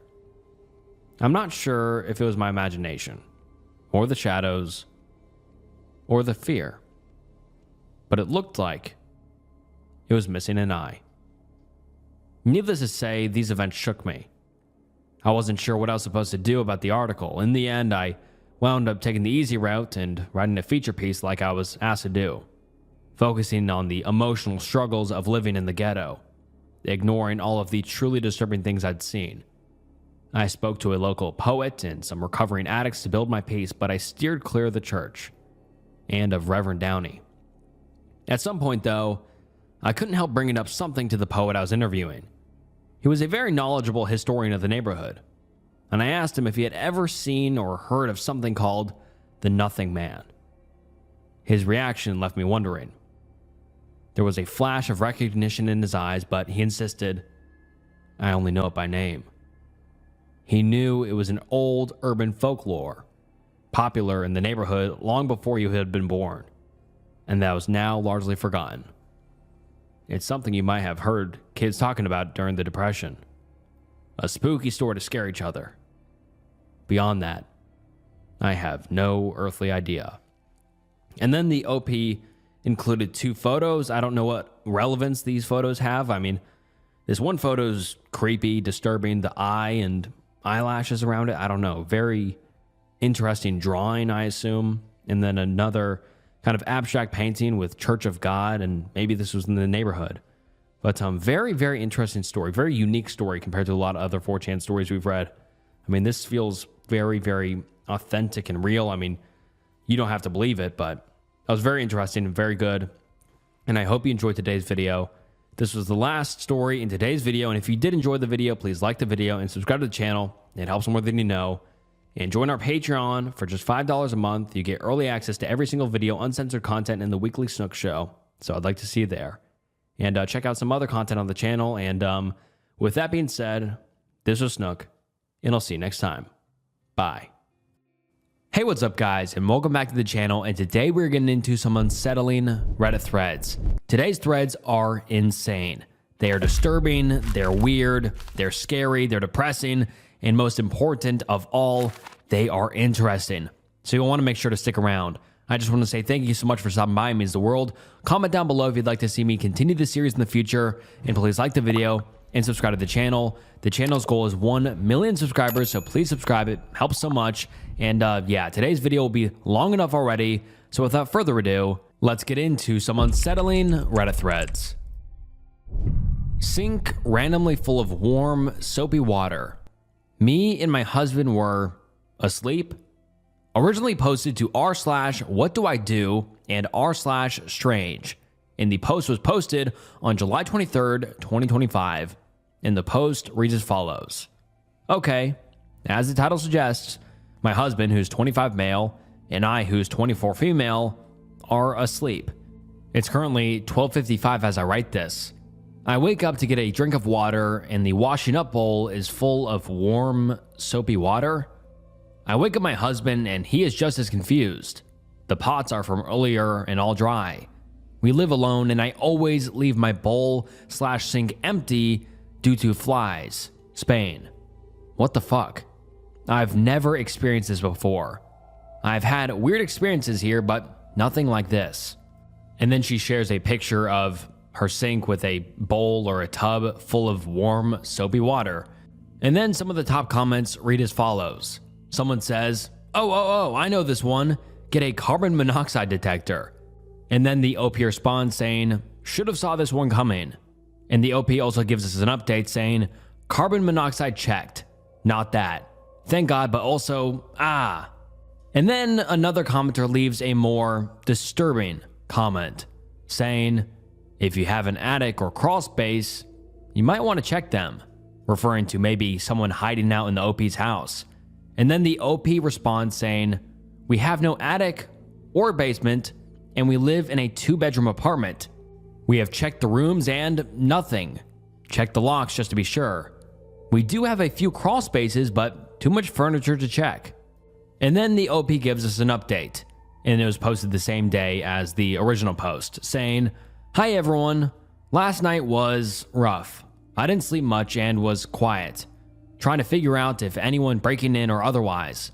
Luckily, or maybe unluckily, no signs.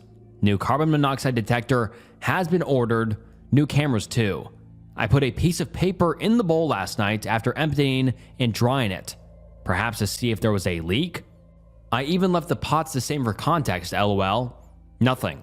I appreciate the helpful comments. Just to clear up a few reoccurring comments, no, neither of us have a history of sleepwalking, and no, neither of us have a history of drug use or sleeping medication. Smiley face.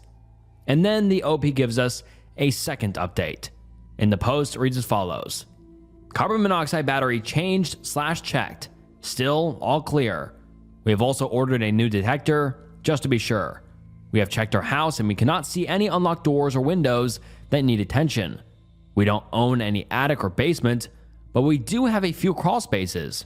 Husband is going to check this out with a buddy tomorrow and make sure it's all clear as well, as the attached house belonging to my in-laws. They are away for a while in the UK. The only people who have access to our apartment with a key, etc. Thanks guys, we'll update tomorrow. And then the OP gives us a third update, 4 days later, saying, "Hi everyone, sorry I didn't update sooner. Had a lot of abusive messages which made me not want to post anymore, but I also know there are people here genuinely curious and supportive. To answer common questions, I have checked the monoxide detector twice and even replaced it. We are safe and that is not it. We also have no dishwasher. We don't take sleeping pills or any drugs. As I stated a couple days ago, we searched our flat and my husband's parents' adjoining house with some friends. Here's the weird part. Our area is clear as expected. We don't have an attic or basement, but we also searched the house connected while his parents are away in the UK for a while. Turns out the upstairs loft had an old mattress which looked used despite being left as a spare, bottles of what looks like pee, and some empty wrappers, etc. Nobody was up there, but we alerted police who came to check it out. They helped us call a locksmith and search the house completely and our apartment to nothing. We hope whoever it was isn't able to come back. I think this will be my last update, unless there's some more updates or if the person returns." So, it ended up being that someone was living in the OP's house or the connected house. How terrifying is that? And then there was some top comments. Someone says, "Yeah, they were probably bathing in that hot soapy water. That's what I commented on your other post. Them moving around is what woke you that night." How terrifying is that? Someone else says, "Oh my God, this is horrifying." Someone else says, "I had a feeling that was it, damn. Glad to hear you're safe and you've contacted police and a locksmith. And I'm so sorry people were being mean.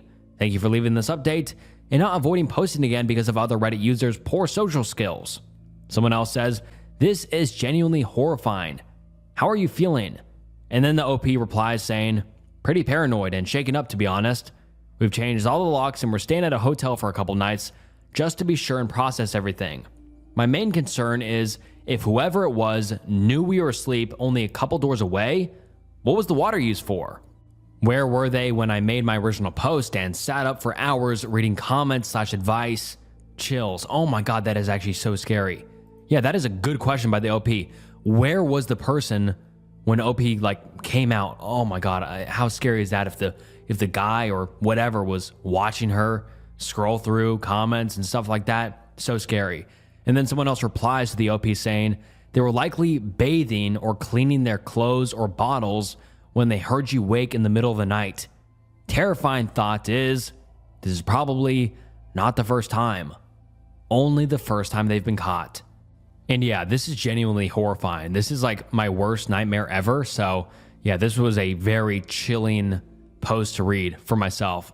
And yeah, that's just insane. How long was this guy doing it? And hopefully the OP's all right now. Hopefully this guy kind of learned his lesson and got the hell out of there. And hopefully he isn't in someone else's attic or whatever. But yeah, this is a good, PSA. Check your attics, check your crawl space, check your basements. Who knows if somebody's living down there? I don't mean to make you guys paranoid, but yeah, I don't know. These stories are a good reminder to just be careful and, aware of your home and if anyone's lurking around. Very scary post, but very interesting. On to the next one. Really weird noises in the cassava fields at night in Fitsanalock at night. Rabid dog? Hey guys, I'm kind of freaked out and need some advice. My wife and I just moved to the outskirts of Fitsanalock a few weeks ago, which is in Thailand. We're surrounded by cassava, corn, and rice fields. It's pretty quiet out here, which is nice, but lately I've been hearing some weird shit at night. For the past few nights, around 2 or 3 a.m., I've been woken up by these super weird noises coming from the fields. At first, I thought it was just some dogs fighting or something, but it doesn't sound quite right.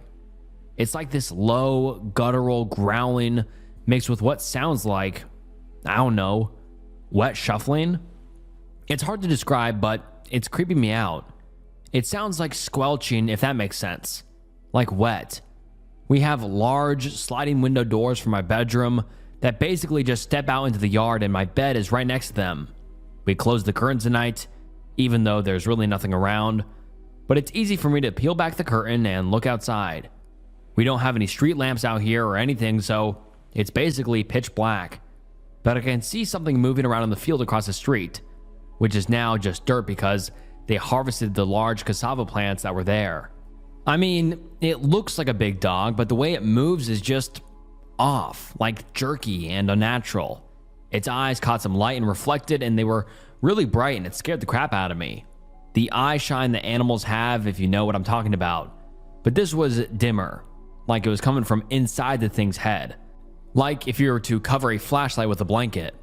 I opened the sliding door to see if I could hear anything, and it smelled like a kind of rotting meat smell outside, and I heard almost like a wet sliding sound and grunting.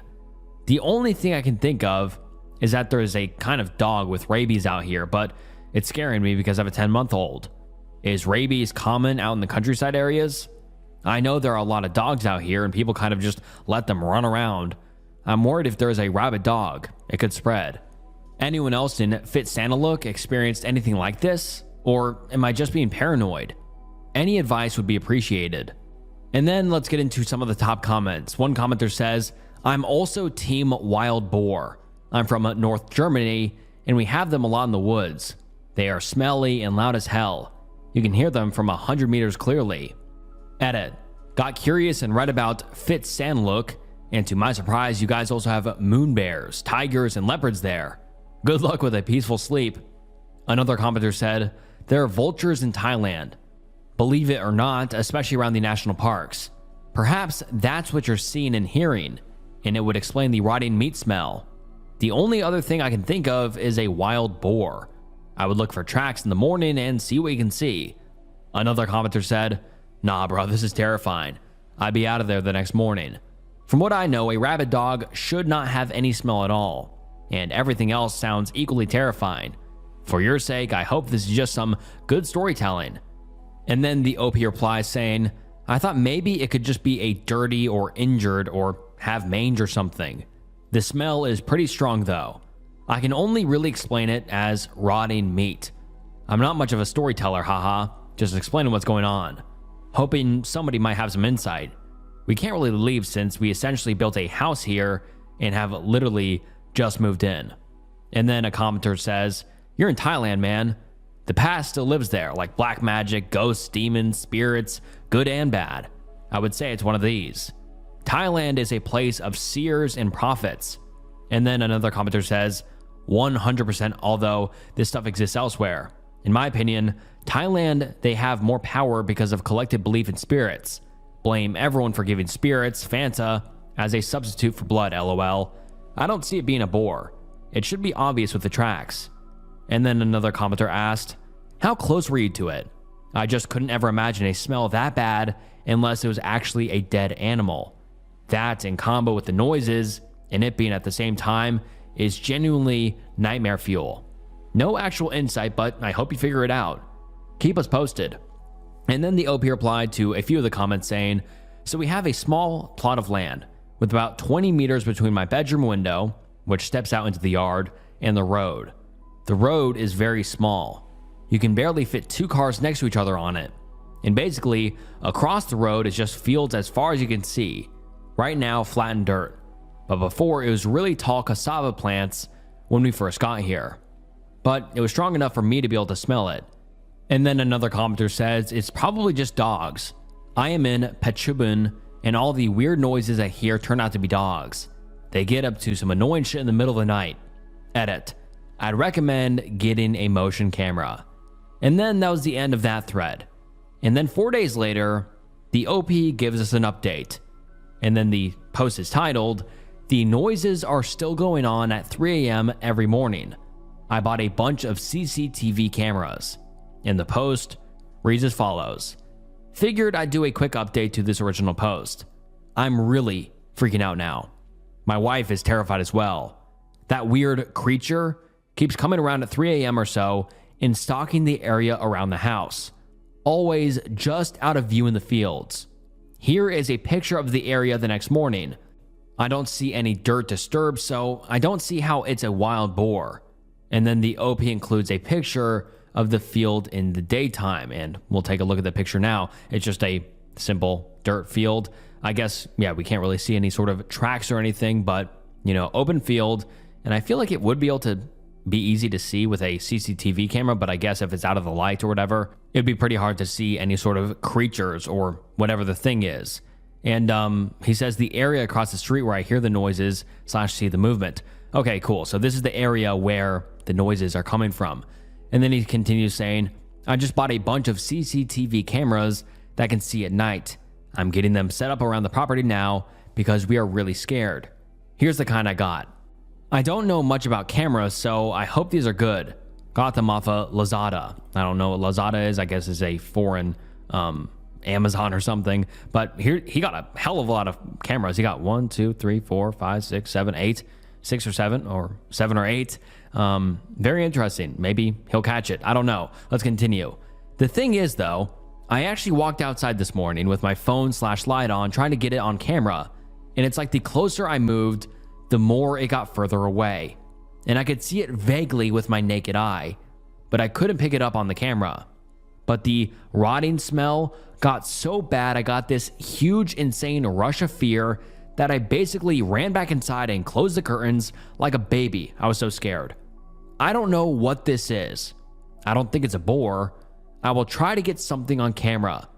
Any advice or similar experiences would be very helpful. I feel like I'm losing my mind. And then some top comments on the post. Some people say, I hope it's some local landowners trying to scare you away like Scooby-Doo. That'd be really funny. Someone else said, Skinwalker Ranch Thai Edition. I'm glad this guy's getting help by the commenters when they're just joking. Someone else said, I had an experience like you. I woke up a few times in the middle of the night. I heard movement outside the kitchen. I was convinced it was people. Like buffalo are all in the stable at that time. It continued for a few nights and I casually mentioned it to my wife. It was water monitors. She had been throwing chicken skin over the wall. They had smelt it and come to eat. And oh my God, a water monitor is crazy. I forgot like Thailand has all these animals, but a water monitor is this huge like alligator sort of thing. Not an alligator, but it's a huge ass lizard. Yeah, Thailand's got a lot of animals. I think it could be a lot of things OP's dealing with. But anyways, another commenter said, why don't you just ask your neighbor or someone that has lived there a while? That's a good point. Another commenter said, just a ghost. There are thousands of them in rural Thailand. Go to a shrine with 6 Red Bull and a Mano soda. Another commenter says, 3 a.m. is around witching hour by local beliefs. You can all not believe it, but I have had enough experiences not to knock it. I would talk to locals and maybe get a monk to hold a house welcoming ritual. Another commenter said, several animals could fit this description. Someone said, a wild boar, common in Thailand. They're known for their growls, shuffling through vegetation, and musky odor. Another guess was Asian elephant. While less likely in a cassava field, they're powerful, can make deep growls, and have a strong smell. Large civet. These nocturnal mammals are known for their musky scent, growls, and varied diet, which can include crops. Ratel, honey badger. Though less common, they're known for their tenacity, growls, and foul odor when threatened. It's difficult to say definitively without more information. If you're convinced, consider contacting local wildlife authorities for advice. And then another commenter said, have you considered it could be something small, like insects or frogs? They can make very outsized and unnatural sounds. This makes me think it is a lot of something small that makes a loud noise, rather than a single, larger creature. When you get close, the nearby ones stop, but the further away ones keep going, giving the impression that the sound is just out of reach all the time. That's actually a really good theory. Recording the sound and posting it might help more to get an ID. And then the OP didn't reply to a single one of those comments, which is a little weird. And then I go to his profile and look for any other updates, and he posts in r/ask psychiatry. And he made a relatively disturbing post saying, is this collective hysteria? I hope this is the right place to ask this. I live in Thailand and my wife, Thai, just bought a house in the countryside. and I want to see if we are basically sharing some kind of hysteria or delusion. About 2 months in, we start hearing weird noises out in the fields. Cassava fields, but now it's dirt because they've been harvested, so it's just flat land / dirt for a long way. At first, I thought it was a rabid dog, then a wild boar. Other people suggested other animals. The issue is that it starts at about 3 a.m. every morning. It's this squelching sound. The only way I can describe it is if you take a wet sponge and constantly keep squeezing it. That wet squelch sound. Following the sound is a stench that smells sort of like rotting meat. I can see the thing moving out in the field, but it's very unnatural, like jerky movements, almost as if it was under a strobe light, if that makes sense. I've seen its eyes. They can reflect light, but that's about it. Kind of like a cat's eyes, I guess. Okay, so here's where I'm starting to think we're going crazy or something. I bought a ton of CCTV cameras that have night vision. I put them all over the house. Some looking at the yard, some looking at the field / road outside the house. Just basically surrounding the house. I was like 100% sure I'm going to catch whatever this thing is on camera. So after we get everything set up, 3 a.m. rolls around and the thing is back out in the field. I turn on the app to see if I can see it on the night vision camera we had mounted outside, and there is nothing there. I look out with my naked eye and I can see the jerky movements. I look back at the camera, nothing. Not only that, but there is no recording of the sound I hear either. After a few more nights of this, I finally got one of those really strong flashlights with the crazy bright beams and was determined to go out with my phone and basically shine a light on this thing.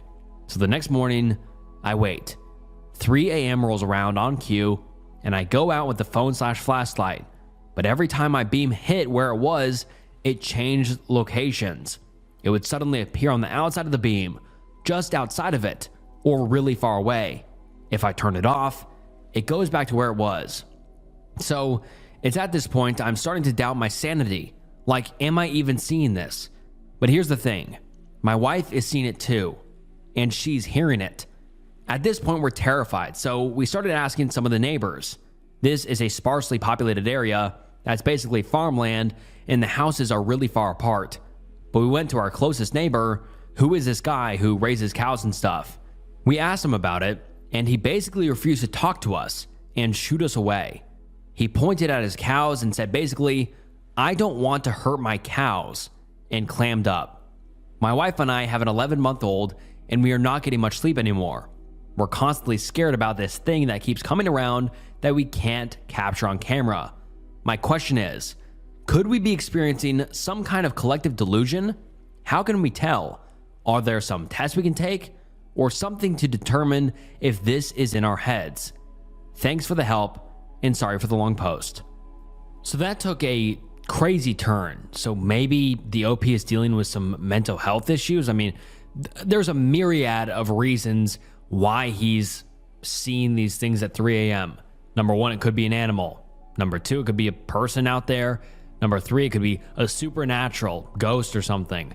And now number four, mental health. So there's a lot of options he has to weigh.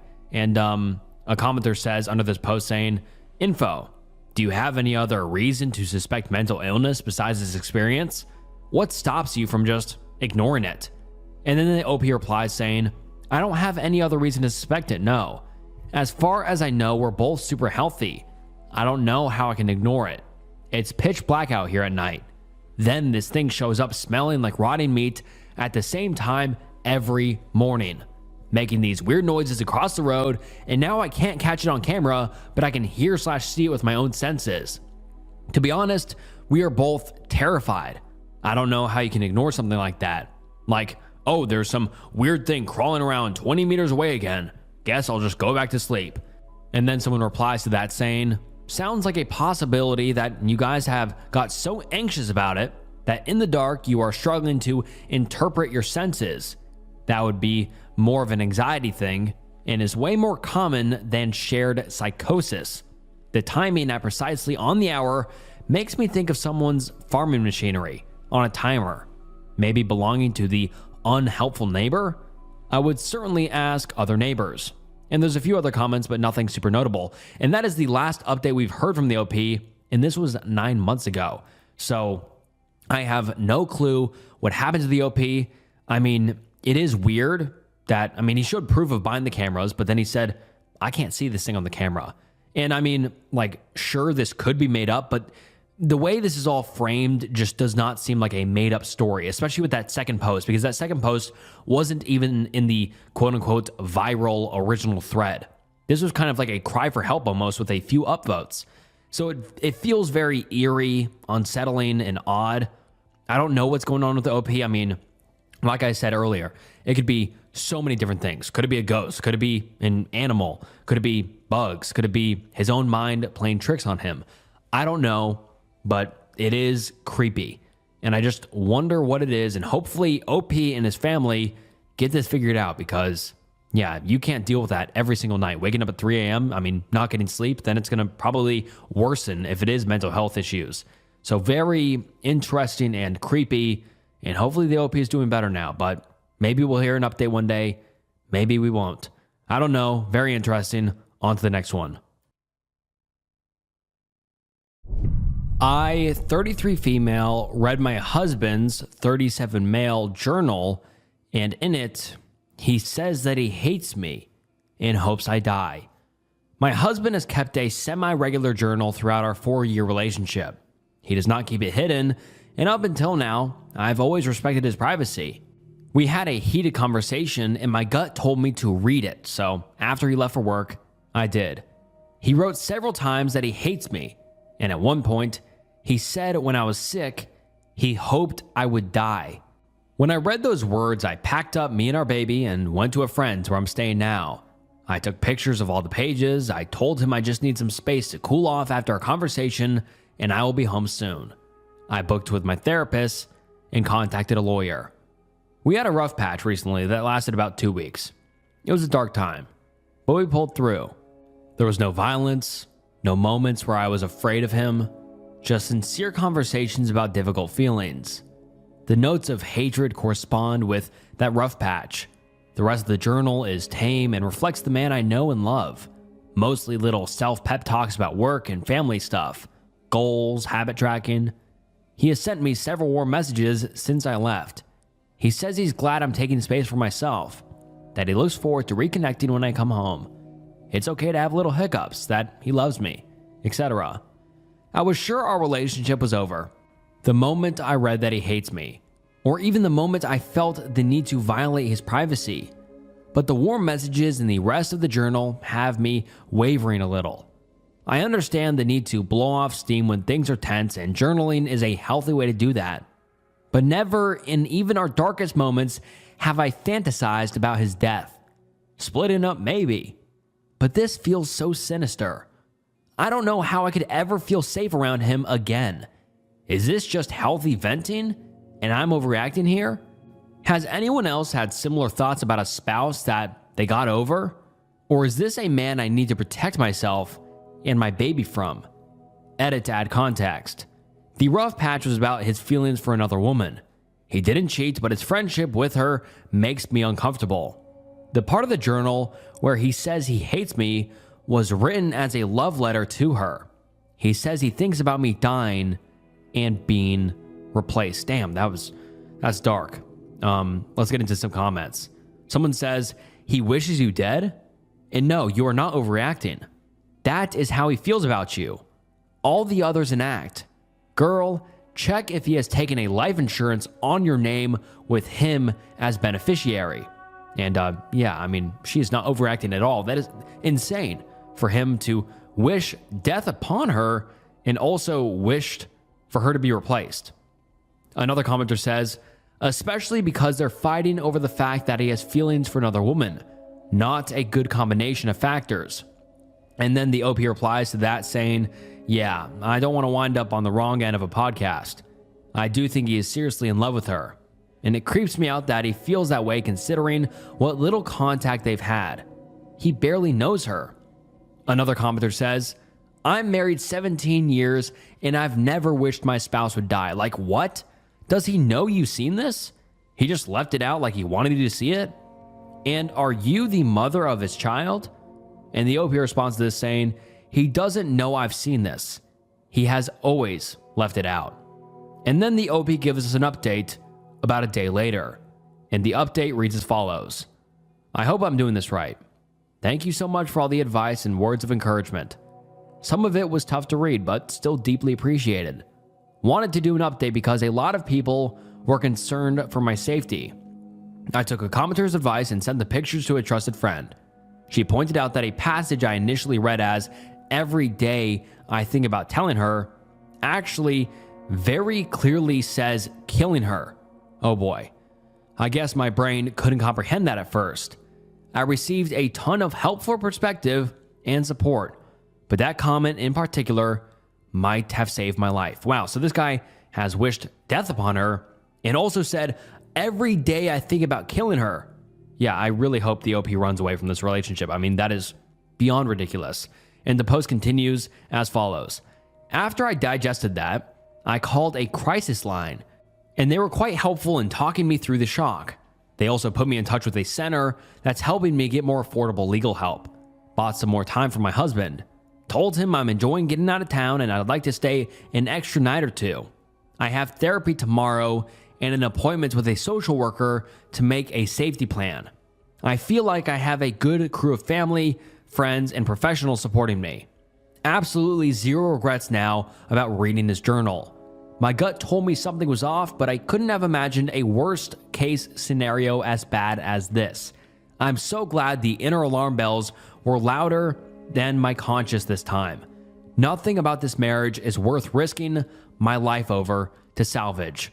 And yeah, I feel so bad for the OP. And I mean, for him to write it down, I just feel like that's infinitely more insane because, I mean, it's crazy to even think about death upon your significant other, but to think it so much that you have to get it out by writing it out is just crazy.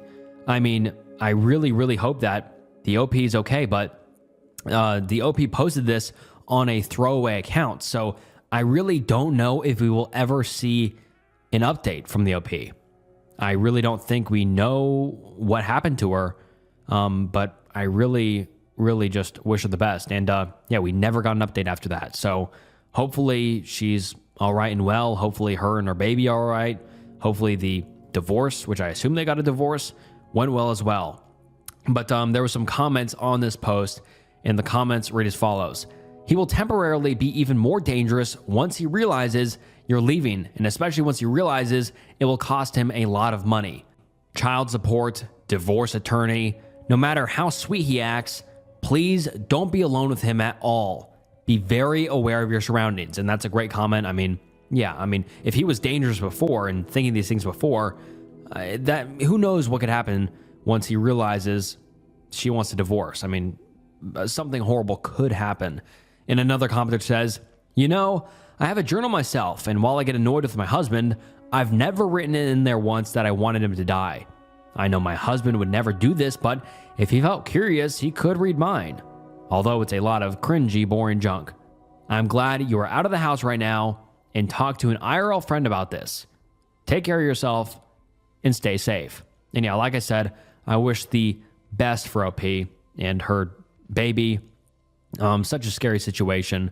And yeah, I mean, after reading so many of these Reddit threads and such, just go with your gut feeling at all times. If you think your significant other or someone else you know, it's giving you a bad vibe and your gut feeling is telling them they're a little bit off, then more times than not, something's off. I mean, it's kind of amazing what the human brain can pick up on subliminally and then kind of give you a bad gut feeling. But yeah, that's a good lesson. If you feel like you're in a bad situation, then, reassess your situation and make sure you're all right. Just stay safe out there. I don't think my boss knows that I know there's a camera in my office. Originally posted to r/true off my chest and originally posted on June 1st, 2023. And the post reads as follows. I don't know where to start because I'm not even sure if this is weird or not. I started at this new job not long ago, and since the first day, I've known there was a camera in my office. I don't think it's necessarily weird to have cameras in an office setting. There's cameras in all sorts of places for all kinds of reasons. But the camera in my office isn't any sort of built-in fixture. And my individual office room is the only office with a camera in it. On the first day of the job, I realized my boss was too aware of my actions. He said something to me that threw me off, and I knew he wouldn't have brought it up unless he had been watching me do something. It was just too coincidental. But it was casual at the same time, so it wasn't a direct allusion to the camera he has. But immediately after that incident, I scanned around the room, and I found a camera nestled into a cubby with a small wire that leads into his adjacent office. My other boss had also indirectly responded to my actions in the group chat. The few times I had spent an excessive amount of time on my phone were times that the "Hey guys, let me know if you guys need anything to work on. I know things are slow" messages would trickle in. Anything that seemed to hint at me being watched was also said or done ambiguously enough that they weren't revealing anything about being able to see me, and if I'm not supposed to know I'm being watched. And that's what is unsettling to me. The camera is pointed directly at me. Not the door, not the front of my desk, not anywhere else that would make sense for security. I've looked at everyone else's offices and did not see a single camera. The camera is pointed specifically at me. And I don't even deal with money or anything that could be stolen. I don't know if I should bring this up. I'm not entirely mad, and I guess I understand the reasoning. I'm making sure I'm on task or some shit. It just bothers me a little that I can be watched whenever, and they never even disclose that. I feel like someone being constantly monitored has the right to know that they are, especially since I'm the only one being watched like this. I at least use it to my advantage because I at least know not to be on my phone, lol. And then the OP gave us an update, and the update reads as follows. I wasn't expecting so many responses. I genuinely appreciate how concerned everyone is about whether or not I'm okay. It makes me feel good knowing a lot of people care about a stranger's well-being. I've seen a lot of comments asking for an update, so this is really the most I have of one. Nothing has changed yet. I haven't brought it up to them because part of me is wondering if they'll eventually remove it. I was curious to see if they would ever bring it up themselves, or if I could find a way to hint at the fact that I know. I sort of want them to stay unaware that I know, so I can see how they act in response to my actions to potentially call it out in the future. The top comment is pretty funny about staring into the camera. There were a few times where something ridiculous would happen with something and I'd stare into the camera for a moment as if I was breaking the fourth wall, LMAO. I don't think I'm going to bring it up just yet. I actually really like working here. I get along with my coworkers and they pay me decently for what I do. For everyone asking, yes, I am a woman. I don't think this is as much of a harassment case as it is just a micromanaging thing. They haven't done or said anything to me to make me feel like they were hitting on me. Just genuine politeness. My guess for the camera is that they're maybe testing my integrity and seeing how much time I spend on my phone even out of view of other people, which I could understand, but wow. I wish there was another way besides a camera on me. There's been a few other micromanaging things to happen like have irked me a little, but I still like my bosses in spite of that. If something changes, like if I start getting the vibe that it's becoming creepy, I'll keep you guys updated. Oh, and also a few things I wanted to mention that a lot of people had ideas about. You guys had good ideas, by the way. Due to where it's at, it would be really hard to cover the camera with anything. I can't really reach it, so I'd have to find something that maybe a wide shelf that would block view from underneath it. The wire runs into my boss's office. You can't see the wire from mine, so I'd have to take a picture of it from inside his office, so I don't know if I'm able to evidence collect too easily. I'm also trying to be a bit vague with details because I got a little paranoid about the idea of my boss somehow coming across this thread.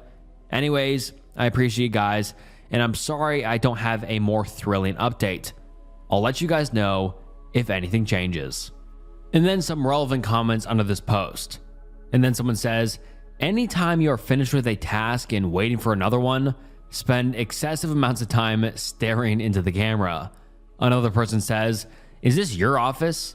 Place a nice plant/object in the way of the camera to decorate. If the decoration is moved, ask why. Why are they so passive aggressive? How much time do they waste snooking off to whatever you're doing? This type of stuff is usually someone just stroking their ego, flexing their power. Weirdos. And then a user replies to that saying, from other comments in the thread, OP is a 21-year-old woman, so definitely double sketch. And I would agree. I mean, if no one else has a camera in their office, but she does, especially if she's one of the only young women in the office, yeah, that's a little bit weird. Another commenter says, not to be weird, OP, but I did look at your post history because I needed more context on your age and gender, as I think it does matter in this situation. Seeing that you're a 22 female confirmed my suspicions that your boss may be a creep. You mentioned that at least one of your bosses is a male, which makes me wonder what his intentions are. I'm also not sure how deep of a search you did of your office, but I would implore you to look under your desk, chair, and anywhere in the surrounding area where you typically sit. Nowadays, cameras are easily available online that can be as small as a button, or be disguised as something benign like a smoke detector. It is possible that you are only one being spied on, but it is also possible that your employer has hidden cameras elsewhere in your workplace, such as bathrooms or break rooms. That escalated quickly.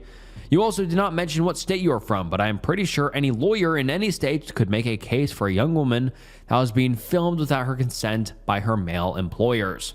No matter which way you split it, it looks very bad on their end, and I can't really think of any non-nefarious reason why they would need to record you. I know you are not asking for advice, but I would confront them directly or gather evidence to turn into the police and quit. No job is worth your privacy. And this person isn't completely wrong, but I would disagree on they said there's not a non-nefarious reason they would be doing this. And I think the OP has highlighted the non-nefarious reason why they might be doing this is to check on her productivity, or if they are just checking if she's doing her job, I guess, which, isn't a great explanation, but there is a possible, I guess, alibi to the boss and be like, well, I was just trying to see if you're doing your job. And so there is a possible reason, but it is pretty creepy. And then the OP gives us an update. And the update reads as follows. And this was also posted 24 days after the original post. And it reads as follows. There's no HR, but the camera was removed thanks to IT. So, as previously stated, I still never said anything about the camera. I wasn't really comfortable with it, but I got used to being conscious of my actions so they weren't seeing anything I didn't want them to. There also isn't some sort of HR to talk to about this or anything like that. But our IT guy came in and he asked my boss about it. I wasn't in the room, so I didn't hear the conversation. But the first thing I heard was my boss saying that the camera was there before my office ever was. Something about using it to see the front door originally, I guess. That was a weird excuse to me, though, because I've been there for at least 2 months at this point, and there's no way they could have accidentally watched me as much as it felt like they had been. Hearing the conversation out loud also confirmed beyond a shadow of a doubt that it was a camera and that I wasn't paranoid. The IT guy must have felt some type of way about it because I didn't hear what he said, but I heard my boss say something about, well, it's not like I was just watching her in her office, in sort of a quieter, sheepishly defensive way. Nobody said anything to me while they were moving it. They took it from his side, not mine, but they instead put it where it would be facing the front door. This happened just over a week ago. I haven't posted an update until now because I was waiting to see if the camera would be put back. I really wanted to see if they were going to put it back a few days after IT left, because that would have been wild. But it's been over a week now. The camera is still away from me. It'll take some time before I stop feeling like I'm watched all the time, though. I'm really curious what the guy said to my boss, whether he said something about it not being allowed, or if he called it flat out creepy, haha. But I'm glad he did say something, as it got resolved without me ever having to say anything. I'd like to think he low-key had my back. I've still just been acting as if I've never known and haven't said anything about it, and work carries on. Also, it's so wild that this story got put in a Smosh video, holy shit. And now it's got put in a Snook video, so I know Snook isn't as popular as Smosh, but it's something. Anyways, I heard the news back to back. First time that Hey Smosh brought their channel back at the same time as Hey your post is in a new Smosh video. I made this post mostly to vent because I couldn't tell if I had the right to feel so weird about this situation because everyone in my personal circle says it isn't that weird. So it's nice that so many strangers are validating how I feel. To hear people talk about my experience on a public platform was a little surreal, I won't lie. It's got so much more traction than I was ever expecting, but it makes me feel better, so thank you, genuinely. My experience feels validated and it feels heard, and I feel better because of it. I'm still going to stay at this job because I still like everyone here and I enjoy my field, but now I'll be doing it under a little less surveillance, lol. If the camera comes back, I'll let you know. And then some relevant comments on this post. One comment reads, "You're just way too kind, but if that's your decision, go for it. Hoping for the best." And I'd agree. She is being very chill about it. I mean, I personally would be like, hey, how about that camera that was in my office staring at me and you'd sometimes like respond to the things I do? So you're watching it? And so I would definitely confront them, but yeah, she does have a good gig going. It sounds like she likes her job, which is great, but still, it's a little bit creepy that the boss is doing that. And if, you know, I'm sure he won't probably put the camera back because if he got caught once, that's one thing. But if he gets caught again, that's another, where he definitely looks like a creep. So I don't know. Maybe the creep learned his lesson. Maybe he is a creep. Maybe he isn't a creep. I don't know.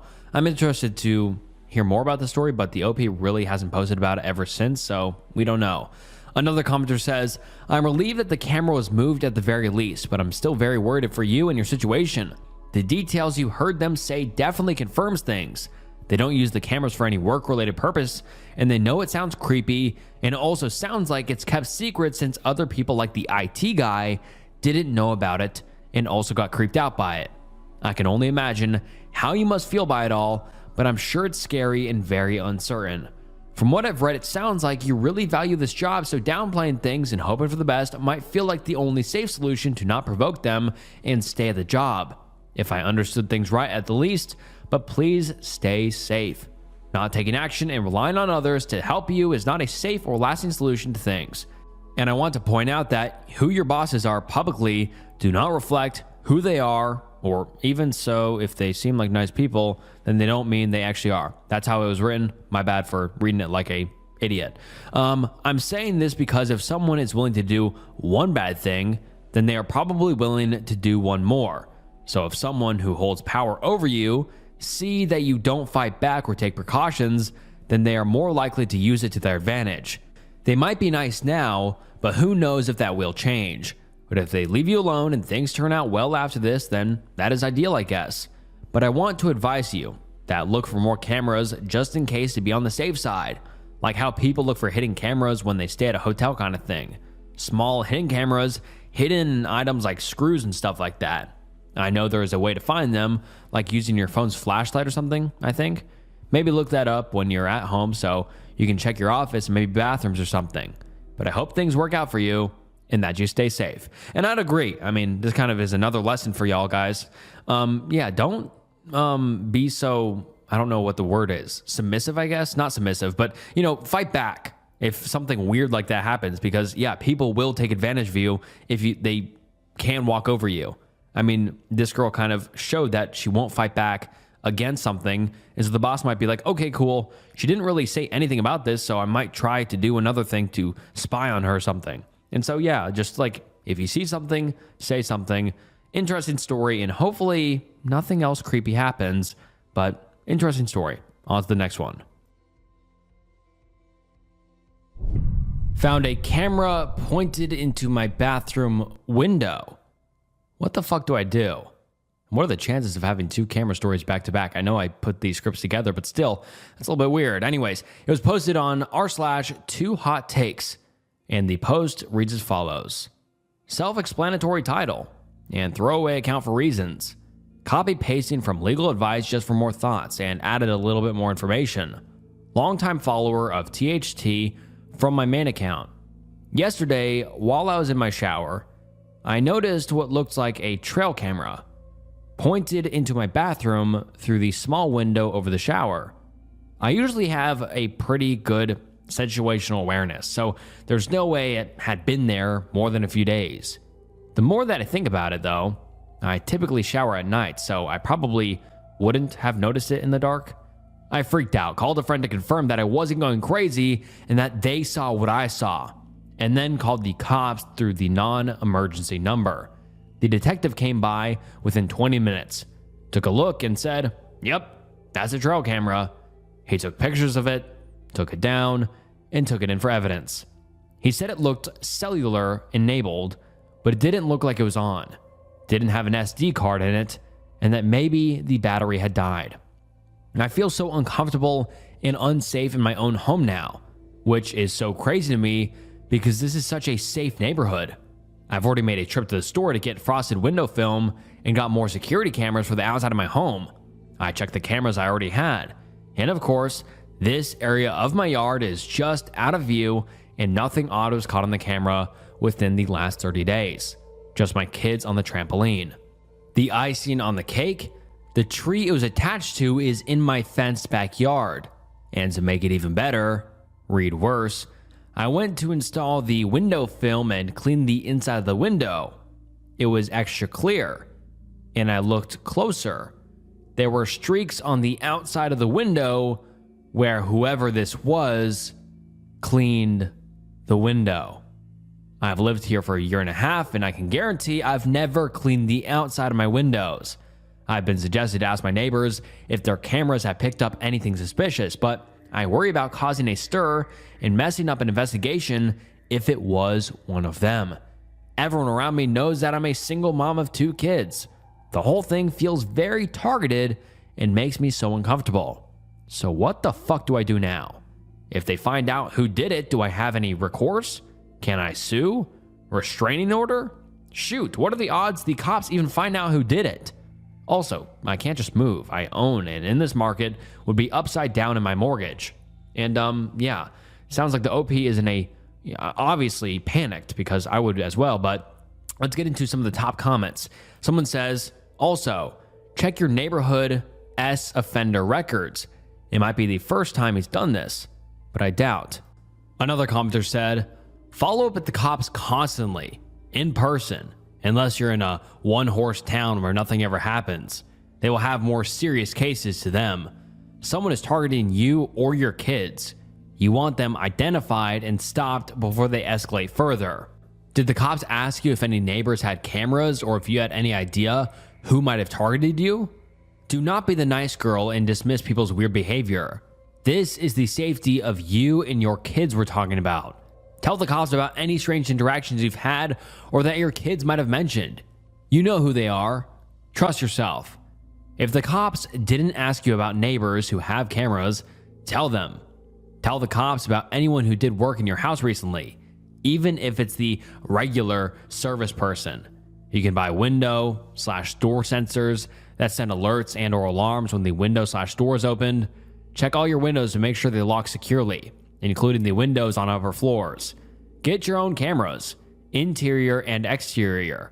If they find out who did it, you can help put them in jail. So the window is in your fenced backyard. Is it easily visible from the ground? Did it take a ladder or a stool to reach unless someone is really tall? Or is it something you'd only really know about from the inside of the house? Is it obvious it is a bathroom window from the outside? Look, unfortunately, what I'm getting at is it seems plausible that the person who did it knows the layout of the house. You have babysitters for the kiddos? Do they ever invite guests over while they're there? How long have you lived there? Maybe someone who knew the previous owners? I do not own a gun. If you choose to, get whatever permits are required where you live. Make sure you know how to clean it, maintain it, and practice with it regularly, including getting it out of the lockbox hiding place and loading it. For my own self-defense at home, I keep my ice axe by my bed. Used it for hiking/mountaineering. It's carbon fiber. I can wield it effectively with one hand, and it certainly takes chunks out of ice. And I like small CO2 fire extinguishers. You should have extinguishers in every room in your home, and because they're a common household item, most people pay them no mind. Spray them in the face, then swing it at their head. I also have gel pepper spray, but that's usually for when I'm out and about. You can take the girl out of Detroit, but you can't take the Detroit out of the girl. You totally don't need to answer the questions, just giving you some things to think about while you do your safety planning and figure out what next steps you can take for your family's safety. If the kids want a dog and you already have a fenced-in yard, heading to the local animal shelter could work in your favor if you can take on that responsibility. And then the OP replies this saying, "This is phenomenal advice, thank you. As a certified people pleaser, I was nice when talking to the detective and didn't dime out any neighbors, but there's definitely one, maybe two, that teeter the line between neighborly and creepy that I should probably mention. The main one that I'm thinking of has never been inside my house, but he has helped with a bunch of external work when I've been outside fixing things or working on my lawn, etc. Nearly all of it has been done without me asking for help, and I've never been able to decide if he was doing it because he was just neighborly or if he was doing it because he finds me attractive, but I also don't want to cause offense if he had nothing to do with it.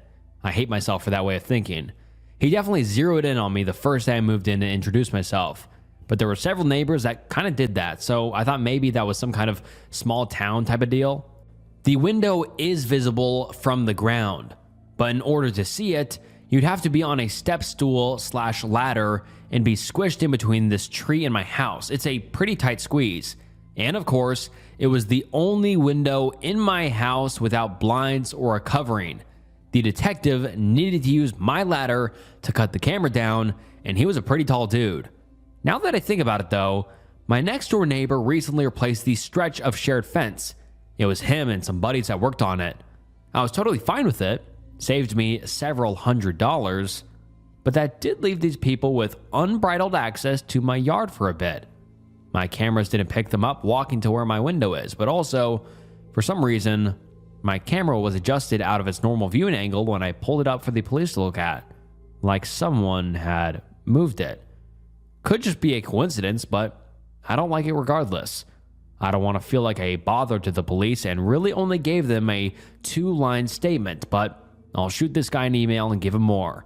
He told me to send over any suspicious camera footage if I find any, so I'm sure extra details will be helpful. Man, this sucks. And then the OP gave us an update about a day later, and the post reads as follows. At the suggestion of many, I emailed the detective and provided the additional details about the neighbors, the people working in the fence, the moved camera, and the wiped outside of the window, and anything else I could remember that might help. I also brought up my concerns about the kids being targeted because it is the main bathroom that we all share. He followed up with me really quickly, thanked me for the info, and said it's really common to be overwhelmed at first and not provide many details. Not sure if this was only said to make me feel better. He also let me know that he was working on a search warrant for the SIM card to the camera. He said it could take a couple days to get, but I would be notified immediately if there was any pictures of me or the kids, or if there's any other information he has to give me. He also gave me a few safety tips, similar to those that this subreddit has given me, and said to avoid putting anything on the HOA page for now. Incidentally, shortly after hearing back from the detective, my next door neighbor and the other, overly helpful neighbor, came through the side gate while the kids were splashing around in their blown up pool. I about jumped out of my skin when the gate launched open. There was no heads up or anything before just coming in. Next door neighbor said, "Oh shit, sorry, didn't mean to scare you. We knocked on your door and then assumed you guys were back here." They had an air compressor and a nail gun in tow and said, "We just needed to fix a few loose boards from when we fixed the fence. Should only take a few seconds." There really were a couple of boards that weren't fully attached, and since my next door neighbor had funded the entire shared fence repair, I let them fix it and they left. They were there for all of 5 minutes, tops, and didn't do a single thing except for fix the fence boards, but still, the timing felt really weird. Could it have been legit? Possibly. Could it have been an excuse just to be in my backyard? Also possibly. Before I get crucified for poor decisions, the gate now has a padlock. I looked up the offender registry and didn't find any nearby.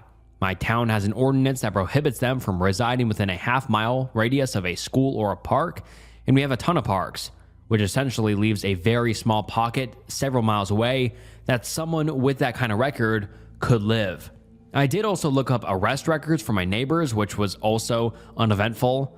One neighbor has a super minor arrest from like 15 years ago, but guess which neighbor has several arrests, to include a handful of DV charges. If you guessed overly helpful neighbor guy, you'd be right. I didn't see any convictions, but I'm newer to this state and also don't know where to look to find them, but the county has arrest records readily available. Thank you to everyone who talked some sense into me about not worrying about being a bother to the police and not being nice. My certified people-pleasing ways don't fit a situation as serious as this. I'm going to keep a pulse on the detective to make sure that they're still actively working on the case and be extra vigilant about our surroundings. My new cameras will be installed in the morning, and I've already added a few things to the house that keep us more safe. Unless something really crazy happens, which I'm seriously hoping it doesn't, this will probably be my last update until we find out who did it. And then some relevant comments under this update. Someone said, I hope you updated the detective about all of this. You have a prime suspect and evidence is piling up. At some point, they might even be able to search his house. Stay strong, you've got this. Another person said, stay safe and stay alert. I'm glad that you informed the detective about the info you remembered, even when you thought they were not significant or important, because every little detail is important. And to be honest, in the first moment, people do forget about previous possible important information. Hours later, once the adrenaline calms down, you have a lightning bolt of information rushing in. So the detective didn't just say it to make you feel better. He knows this can happen and was hoping you remembered something a little later and would inform him. You do need to let the detective know about them just walking into the backyard like that. Big hugs. I hope the detective gets the warrant for the SIM card. Another person says, report both of them entering your yard without your permission. The two of them might be involved in this entire situation, and the detective needs to know because maybe the SIM or evidence is also with the other neighbor. I hope you will be safe. Another person said, yes, they are both top suspects. The I will pay for the entire fence scenario screams of trying to cover up creepiness with, see what a good guy I am. And to be honest, that final one seems very speculative. I mean, there are just good people out there. I don't like when people on the Reddit comments just kind of jump to the worst conclusion because, I mean, this guy could just be innocent. He could just be a neighborly guy, and in kind of this this whole situation, he kind of looks like a creep, but maybe he isn't a creep. Maybe he has some creep tendencies, but maybe he didn't set up the camera. I don't like to instantly just go to, oh, he's doing everything out of, trying to cover up that he's a creep. I just don't think that's truthful. But after this, the OP deleted their account and never gave us an update. So we don't know what happened. I would assume that the police were like, hey, don't be posting this. Don't post an ongoing investigation on Reddit. I assume that's probably what they did, and they deleted the account, but I don't know. Hopefully the OP's all right, and hopefully their family's all right, and I wonder what they found on the camera. Because if they found pictures of the OP in the shower or something, that is crazy creepy, and I just wonder who set the camera up. I don't know. Very creepy scenario. On to the next one. I just heard a phone notification in the bathroom while showering alone. Originally posted to r/relationship advice. The post reads as follows. So my fiance and I have been together for 4 years, engaged for 1. I was taking a relaxing bath this evening to enjoy the silence and let the bathroom fan drown out all the outside noise. My phone was on silent. I wasn't wearing earbuds. I'm deep in a meditative state in the bath when I'm jarred by a phone text or email notification sound, clear as day, coming from inside the bathroom. I got up immediately what the fuck? I checked my phone, even though I knew it was on silent and there were no notifications.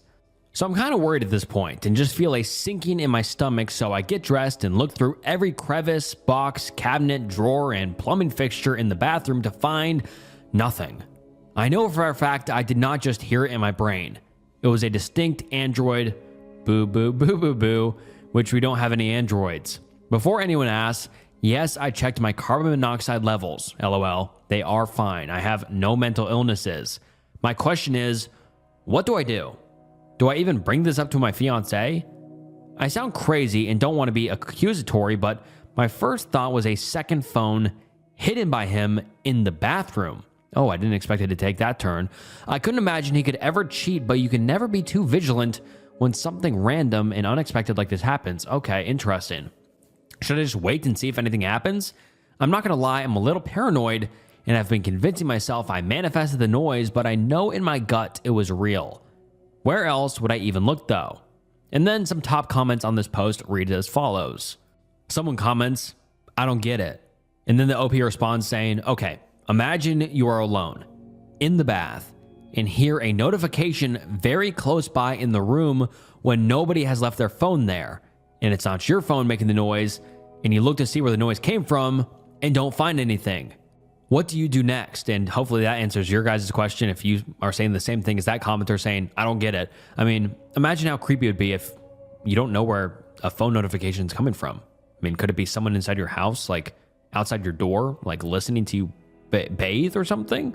Or is it a hidden phone by the fiance? There's a lot of theories, and I would be freaked out as well. Another commenter said, I'd assume I imagined it, just like when I feel a phantom vibration in my pocket.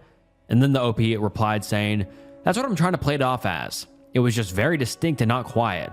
Also not a notification sound I'm familiar with, so I really truly feel like I didn't randomly hear a notification that I've heard like 2 other times in my life. Another commenter said, did he hear it? And I guess the commenter is referring to her fiance. And then the OP replies saying, no, he wasn't home at the time. I just checked the vents and see nothing. I've never heard any neighbors through my bathroom before. And then someone else says, probably nothing. And the OP says, I guess. And then we get an update 3 days later. And the post reads as follows. My first post didn't get a ton of activity, but I was made to feel like a crazy person by most people. And for some reason, some of my comments were either deleted or just didn't appear on any post. Anyways, I did not talk to my fiance about it because I found the phone before he got home. Yeah, I tore the bathroom apart again like a madman, but this time I checked behind the toilet tank between the wall. We have about a 2-inch gap, and mounted on the back of the tank was one of those $1 Temu holder things that you peel off and stick on something to hold items. The phone was placed inside of that sticky mounted thing. Definitely not my phone, and obviously was meticulously placed there. Well, my fiance and I broke up. The password was the same as his computer that we share, so I unlocked it while trying to stifle an anxiety attack and found Snapchat conversations with at least 3 different women. Wow. The notification sound I heard lined up with a most recent snap sent to him of a woman's bare parts, asking when he can come do stuff again. In a rage, I smashed the phone and texted my fiance to come home immediately. He came home and already looked pale like he knew. I asked him how long this has been going on, and he refused to answer anything.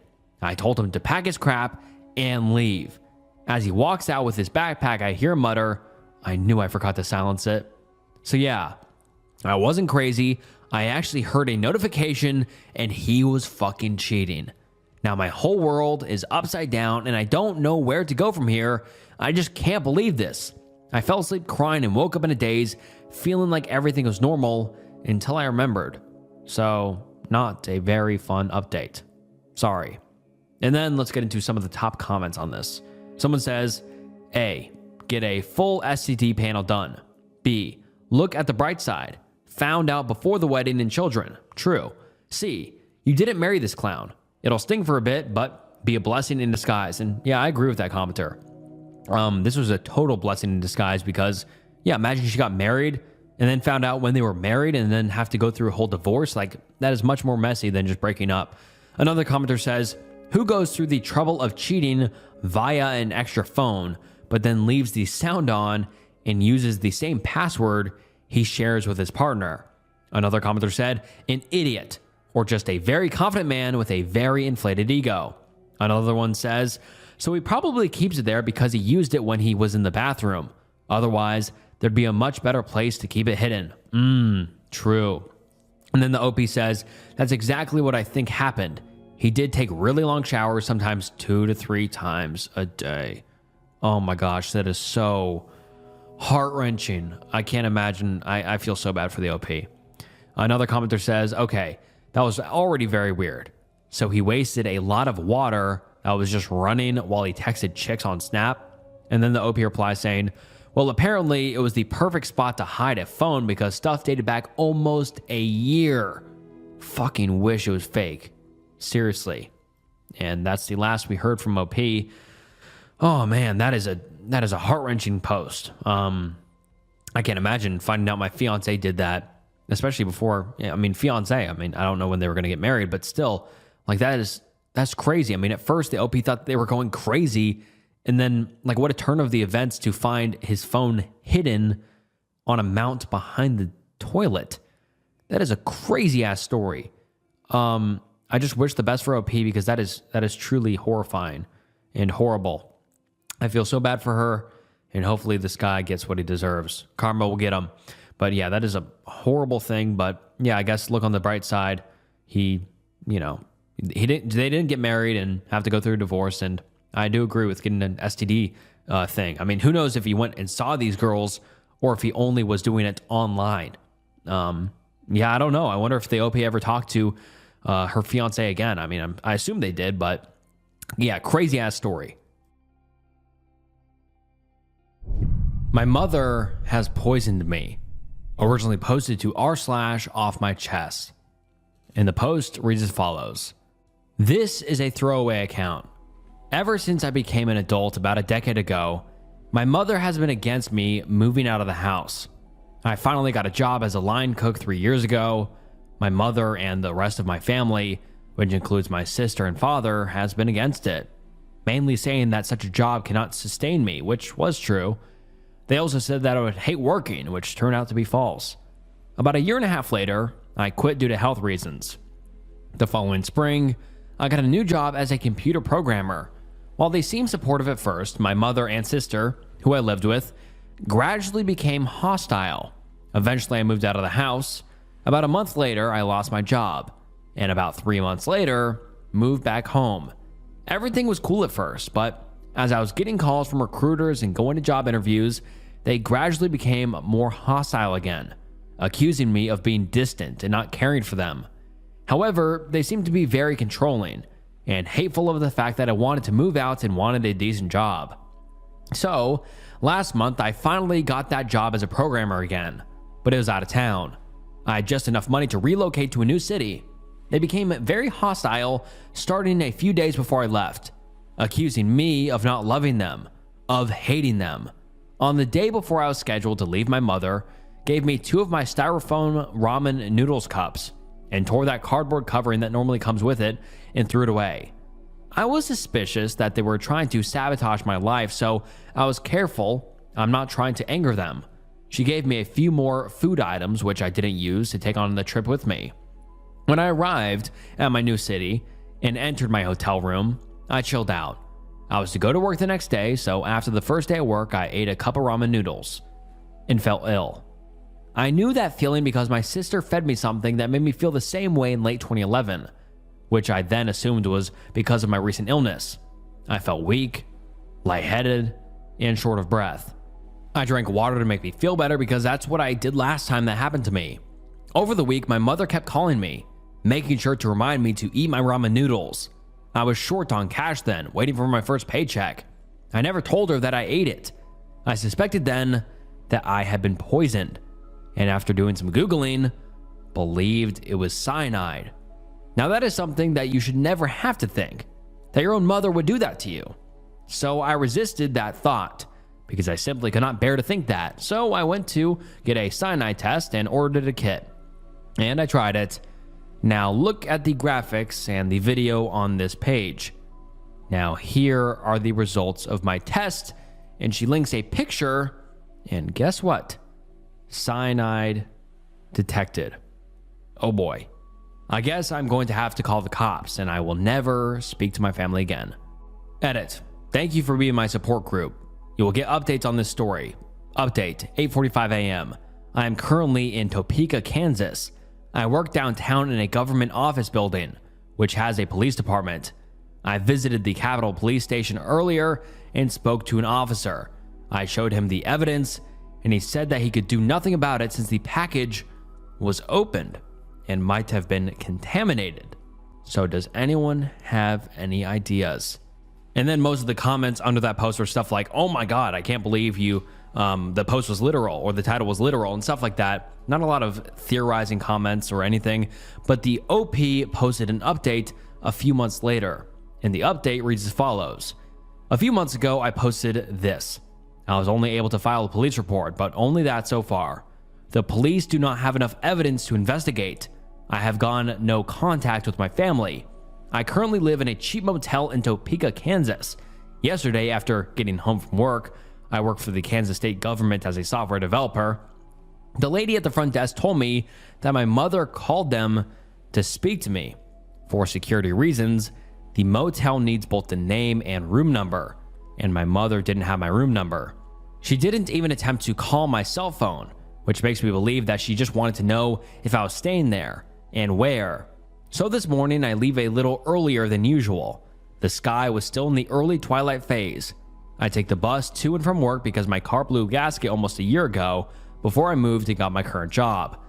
As I was walking towards the bus stop, I saw someone in a strange car. She told me that if she visited, she would be here using a rental car, using the finger to tell me to come here. I looked but kept on walking. Then she opened the car door and she was in a black outfit and a hood, which is strange for my mother. Then I knew it was her when I saw her face. She told me to come here and I said no, kept a good distance. She said that she just wanted to know if I was okay.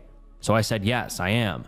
She said that she just wanted to hug, but I said no. I don't know if there was anyone else in the car with her, but she is a gun owner and a good shot. She routinely kicked all our asses in Duck Hunt when I was a little kid, and still owned when playing Wii games with the gun controller. I ended up taking another bus to get to my job. So, when I get off of work, what is the best way to go home, or should I even go? If not, where should I go? I really think that it is not safe for me in Topeka. So if anyone knows of any NET development jobs, please PM me. Also, please give me some advice. And now let's get into some top comments on this post or on this update. Someone says, "You are under threat. Call the police. Get a restraining order. Alert the motel you are a stalking victim and under threat and no information is to be given out. Since your mother has conspired to poison you, it is safe to assume she doesn't give a damn about you being alive. You're out of the house and now she wants you dead. She's crazy. Don't interact with her. If you see her, immediately leave the area and call the police. Always have a cell phone to call 911 on you at all times, prepaid or planned. Your best move might be to completely move to another hotel with a new outfit. You need some witness protection shit right now, but nobody's gonna give it to you, so you have to do it yourself for your own safety. Buy a gun or knife or both. Get something you can easily carry on you in discretion. Practice with them. She is your enemy and has been since you left her home. Don't underestimate her and give her doubt since you are biologically related to you.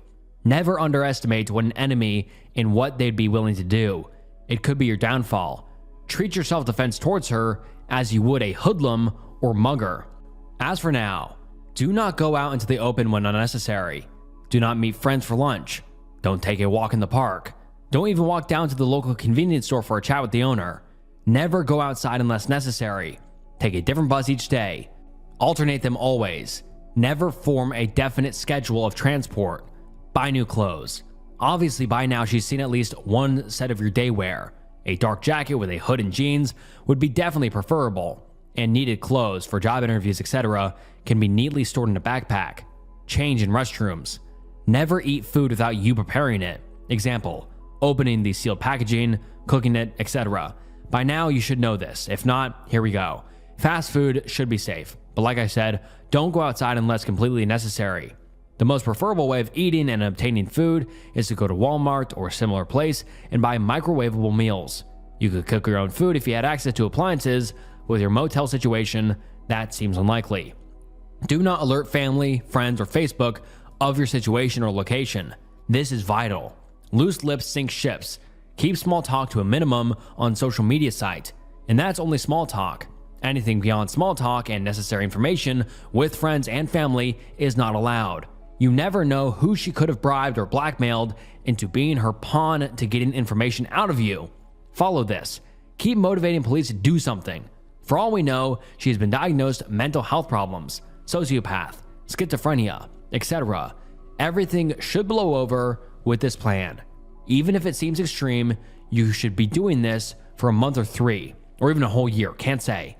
Just remember, even if the plan feels like it's doing nothing, it is helping. Sources: former Witness Protection Agency coordinator. So this guy probably knows what he's talking about. And I mean, having your mother chasing after you, trying to kill you or poison you, it's crazy. And then someone agreed with the commenter saying, I honestly cannot stress how important this is. OP, get the fuck out of there and be careful. Good luck. Another commenter said, what does she have to gain from your illness or death? I wonder if she got a life insurance policy in your name? That would certainly give her motive. Police will only take this seriously if you provide evidence for motive. And then the OP said, I really don't know.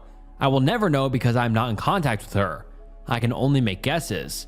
Some have said some sort of syndrome by proxy. It is obvious that she didn't want me to leave the house and live on my own. Maybe her son is too white.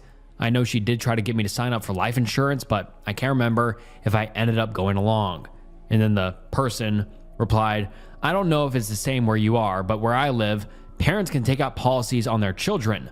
It very well could be that she could gain a large amount of money if something bad happened to you. Also, how are you? I've been waiting for an update to see if you're okay and how you handled everything the last few months. And the OP responded to this saying, I was an adult, mid-20s or older to be more exact, when she tried this, so I don't know if that still applies. Oddly, she always wanted me to go on welfare so that she could use the money, even though she has been on psychiatric RN for more than 15 years. And she told me that she makes about $90K for a salary about a year ago, so I guess you could say that she was greedy for money. What would you need my welfare payments, which totaled out to be about $200 a month, for when you are making that much money? Some other weird things about this is that she's a hoarder, and nothing around the house was ever fixed because it cost too much money. Even when told by others that the job didn't have to be expensive, she refused to do anything to fix the house. She couldn't be bothered to buy a $100 washer and dryer. Many of the wood walls and ceilings are decaying, and there's a huge hole in the ceiling right above the tub. There are so many problems like that in the house. But again, she couldn't use her money to actually fix the house and provide a safe living space for my now 5-year-old nephew. One thing that my mother knew, because I told her this a few times over the years, was that I wanted to move out. I didn't make it about her or anything like that. Just told her that I am old enough and that it is time for me to move out so that I can live like an adult and do adult things such as dating. But I didn't tell her that because of my interest in white women and her extreme hatred of white women. So I finally got a decent job as a software engineer that would allow me to move out of the house. So I did that.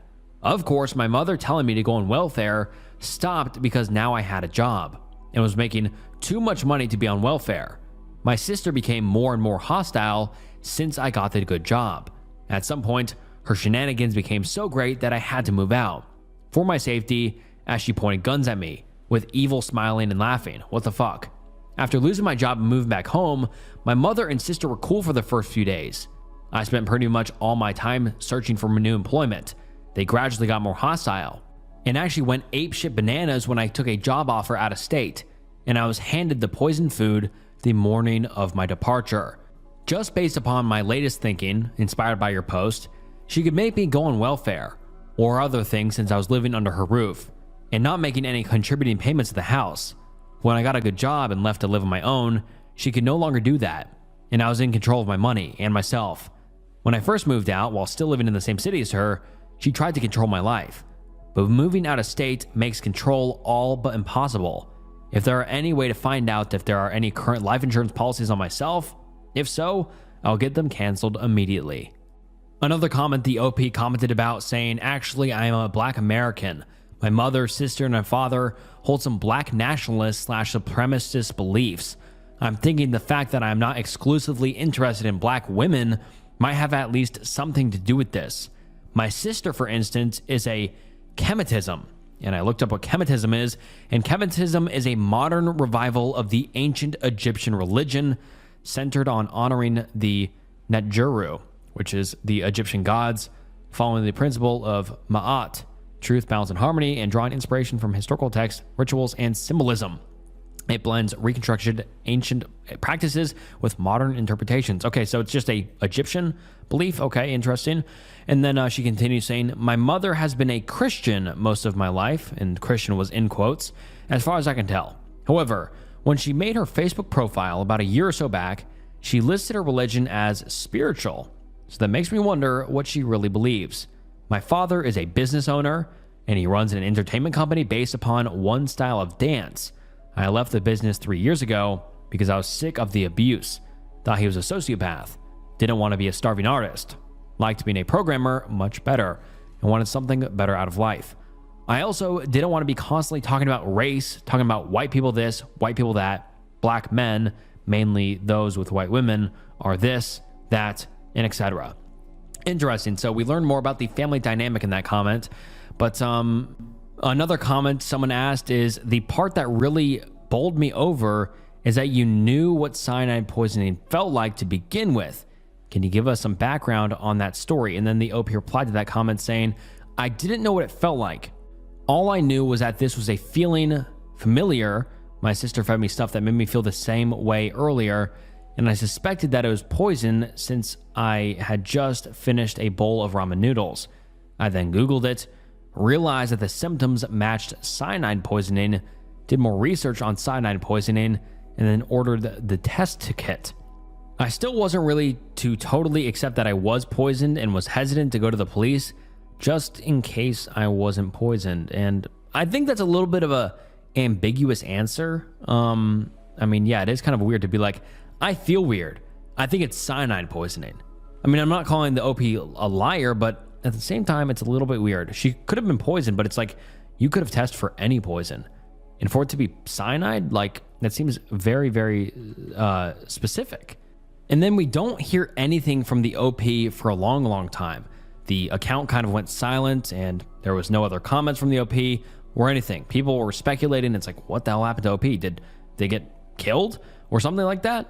Did the mother finally kill her or poison him? But they gave an update 8 months later, and the OP said, and by the way, I have moved out of state since making my last thread with this account, and I'm doing very well with a nice job and am in better health. So that's great that the OP is in better health. But this, by the way, this thread was posted 11 years ago now, 12 years ago. So we haven't heard from the OP ever again. We don't know if they're all right. Hopefully they are. But that's such a weird scenario. I mean, this is such a weird and interesting story. I mean, so the OP wanted to leave the house. The mother didn't want them to for weird reasons. I think the OP's mother probably has some sort of mental health issues or spiritual beliefs. I don't know. The hoarding plus other sort of things they mentioned does probably point to mental health issues of some sort. And then also, yeah, the OP's mother showing up in a black hoodie and then kind of saying some weird stuff. It's just such a weird story. I mean, I don't need to reiterate it all, but such a weird story. And then for cyanide poisoning to be correct, and I have so many questions. It's like, did the police end up arresting the mom? I mean, like, can you just poison people and not get like arrested for it? Like, that's crazy. And so, like, did the family ever get arrested? Did anyone in the family get arrested or fined or restraining order or what? This is such an interesting thread, but yeah, we just haven't got an update. I mean, 12 years later, I don't think we'll ever get an update unless the OP is watching this video somehow. Hey, if you're watching this video, OP, send me an email for my email. But yeah, very interesting thread. And on to the next one. I found my wife's secret Google account and I'm sick to my stomach. Originally posted to r/true off my chest and originally posted on March 17th, 2024. And the post reads as follows. I, male 36, met my wife, Bailey, female 33, 9 years ago through mutual coworkers, and we hit it off immediately. I fell absolutely head over heels with this woman. She was everything I was looking for. I'd gotten out of a toxic, dare I say, abusive, long-term relationship right before that with a woman Bailey had been acquainted with, but not friends with. I had her blocked on everything and had no contact with her since breaking up. We got married right after the tail end of the pandemic. bought our first house together, and started trying to conceive. That was difficult because Bailey had PCOS, but last year she finally gave birth to our first daughter. I'm having a blast being a dad. It's kind of a dream come true. I finally got my happy life with my perfect wife. My perfect wife. Until last Monday. My laptop's battery shit the bed, so I open up Bailey's work tablet with an attached keyboard. You can set it up like a monitor to check on some tax stuff. She wasn't home. It was just me and the baby. But we've never asked permission to use each other's devices. We've always been open like that. There's nothing for us to hide. Or else, that's what I thought. When I opened up the internet, I noticed she had the incognito tab open. Never in a million years did I expect to discover what I did. My wife has a secret Google account with a photo album saved called XX. So I clicked on it. Did I discover an affair? Lewd pictures? Nope. In this Google album were over 300 photos, 348 actually, of my ex, the woman I was with right before I met Bailey, the woman who tormented me and made me feel worthless. The album said it started back right around the time Bailey and I started dating and was updated as recently as 2 weeks ago. The photos range from candid shots with family to pictures at her work functions. There were even pictures from her yearbook. I don't know how Bailey could have found her high school yearbook photos. Photos from vacations, ID photos from work, pictures of her in crowds, screenshots of videos, and screen recordings of videos. Just her. The other people in the photos would be scribbled out, or the photo would be cropped and zoomed in just on my ex. There was other disturbing things I found too. There was another album with just zoomed up pictures of my ex's hair. Come to think of it, Bailey had recently started wearing her hair different, and my ex had a very identifiable hair type. There was another album with screenshots of comments on social media. Of course, I can't find them because I have her blocked, like Facebook groups she's in and public posts. And my ex is very low-key on social media. I can't imagine the lengths Bailey went to find them. My ex literally lives in another country now. There were other different links to the exact outfit she was wearing, like very specific blouses and trousers you'd have to really look for to find. A specific water bottle I remembered her purchasing, and identical hiking boots and sandals. So basically, my partner of almost a decade has been single white femaling with my ex-girlfriend, has secretly stalked her to the point of buying her exact clothes and changing her hair. And now I'm starting to realize Bailey's new interests over the years were just my ex's. Bailey has turned herself into my ex. Everything feels like a lie. Our love feels like a lie. The things we share feel like a lie. I threw up and had a panic attack. I looked at our daughter and felt betrayed. I haven't confronted her yet. I don't know if I want to. I want to run away with our daughter. I want to print out all her pictures, leave them on the table, and disappear. I don't know what to do. I just want to throw up. And then let's get into some relevant comments under this post. Someone comments, "Holy cow, that definitely is alarming. The best thing to do is address it now to see what it'll change if she no longer has someone to replicate. The toxic side of me would slowly start mentioning things like, you know, you really do remind me of someone, and nonchalantly bite into an apple and walk away."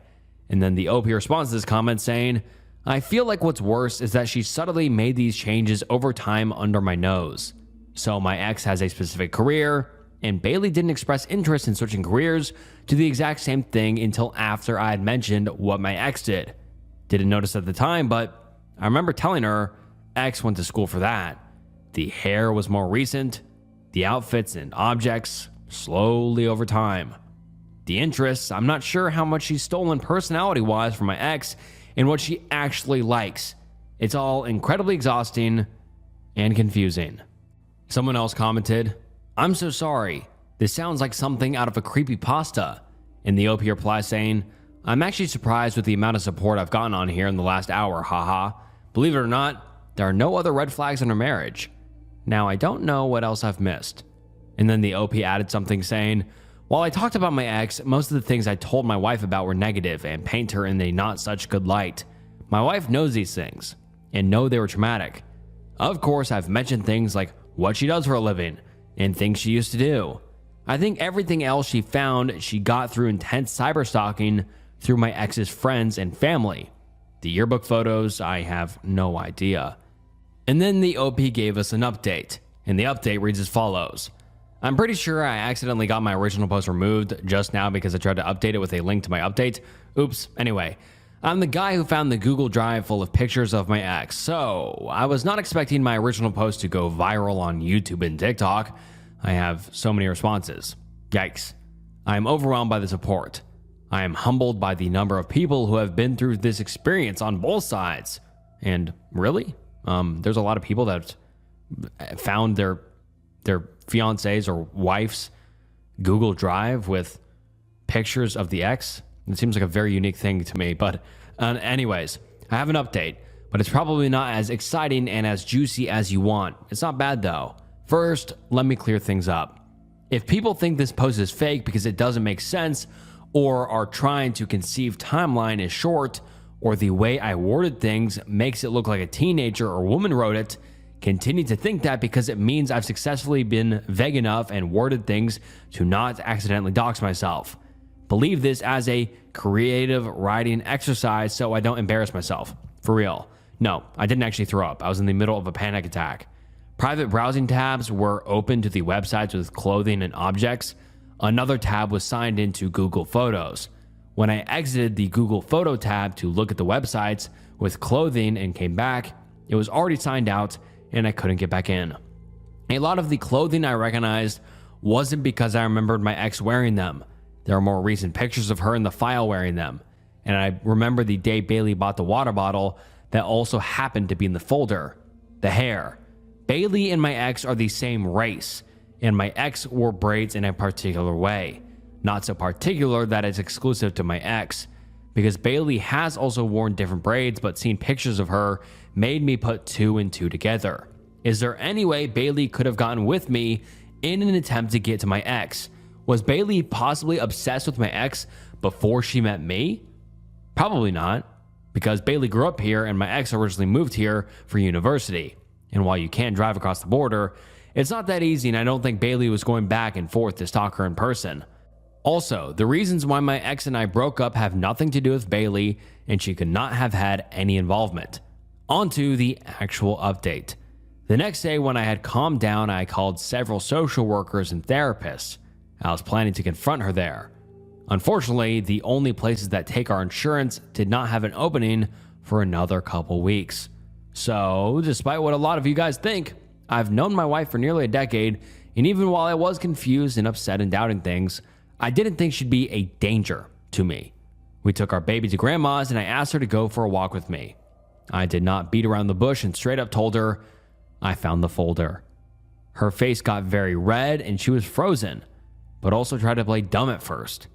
I was persistent, and she started crying and begged me not to leave her. This is what I uncovered. Bailey first started looking up my ex out of curiosity, to keep tabs, I guess. But over time, it became more pathological. It's like she got addicted to it, but she also wanted to please me. Okay, maybe I talked about my ex a lot more than I thought, and Bailey wanted to emulate the good parts. She told me she really doesn't know who she is, and my ex's image was something she latched onto because she had me first. Finding information about her became a game. Finding the clothing and objects became a game. By searching things like blue water bottle, green stripe, until she could compare the product to a photo and find the exact ones. The reason why I couldn't find the post wasn't because I had blocked my ex, but because my ex had made a new Facebook under a different name. Bailey found her profile by searching up a family member. She made fake social media and added enough mutual friends until she could see my ex's posts, and until her private Instagram accepted her.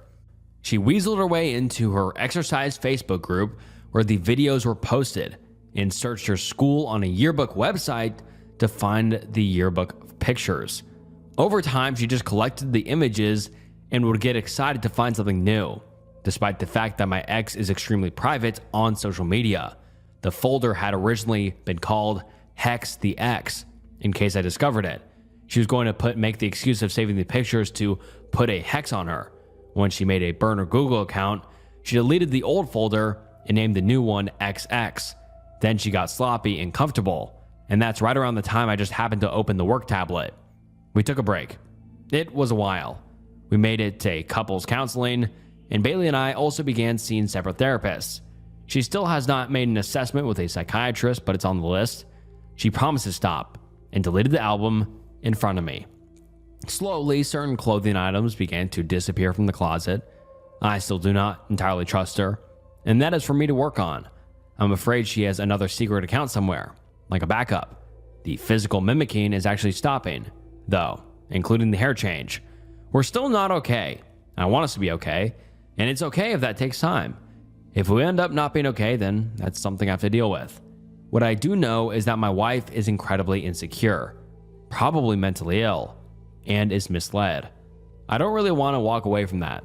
Although this probably isn't the most exciting update. I appreciate the private messages. I just couldn't get back to Reddit cares and links to resources. I'm not sure how I feel about social media, YouTube, and TikTok picking up on the story though. That's wild. Until next time, if I ever give another update, I hope it's a good one. And then some relevant comments. Someone says, the outcome does not look positive. Why stay in a one-sided relationship? At least put a plan together that runs concurrently so you're prepared should it not work out. Seek legal advice, prepare evidence, and don't do anything stupid. At least then, you will be in a better place. Either way. And then the OP responds saying, a plan is something I'm still having trouble coming up with, and it's been a couple months. I think I'm afraid to make a plan. Does that make sense? And that's the only comment the OP responded to. The other ones were just like kind of reacting to it, which makes sense. But yeah, that's a crazy story. And I mean, the OP has never made a post on that account again. So yeah, that was the last kind of post the OP ever made on that account. But a very interesting story and unique story. I mean, to find your wife's secret Google Drive that has a lot of pictures of your ex-girlfriend, and your wife is mimicking your ex-girlfriend. I mean, like, that's crazy. And I don't know how they're going to move forward. I mean, I can't see the OP ever trusting the wife again. I mean, to hide something from your husband for, who knows, 10 years? That's a long time. Who knows what else she's hiding or whatever. I mean, that seems like a really, really big rough patch. And I mean, even at the end, the OP is like, I think my wife is mentally ill. And so who knows if the wife is dealing with anything. I mean, I just wish them the best because, yeah, it seems like a very, very rough situation. A very interesting situation, but rough. And I just have to say, I wish them the best. But yeah, very interesting. Let me know your thoughts on it down below. And yeah, that wraps up today's video. Someone settling Reddit threads. Did you like this video? Did you love it? If you did, comment down below. I appreciate all the comments. I read every single comment, so please comment down below and like the video. It helps more than you know. And subscribe to the channel. The channel's goal is 1 million subscribers, so please subscribe to the channel and join the community. And if you enjoyed this video, I'm sure you'll enjoy other videos on the channel, so check out some other videos.